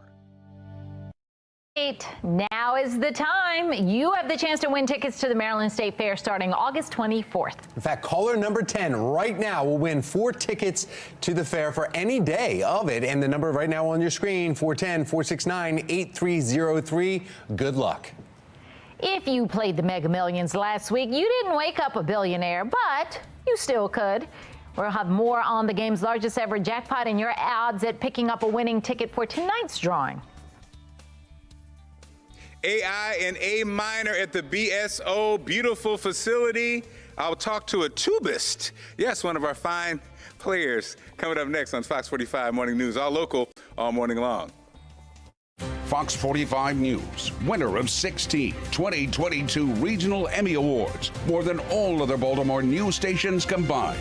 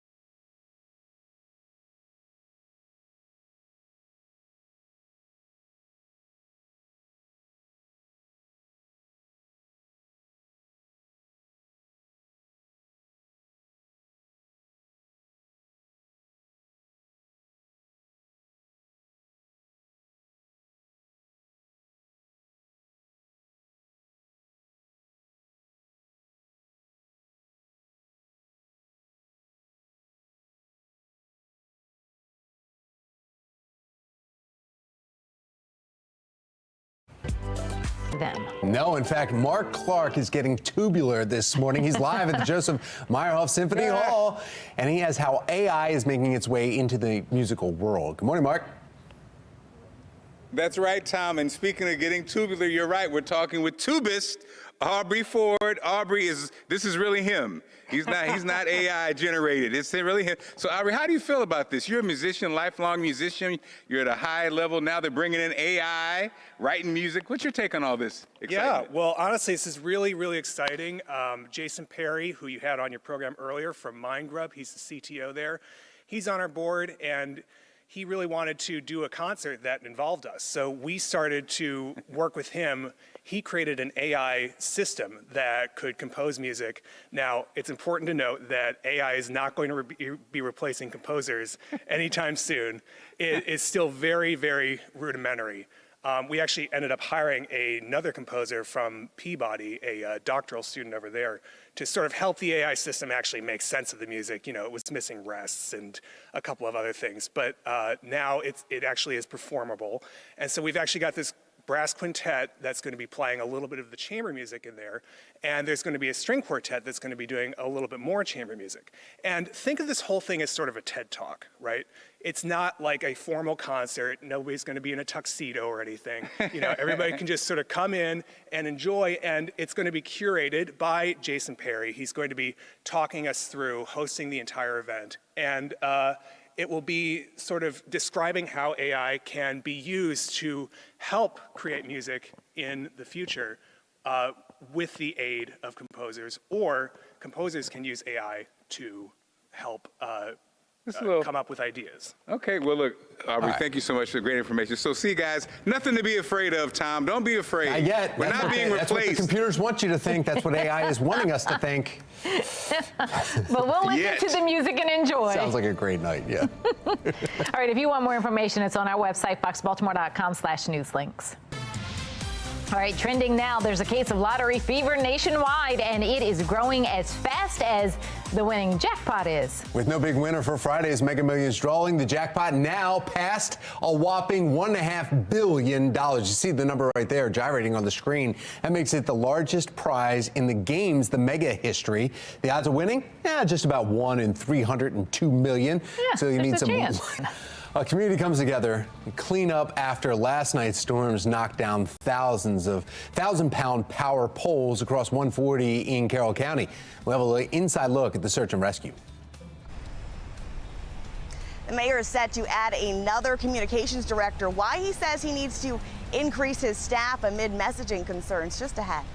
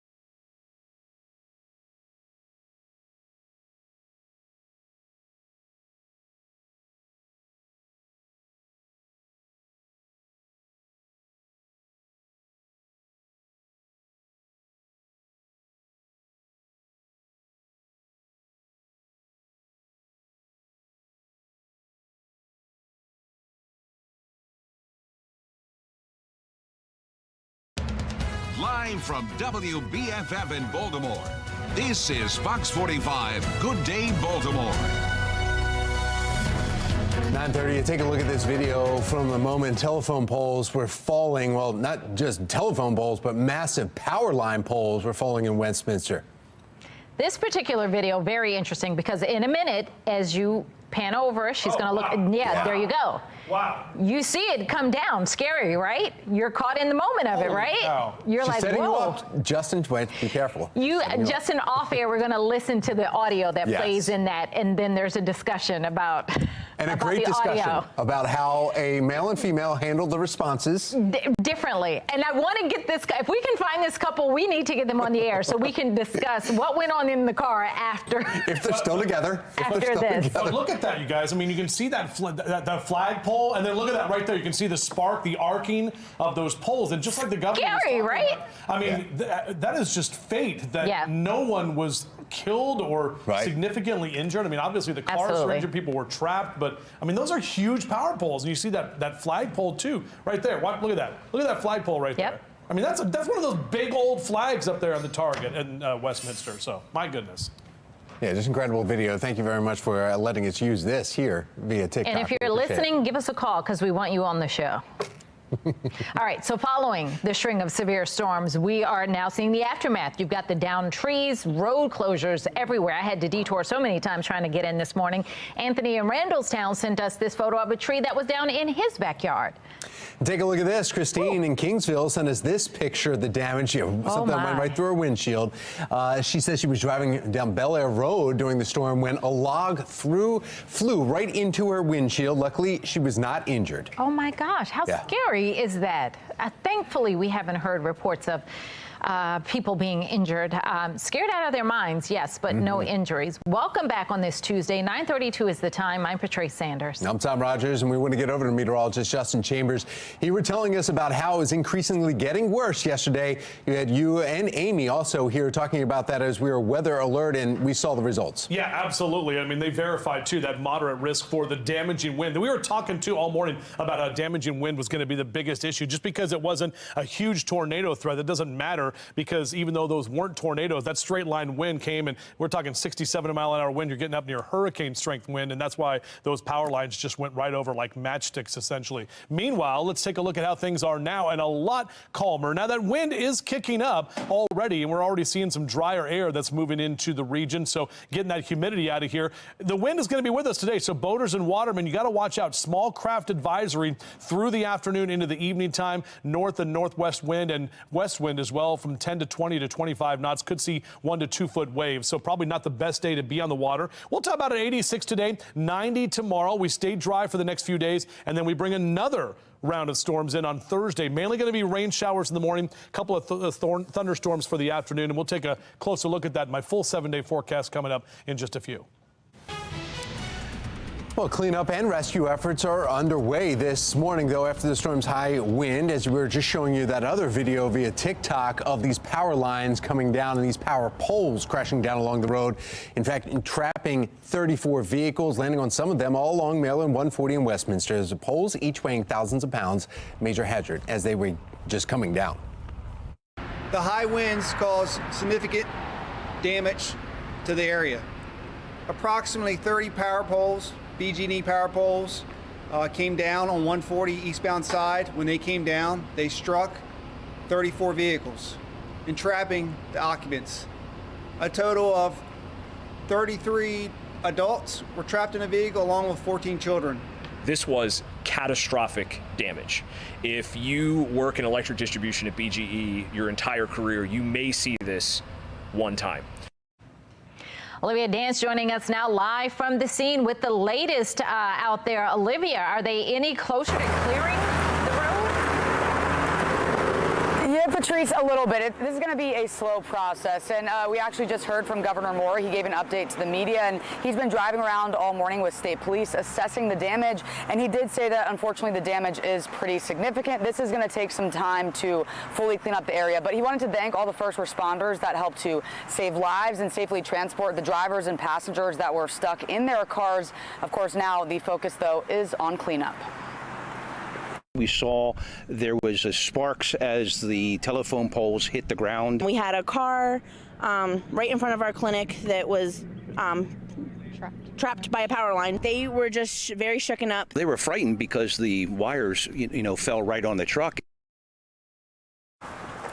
And those were witnesses who saw the telephone poles get knocked down yesterday. Of course, the storm was powerful, knocking over utility pole after utility pole on Baltimore Avenue further down here. But, again, the focus now is just on cleanup, making sure that they restore all the power that is lost. They said that could take several days, and their focus is to get a 90% of power restored to customers by tomorrow evening. And then some people may still be without power leading up closer to the weekend. So really just focusing on that cleanup. But yeah, as you heard, this was pretty intense, and you saw video of all the power lines down. There were about a little over 20 power lines that fell down. So this was a significant impact here. Back to you guys. 9:36 now. Mayor Brendan Scott gets the green light to hire another communications director at City Hall. The mayor's communications team has seen 6 directors in 3 years. Now the mayor's preparing to expand, but it won't come cheap for you, the taxpayer. Taylor Stewart joining us live in front of City Hall this morning to explain why. Taylor. That's right. The mayor's team has seen its share of turnover in the communication space, and they're grappling with messaging, how to make sure their message lines up with folks, what they're seeing on the ground. Well, just last month, the mayor asked the City Board of Estimates for funding for a new communications director. He was asking for $242,000. They agreed to fund the position at $207,000 in salary. Now, for a while, the mayor's faced questions about how he communicated problems from curfew enforcement this past summer to the water contamination we had last fall. Taxpayer advocate David Williams still questioning the need for the $200,000 position. Politicians are more worried about their image, it seems, than actually getting things done. And this is not a crisis in communication. This is a crisis in public safety and education and infrastructure and drinking water and cleanliness. That's what the mayor needs to realize is this money could go towards all of those issues rather than a PR person that's going to help communicate that there are problems in Baltimore City. So now that the majority of the Board of Estimates have now given the green light for this position, that new communications director could be paid top dollar, making more than the mayor himself. So obviously something they believe they need, but we're keeping an eye on taxpayer dollars here on Fox 45 News. Taylor Stewart, good day, Baltimore. After President Biden's social media post saying it's time American public school teachers got a raise, we look at the data, the history of pay, and what both sides are saying about the debate in the classroom. We'll be drier today with temperatures in the 80s and some sun, but also some gusty wind. And we haven't seen the last of the storms. Meteorologist Justin Chambers tracking the next potential weather maker. That's coming up ahead in his full forecast. 9:38 is the time. You're watching Fox 45. Good day, Baltimore.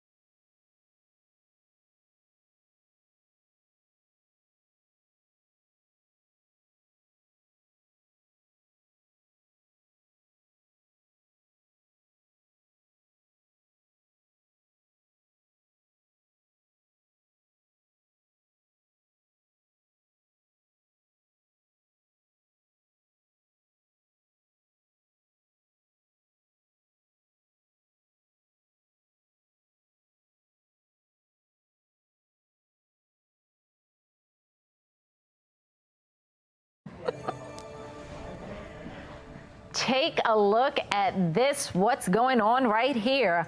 This was a video that was chimed into us again from Westminster. You can see the telephone poles coming down. Look, on vehicles. So imagine this is you. You're just trying to get home, and all of a sudden, all of those poles come down. And see the wires going right past that door? See where it froze? That's a power line going through there. You don't know. Maybe it's a support wire, whatever. But they were saying they were energized at the time. Yeah, because they had just fallen over, and it's raining, so it's wet. And so now you're... Let's listen. And the telephone poles on 2 vehicles. And we just can't move. No, and it's a good thing they did not open their doors. Right. Because that's exactly what the BGE officials were saying. Stay in the car. Do not get out because there's a lot of electricity pulsing through those lines. And that may be counterintuitive to what you're thinking. You're like, I just want to get away from this scene. But no, so we were talking about it. You stay. Right now, I'm not being electrocuted. I'm going to stay where I'm not being electrocuted. I'm going to stay right here, which is what they were able to do. So good that there were no injuries yesterday. I am amazed. Well, Fox 45 is your back-to-school headquarters, and it's reality facing schools nationwide, teachers in short supply. In fact, recently, President Joe Biden sharing on social media, it is time public school teachers got a raise. The remarks come as data from the National Center for Educational Statistics shows that the average U.S. public school teacher salary has increased annually for decades, and as families are battling inflation. National correspondent Dee Gatton has more with both sides. Teachers nationwide currently receive an average salary of nearly $66,400. This is according to the latest numbers from the National Center for Educational Statistics, which looked at the estimated average annual salary of teachers in public elementary and secondary schools from school years 1959 to 1960 through 2021 to 2022. In that time, that data shows annual increases, but experts say you have to consider teachers' location and amount of the increase. For instance, from the 2019 to 2020 and 2020 to 2021 school years, there was a jump of a little more than $1,100. While I think there's an argument for teacher salaries going up, I also think that there's a very strong argument for thinking about restructuring the way that teachers are paid. So right now, teachers are generally paid the same amount if they are in a district and have the same degree and experience level, but they don't have the same outside of teaching labor market opportunities. In a social media post Sunday, the president said it's time American public school teachers got a raise, but others appear to have different priorities. A 2022 Gallup poll provides insight into Americans' concerns with education. 65% of dissatisfied respondents cited reasons involving curriculum and educational approach.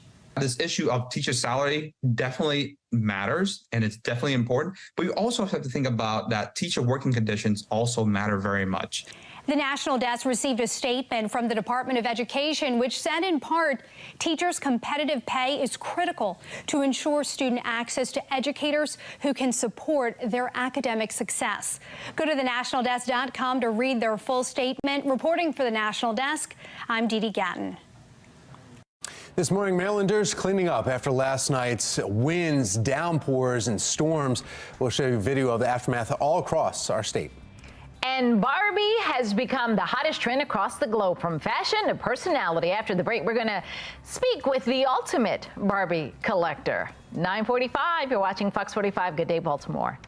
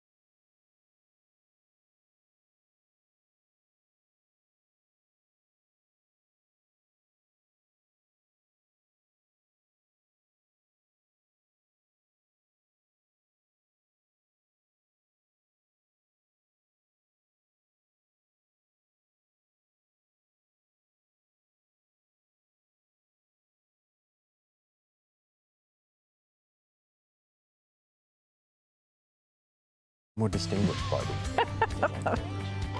This is amazing. Right.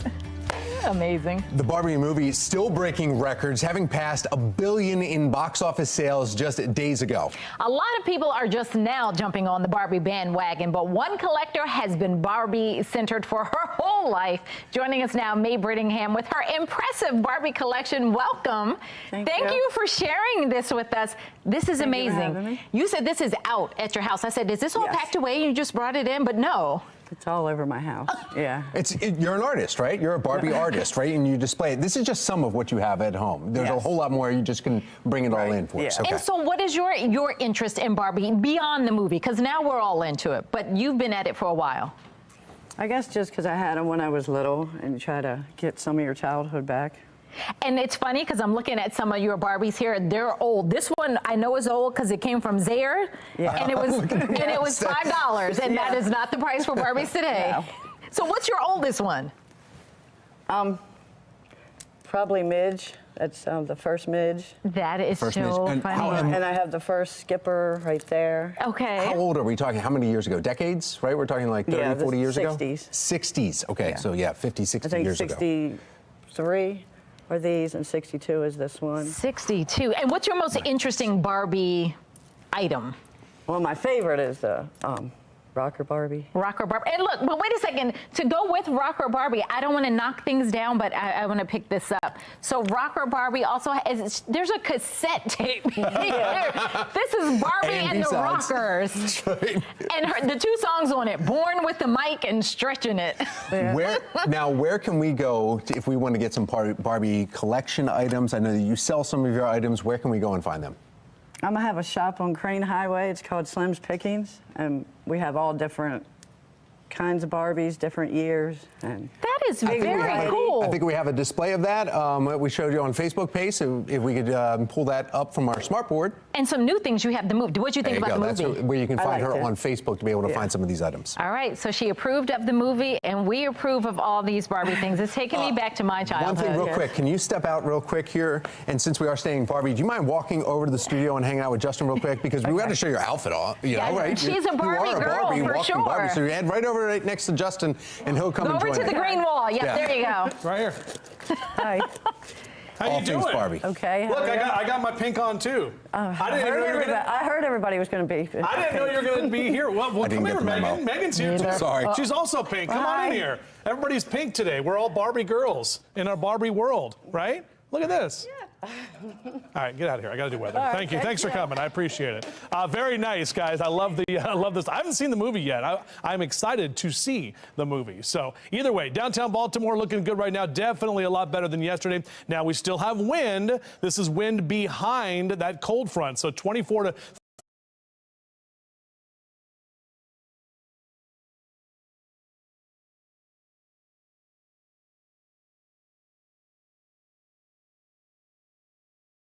mile-an-hour wind gusts is what we're seeing right now. We're going to continue to see about 20 to 25 to possibly some 30-mile-an-hour gusts throughout the afternoon. You can see that westerly wind. That's where the wind's going to be coming from. Tomorrow it shifts. It will be more from the south and the southwest, so a little different in terms of the wind and not as much wind as well. But definitely at least a 1 or 2 club wind for you golfers today. It could be blowing around if you're hanging out at the pool on your splash cast. UV index still in that high category. Mid-80s into that 2 and 3 o'clock hour. Should be a good day to kind of hang by the pool and check these numbers today in the low to mid 80s. These numbers actually below average for this time of year and slightly cooler than yesterday. And even with all of that heat and humidity, we actually didn't hit that 90-degree mark. So here's a look at your O's cast. Houston Astros in town tonight. 81 degrees for that first pitch. Should be a great night at the ballpark. That westerly wind should be blowing all of those homers out into Utah Street and to the warehouse. So 86 today, 90 tomorrow. Back to the mid 80s. We are tracking another round of showers and storms Thursday, and then hotter but drier for the weekend. All right, trending now in San Diego, a burglar is caught on camera. Here we go. A new flavor of candy could be the latest addition to your summer cookout. Where you see what I have here? Oh, nope, not the summer forecast. Go back to the other thing. This. We're talking about French's mustard and Skittles. They've teamed up to make what they're calling, quote, the summer's tastiest candy. Yeah, so we have somebody that's here that's about to try it for us, right? Are you going to try one? Oh, I think we're all supposed to try one. What? No. I did not know about this. Yes, we're all supposed to try This is what they gave us. They gave us a fanny pack and one teeny tiny. No. Pass the fanny pack over here because the fanny pack, I think, is what I'm going to spit this out in once I. That's right. No, I don't like it. Hold on. There's only like 8 in here. Right, so just get. Oh, I just got one. I got You're 2. bold with 2. You guys ready? You ready? Go. No.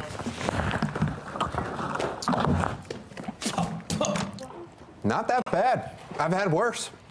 You guys have me eating bugs on this show. You have me eating all sorts of things. That is awful. This is not I'm that bad. with you. I don't think I'd buy it. But Gordon Ramsay on MasterChef, which airs on FOX45, he spits out food in his hand. I did not do that on TV. I spit it out in the whole thing. So she spit. Yeah, it was about to go in the fanny pack. Stay with us after the break. Doesn't Meteorologist Justin Chambers is going to gargle and then come back with his exclusive 10-day forecast.